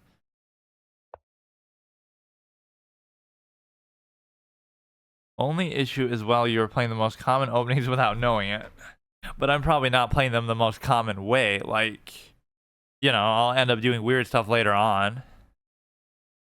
So if I can just survive whatever traps they're going to do, that can potentially be good. This seems kind of cute, I guess. I mean,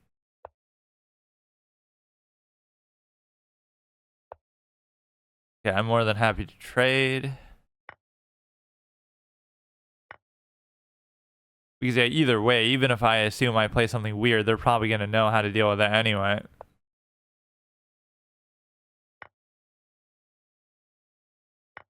They would take, I could still take that. Everything's good. Their king is open. This is one of those like little incremental advantages that you can get where they'll take that. You know, you could be greedy and try to do both, because like, what's he going to do the next move to cover that? And he could do it, but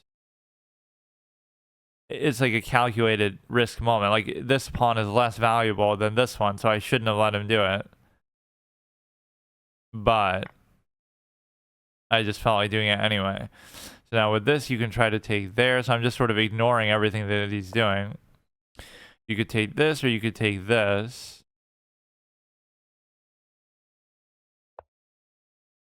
I guess your rating is low, so it doesn't matter for now, but generally, my opponents do seem to know openings a lot better than me, though, still.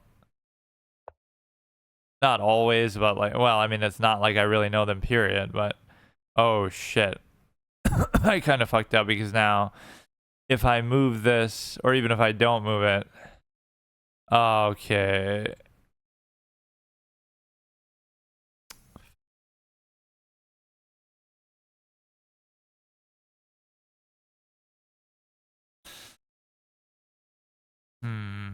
Would it have been better, I guess, if I took with, if I took, wait. No, it would have been fine then, but now it's not, I guess, because they would take, I would take, or no, I guess it's only if I move it that it would be a problem. So I don't really know what happened. If I just, they would take, I would take, and they can't take. So I have to just give this another cover, and then I can move the bishop. Because now, then they take, then it's fine. Why not do puzzles on stream? Because I don't do puzzles overall, because I just don't like them. But at some point, I should start to study overall. I was trying to almost get to 2000 without studying, which I'm pretty sure I could do, but I'm just not. I'd have to play like my absolute best all the time, and it's not really something I've shown I can do. Since it's basically required if you want to get better much faster. Yeah, everybody says that, but I don't really enjoy doing them. In fact, I've almost never done them.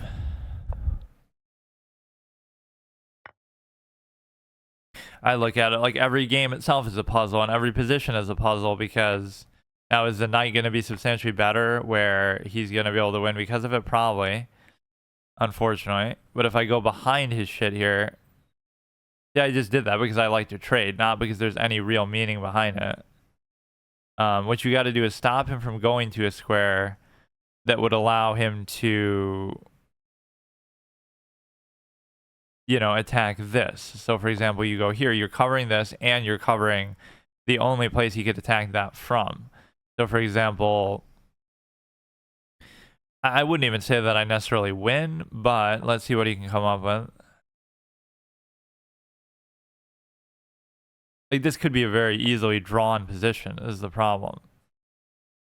And so I don't know exactly what we're doing. The problem is my bishop isn't very good here, honestly, because it's the case where, you know, the knight does seem better, or at least it's pretty even. So if I can just get this through, then he has to address it. But it may or may not be to my benefit. Like, we do the trade, but then it assumes that I can cover that, which I probably can't. So I'd probably just lose that. Or it's at least forcing him out in a certain way that could be good.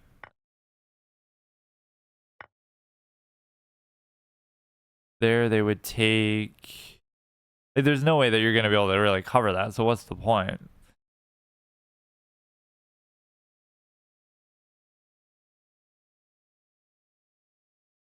That would have been a potential, you know, really good thing. They would take, I would take... It's just too easy for them to deal with that. Like, there's nothing I can do.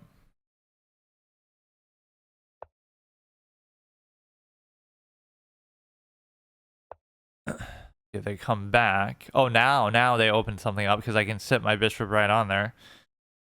Is this some chess game or just poorly drawn pieces? This is a set even from the site. Some chess variant. No, it's just a regular game, but it's with some weird piece set.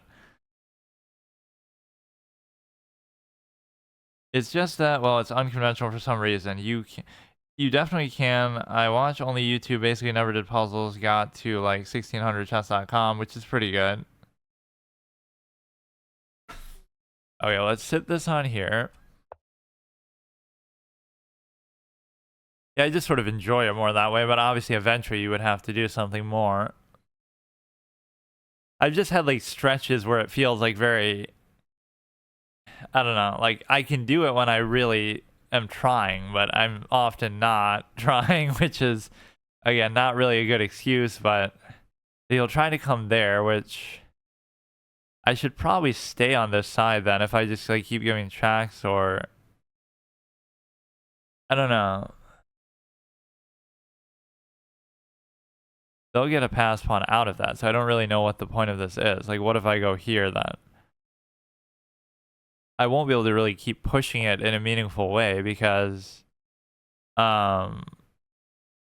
I push it once, then you already automatically lose it. And so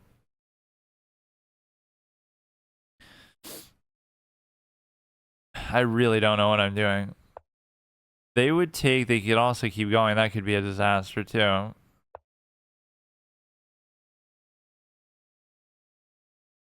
I don't know what the fuck I'm doing.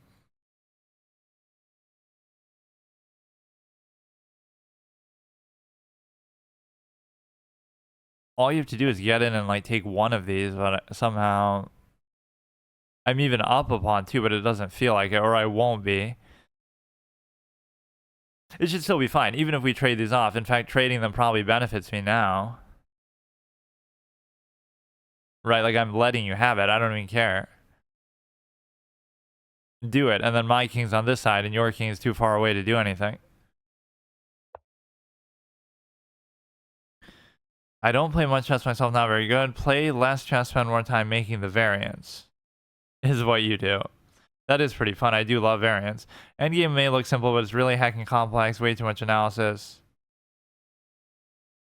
That's the whole game. But no, this actually looks pretty good now because they shouldn't be able to stop what I'm doing.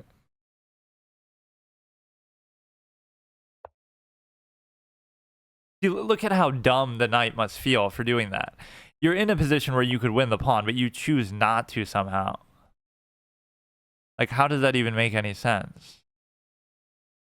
This is problematic, though, because it's not that I can't chase it, but now that would have been so good. So now what do I just have to stay on this, I guess.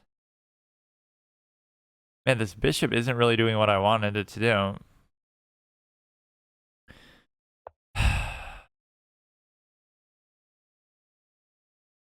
Okay, this is sitting there forever pretty much. And I can't really push out the knight either, so I can do this to sort of compel. Like, I don't care about this pawn at all. If I just get this, it's worth it. Now you're pretty much forced to do it because either I double take or if you keep going, I just take for free.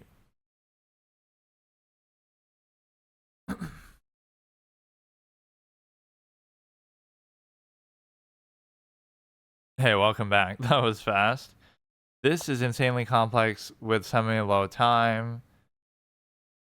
Yeah, he didn't really do anything too special with it. Like, this should be super easy now. But he still won't even... Oh, no, he did. You take that. I don't really care now. You just go here. It's simple. Take this, which maybe was even superfluous. I could even let him have both of these and then just go for that one, but... Okay.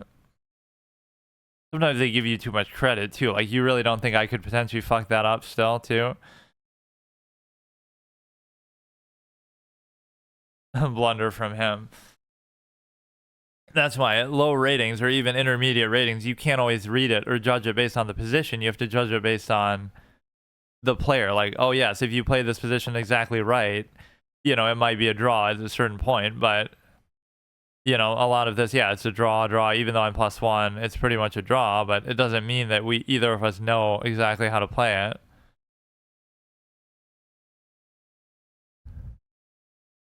Okay, let's do one more here at least.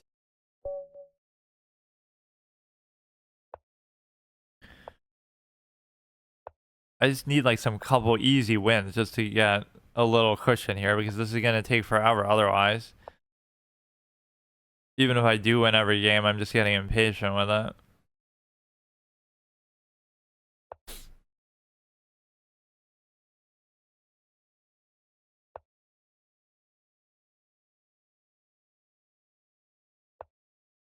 Okay, they're threatening there. You can take back.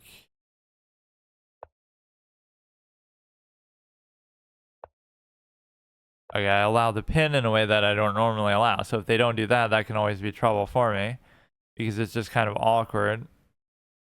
Right, doing this is one of my most hated moves ever, but I pretty much have to, I guess. They could take, I could still take. I may as well do this if they're going through this much trouble.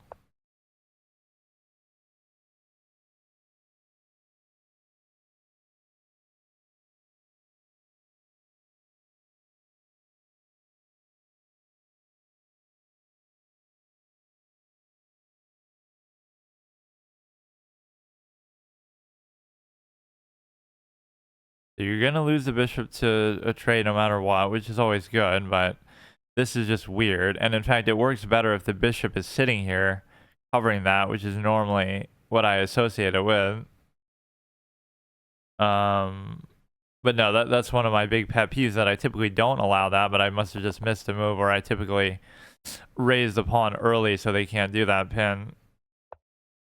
Or they often let me off the hook and they just don't, they just do the trade anyway. They'll pin it, but they won't leave it pinned. Now we have to worry about this, which is very annoying. And now all kind of crazy shit could maybe happen where you sack it and you go here and you mate or something dumb.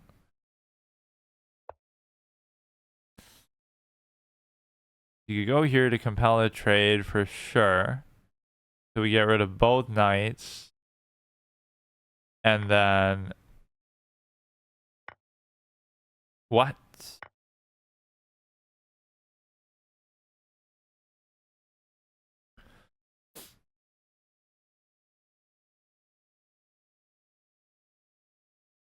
Yeah, that's what I mean. I need an easy win here and there just to keep the pace going. Okay, I'll be back in a second. Okay, I'm on a good streak. Had some fortunate wins there. Or at least that was an easy one. So this is when I get overconfident and then end up losing in some stupid way. So I better not do that. It's always a silly set like this that I end up having a good streak on. So I'm forced to use it longer. Like the one with the little stick men. I forget what it was called. It was like a minimalistic one. That's what I like about doing it that way, though. Like every time I lose, I have to change the set, so it makes it kind of, you know, everyone becomes like a signature thing. Like you really remember the ones that go on a good streak. This is a little bit unconventional how I've done that. In fact, that was probably a mistake somewhere where I don't know why that happened. Where normally I keep the bishop on that side, so I should have done that sooner. Yeah, my bishops are going to be actually kind of messed up now because even this one can't go here, because if I go there, then he can double take.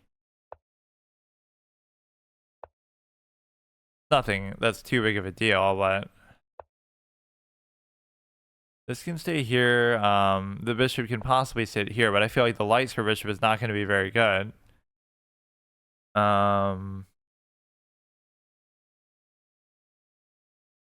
Mainly, I would want to... I guess, you know, you can unconventionally make this move now because you're not blocking the light square bishop's ability to go back.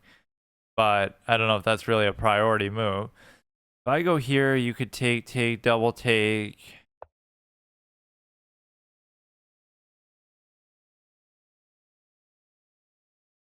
Oh, why did that stay there when that was for the last opponent? I was sort of going to try to make fun of them for blundering their queen. But I don't want to get banned for BMing people.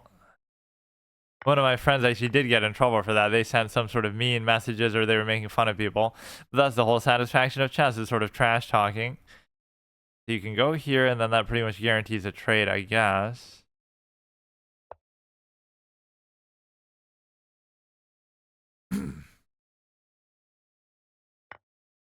Alright, that's perfectly fine. I'm almost tempted to take with the knight somehow, because moving the queen doesn't seem... Well, it doesn't matter.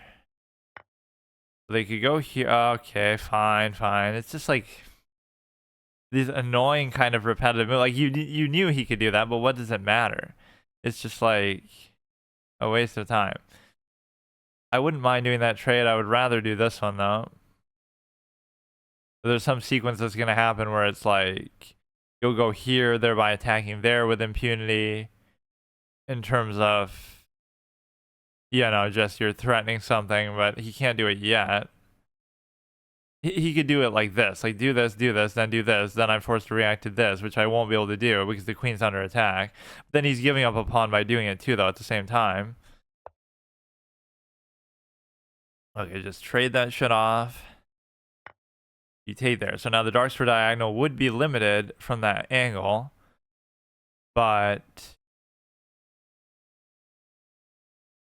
the only way to bust through it too would be to do this. But maybe I shouldn't even worry about it, and I should go here to try to do something else, which wouldn't even necessarily work for now.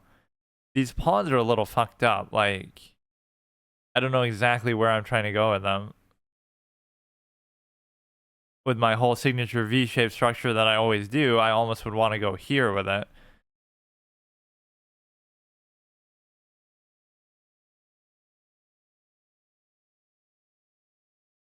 If you go here, I can raise it. If I go here, you can take, and then everything is fine. You have the one anchor pawn here. Like, how conventional is this position really? This seems actually kind of odd, where we both played a little bit out of theory, I'm sure. Not that either of us probably know theory in the first place. Oh my like, who are these people with these amount of game played? Like, I make fun of myself or other people like, oh, look at me, I played 1,500 games and I'm only fucking, you know, that's like 1 rating per, so assuming you start at 0 rating, that's like 1 rating per game. I'm 1,600 rating and I've played almost 1,600 games, so that's fucking dog shit. But imagine this, you see so many people like that. I don't understand how that's even possible. Let's just go for that. And again, this is from somebody who doesn't study, who doesn't do a lot of other things that you probably should do.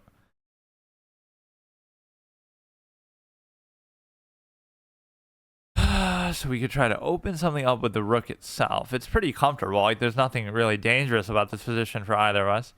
That's just a straight up mistake, I feel like. I don't really want to give up that anchor, though, at the same time.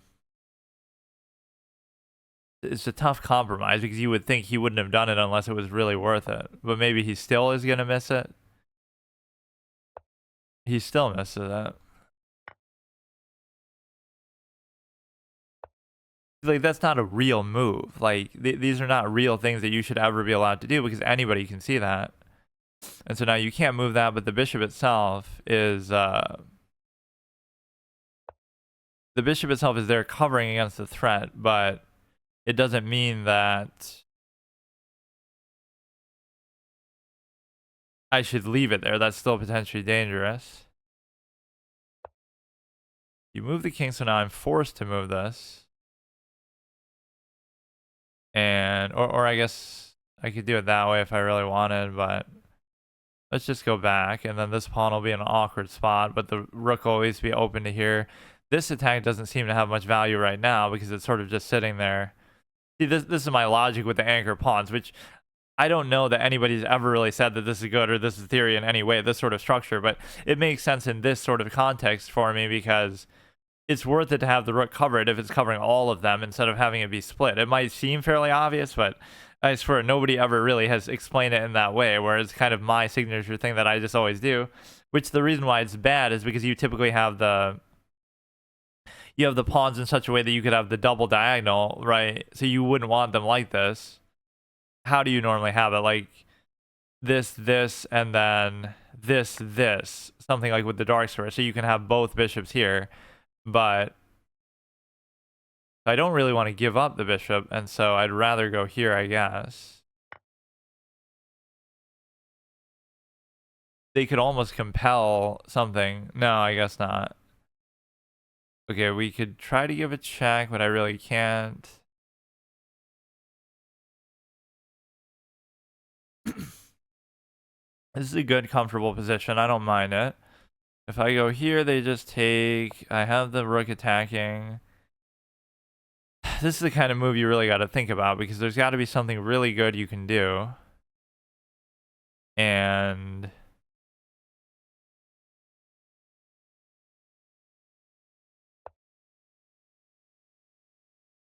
probably that wasn't even the best thing. So they could maybe come down to here, and the reason why is because then they're double attacking this. I could try to just trade, which is, again, this is like the lazy way. What?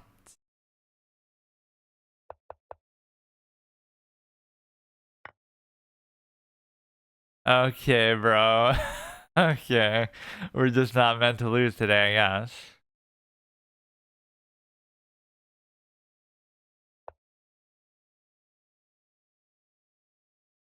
So now I just have to block the lights for diagonal, which maybe isn't even that easy to do. Or, I mean, I can just do this because, you know, that's unfortunate, though. So make a move that's a blunder, but then win because of it because they don't see it in such an obvious way that I don't know what's even happening. Give a check there. I don't really care too much about it.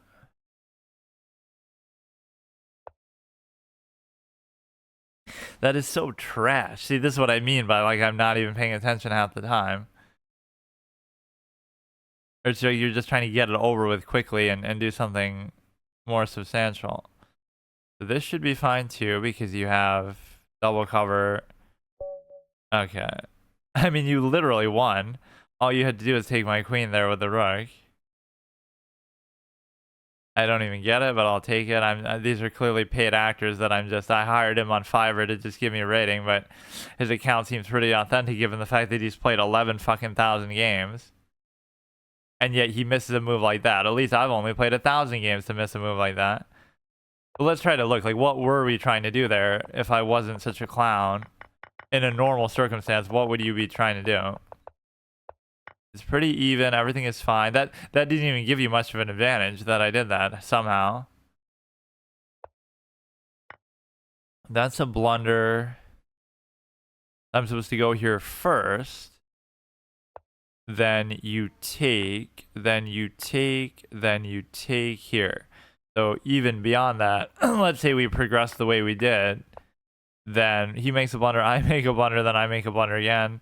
So I'm supposed to raise. See, you're supposed to do something innocuous here. Like you're thinking, okay, I should really be able to strike, do something big.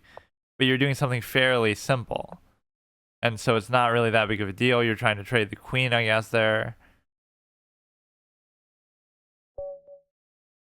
I don't know what to tell you, but that should wake me up at least a little bit. I love when I win games like that, though. Like, that could have set me back and broke my streak and all this kind of stuff, but... Yeah, let me play a 1700. I want to. Get back to kind of a higher level play that we must have been doing briefly to have been there myself. Why you gotta pussy out, bro? Because you're not gonna get much rating from beating me, or because you know you're gonna lose, or because you think I'm some kind of GM title player? The fact that I'd be streaming myself playing, I swear it should give you like one rating for doing that. If somebody aborts against me, I should get something for that, like as if it was a draw or something. Especially when they're higher rated like that. So like if we drew him even, it would have been like I gain like +2 and he loses like 1. Like that's not a thing you can do in real life. What? Like I'm a GM and I'm about to play Magnus, so I'll just abort so I don't have to play him. Like you don't get to do that. You just skip the game. Let's see how many thousands of games he's played. Not too bad. We go here, you raise it, I could just take it. That is a very unusual move. But he's potentially going to play very aggressively and not kingside castle, so I should try to take advantage of it, but it doesn't mean that I'd be able to because let's do something weird here because I don't see why though. If you go here, I don't know. It's not necessarily good for him, but it's just the sort of thing that makes me uncomfortable. So you could go here now, but he'll just take. And opening that can be very, very deadly, so I don't know. I guess my queen is right there to cover against the potential of their queen coming in and just doing this. They can be very, very deadly. But look at how they've left themselves so open, but I never take advantage of it, really. They could just go there.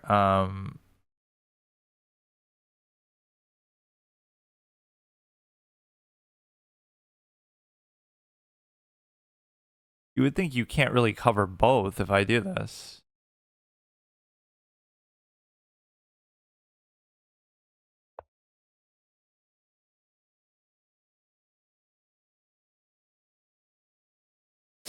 It's just awkward. And I'm playing like way too aggressively with my queen given this because, you know, I'm probably going to get it trapped somehow or something. But yeah, if they got their queen there, that would be very dangerous. But now they have to move the rook. They can't really do this. They could come here, but then I could take this. It's just weird. Like, it's probably better for me because they're overextending themselves so much, but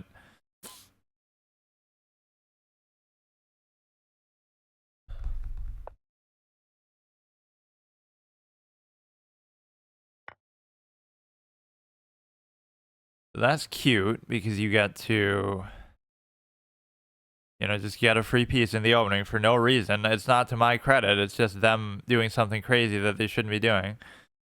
So they move that there. I kind of want to open my darks for bishop itself. Or I could just go back and harass that even more, I guess, if I really wanted to.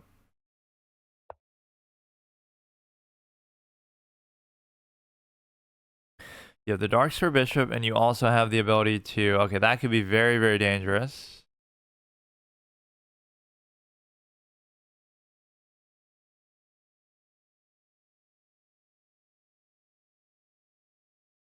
Maybe I could just block it off altogether.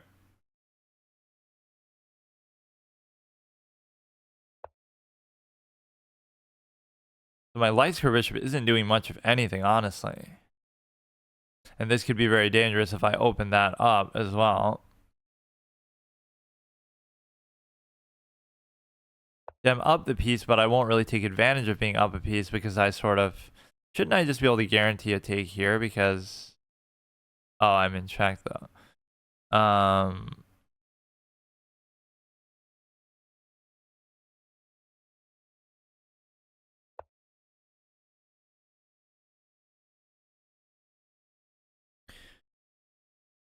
I gotta watch both of their diagonals here. I kind of want to trade off for one of their pieces, which I thought I could almost have already done in terms of with the knight, but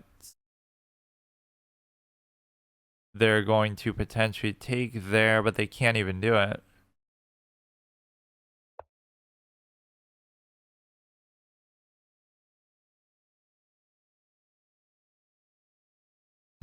So they could still just get a simple trade out of it. So yeah, they just busted their own development in the opening, blundered a piece, left their king open, even though it gave them a decent attacking position. It wasn't really worth it. So both of my bishops are not really in the greatest position, though, given the fact that, I don't know. But you could do this, first of all, regardless of anything else.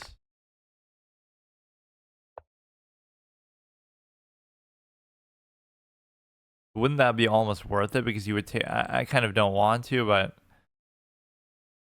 Like, I'm already +5, so I would take 5 and 5. And I would lose the queen, but... I would probably... The problem is I would take, they would take, I would take, they would still take. The problem is I would lose the knight, too. That's why it's not worth it. And I'm about to lose the knight, I guess, anyway. Fuck. So in my greed to do that, I kind of fucked up.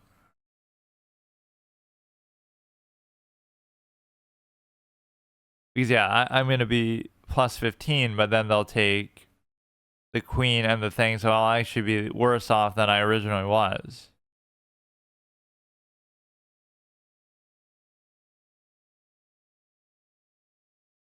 I'll take, so I'll be +10. Then they'll take, so I'll be +1. Then I'll take, so I'll be +6, but then they'll immediately take with the bishop itself.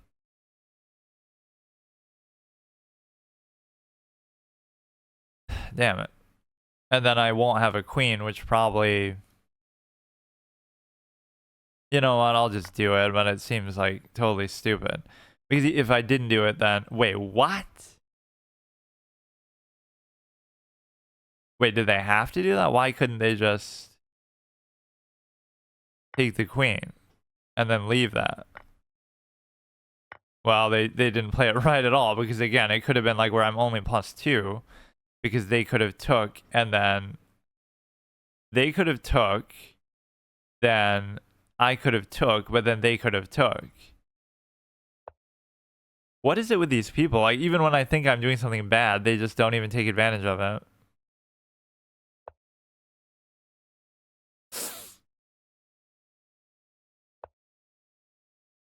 Okay, they could potentially do something there, which is cute.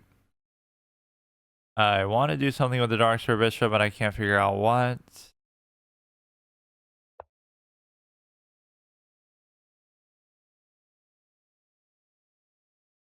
You do have to be very careful about this particular thing, because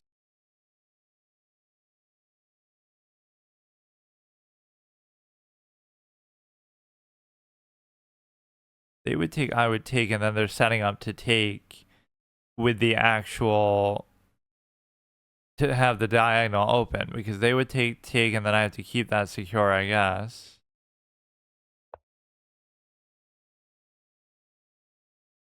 They bring the knight into there, which is fine. You could do this, which is cute. All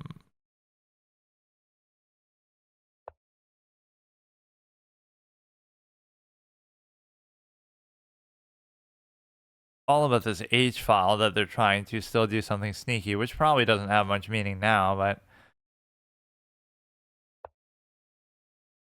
they attack the queen itself.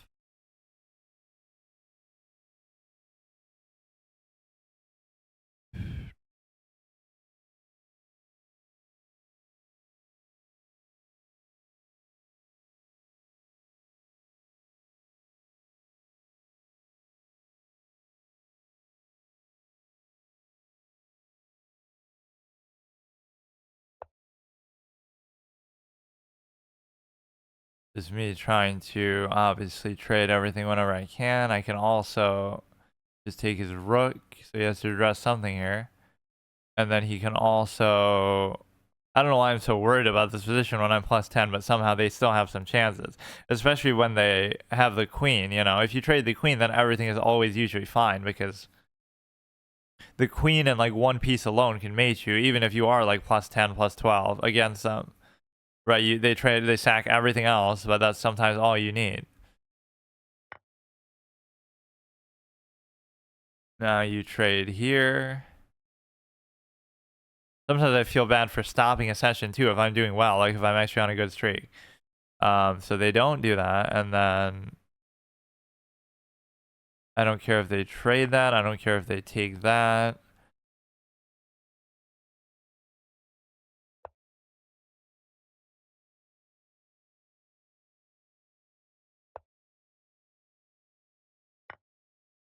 Okay, I kind of being a little lazy here, but that's okay.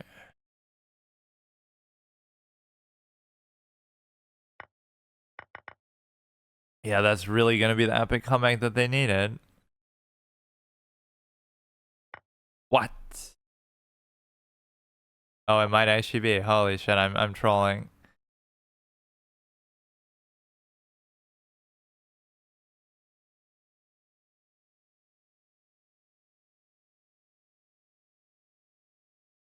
Whatever, bro. You're so good. You can keep doing like kind of the same thing over and over, can't you? But there should be a that's incredible. There should be a limit of how much you can take with it. Like eventually. Okay, okay, dude. What the fuck is this, dude? Yeah, keep doing it for everything. But if you take something else, like there's a limit, right? There's a limit of how many times you can do it. Or are you could do it for a draw, which wouldn't even matter to me. Like you're so fucking clown, dude. Just this is like At some point, you'll probably run out of moves you can do like this. Yeah, this is my average loss or draw is like this. Like, you're so good. You're clearly better than me. Like, how does this even make sense?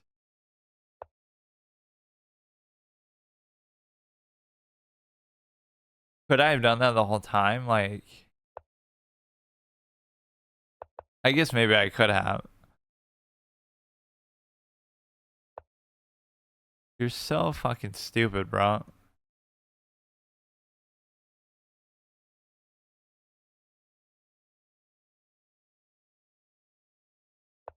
You still have nothing left. Like, even if you were to do it now, you will take with the rook, then I trade, then you take the knight, then I have 2 bishops. Instead of, if you take with the bishop, then I can take the rook itself, so then it doesn't even matter.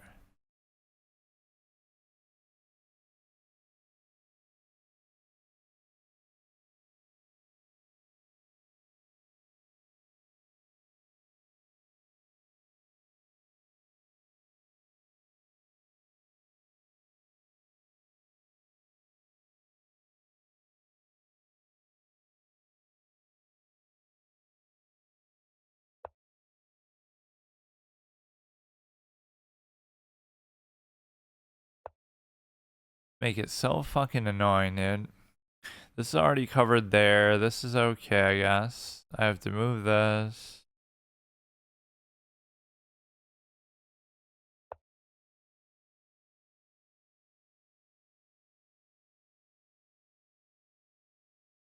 It's so dumb, though. You take a position like I'm just doing it to make it more interesting, I guess. Okay, that's fine too, I guess. You can give a random check here.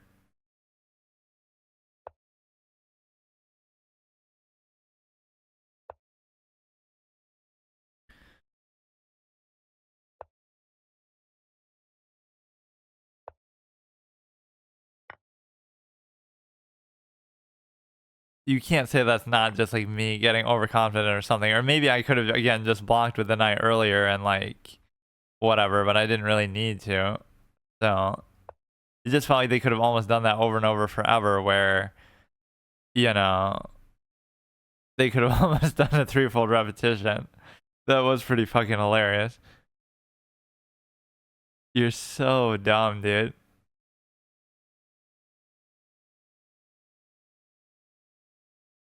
This is how you get on a good streak. Like, oh, I've won like X number of games in a row, but did you know that one of them they just blundered their queen on like move 5, and one of them I was losing by like a supreme amount, and then I blunder my queen and they just miss it. Like, you won't understand the full story of it without seeing the games themselves. Like, yes, you can go on a good streak, but some of these games are absolutely ridiculous. Let's see if what actually happened. Is that opening was kind of dumb, right? But they give up a piece.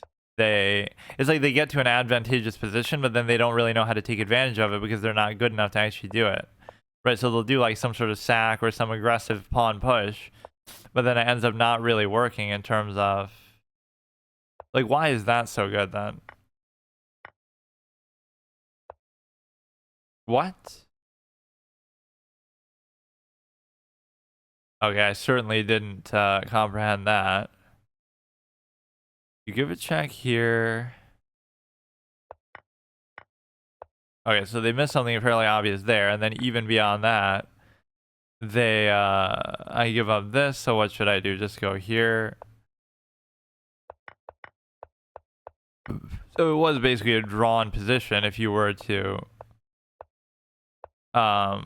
play it any sort of normally. So they had a chance to win, they had a chance to draw.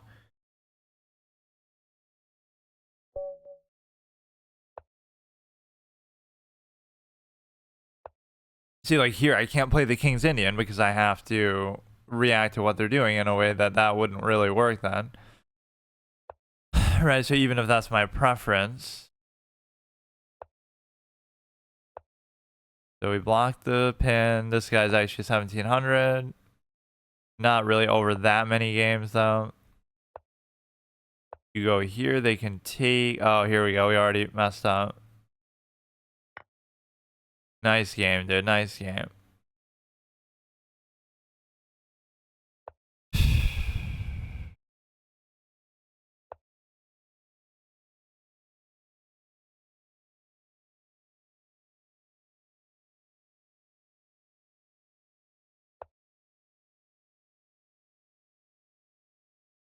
That might not be too big of a deal, really, but I still can't take it. Like, see, that one little thing can bust up the whole fucking position in a way that is just like, why is that even necessary? If I go here, they can just take there, first of all. You go here. They could take, I could take back. You're threatening. Like, there's so many things under threat right now. See, clearly, this is the difference that, oh, look, he's 1700, so he's so good. Not just the fact that I'm not even fucking. Like, the opening is so. I don't know.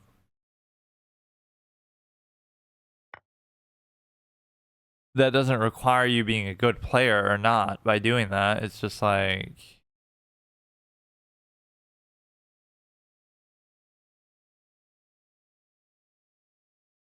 Now, here you can't actually block it because you can't move that. So, what happens? You just have to, like, move the queen. Not that this is the greatest spot for the bishop anyway, but. You should. I'm gonna have to probably just move it back anyway.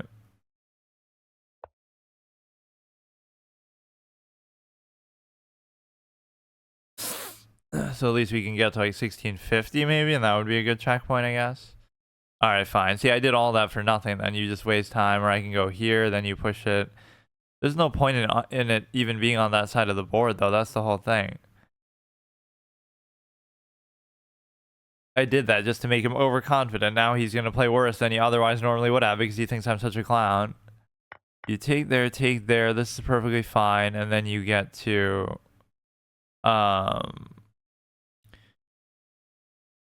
I should probably bring this back now.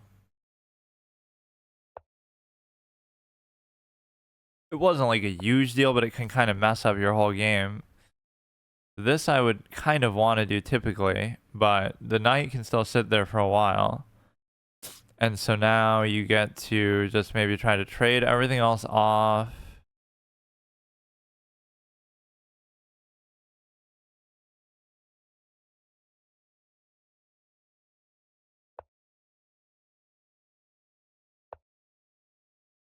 I could do this at any time, but I'm almost tempted to do this somehow. I don't know why. Like, wouldn't this just be better because it would sort of settle everything down?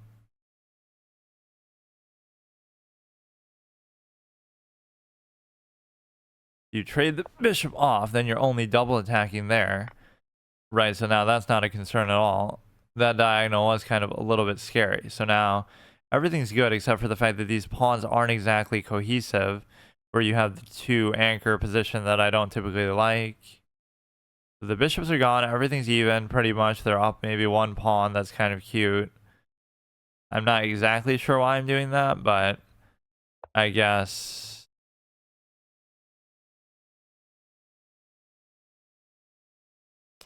These pawns are just going to be fucked up. That's the problem. Like, how do I turn this into an anchor pawn position in which I'm able to... I don't know. Bro thinks he's being so cute.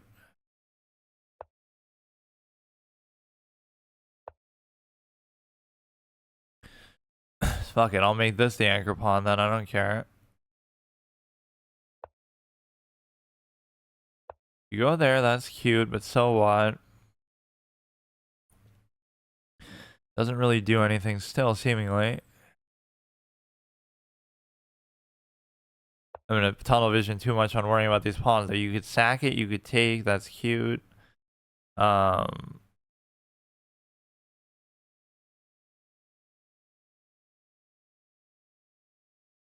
Wait, that doesn't change the fact that you can still do it though.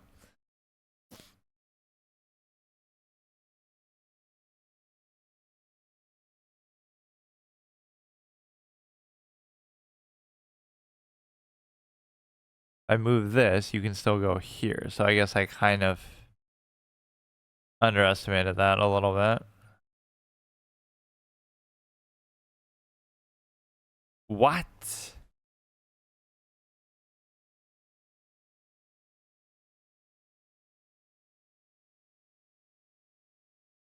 Well, it seems like you're gonna take that no matter what, so let's see. If the queen could have gone there, that would have been good. I don't know, I don't see what I can do with that. So yeah, I played the opening maybe too fast and I'm just not paying attention. Kind of like I'm not paying attention this whole session, but I'm still getting lucky with a lot of these games. It's just not fun or instructive at all. Just the way that I play is kind of dumb. But yet I still get away with so much, which is kind of amusing that I can do so well. So it's just all the same fucking thing. Like anybody can just do this. I don't care.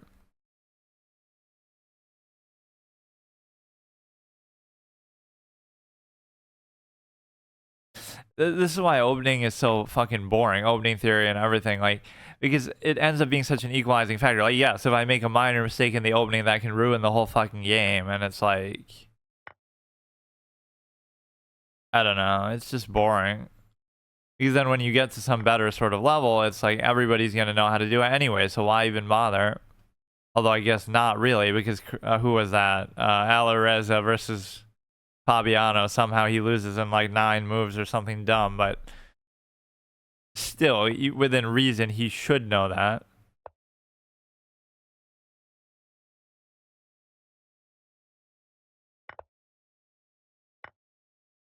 Okay, dude, you're so good. Clearly, this is 1700 versus 1600 difference. He's so much better than me, even though he didn't really do anything.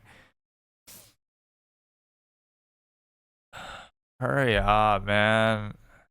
I don't concede games, but I kind of do effectively in play because I could have still dragged it out a little bit. But, you know, obviously I'm just giving up pieces. Why do you even have to do that, man?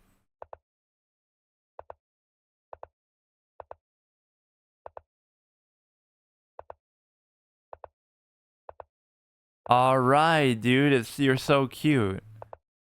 You can give me a fucking stalemate. That would be the good karma for trying to do this. You're so trash, bro.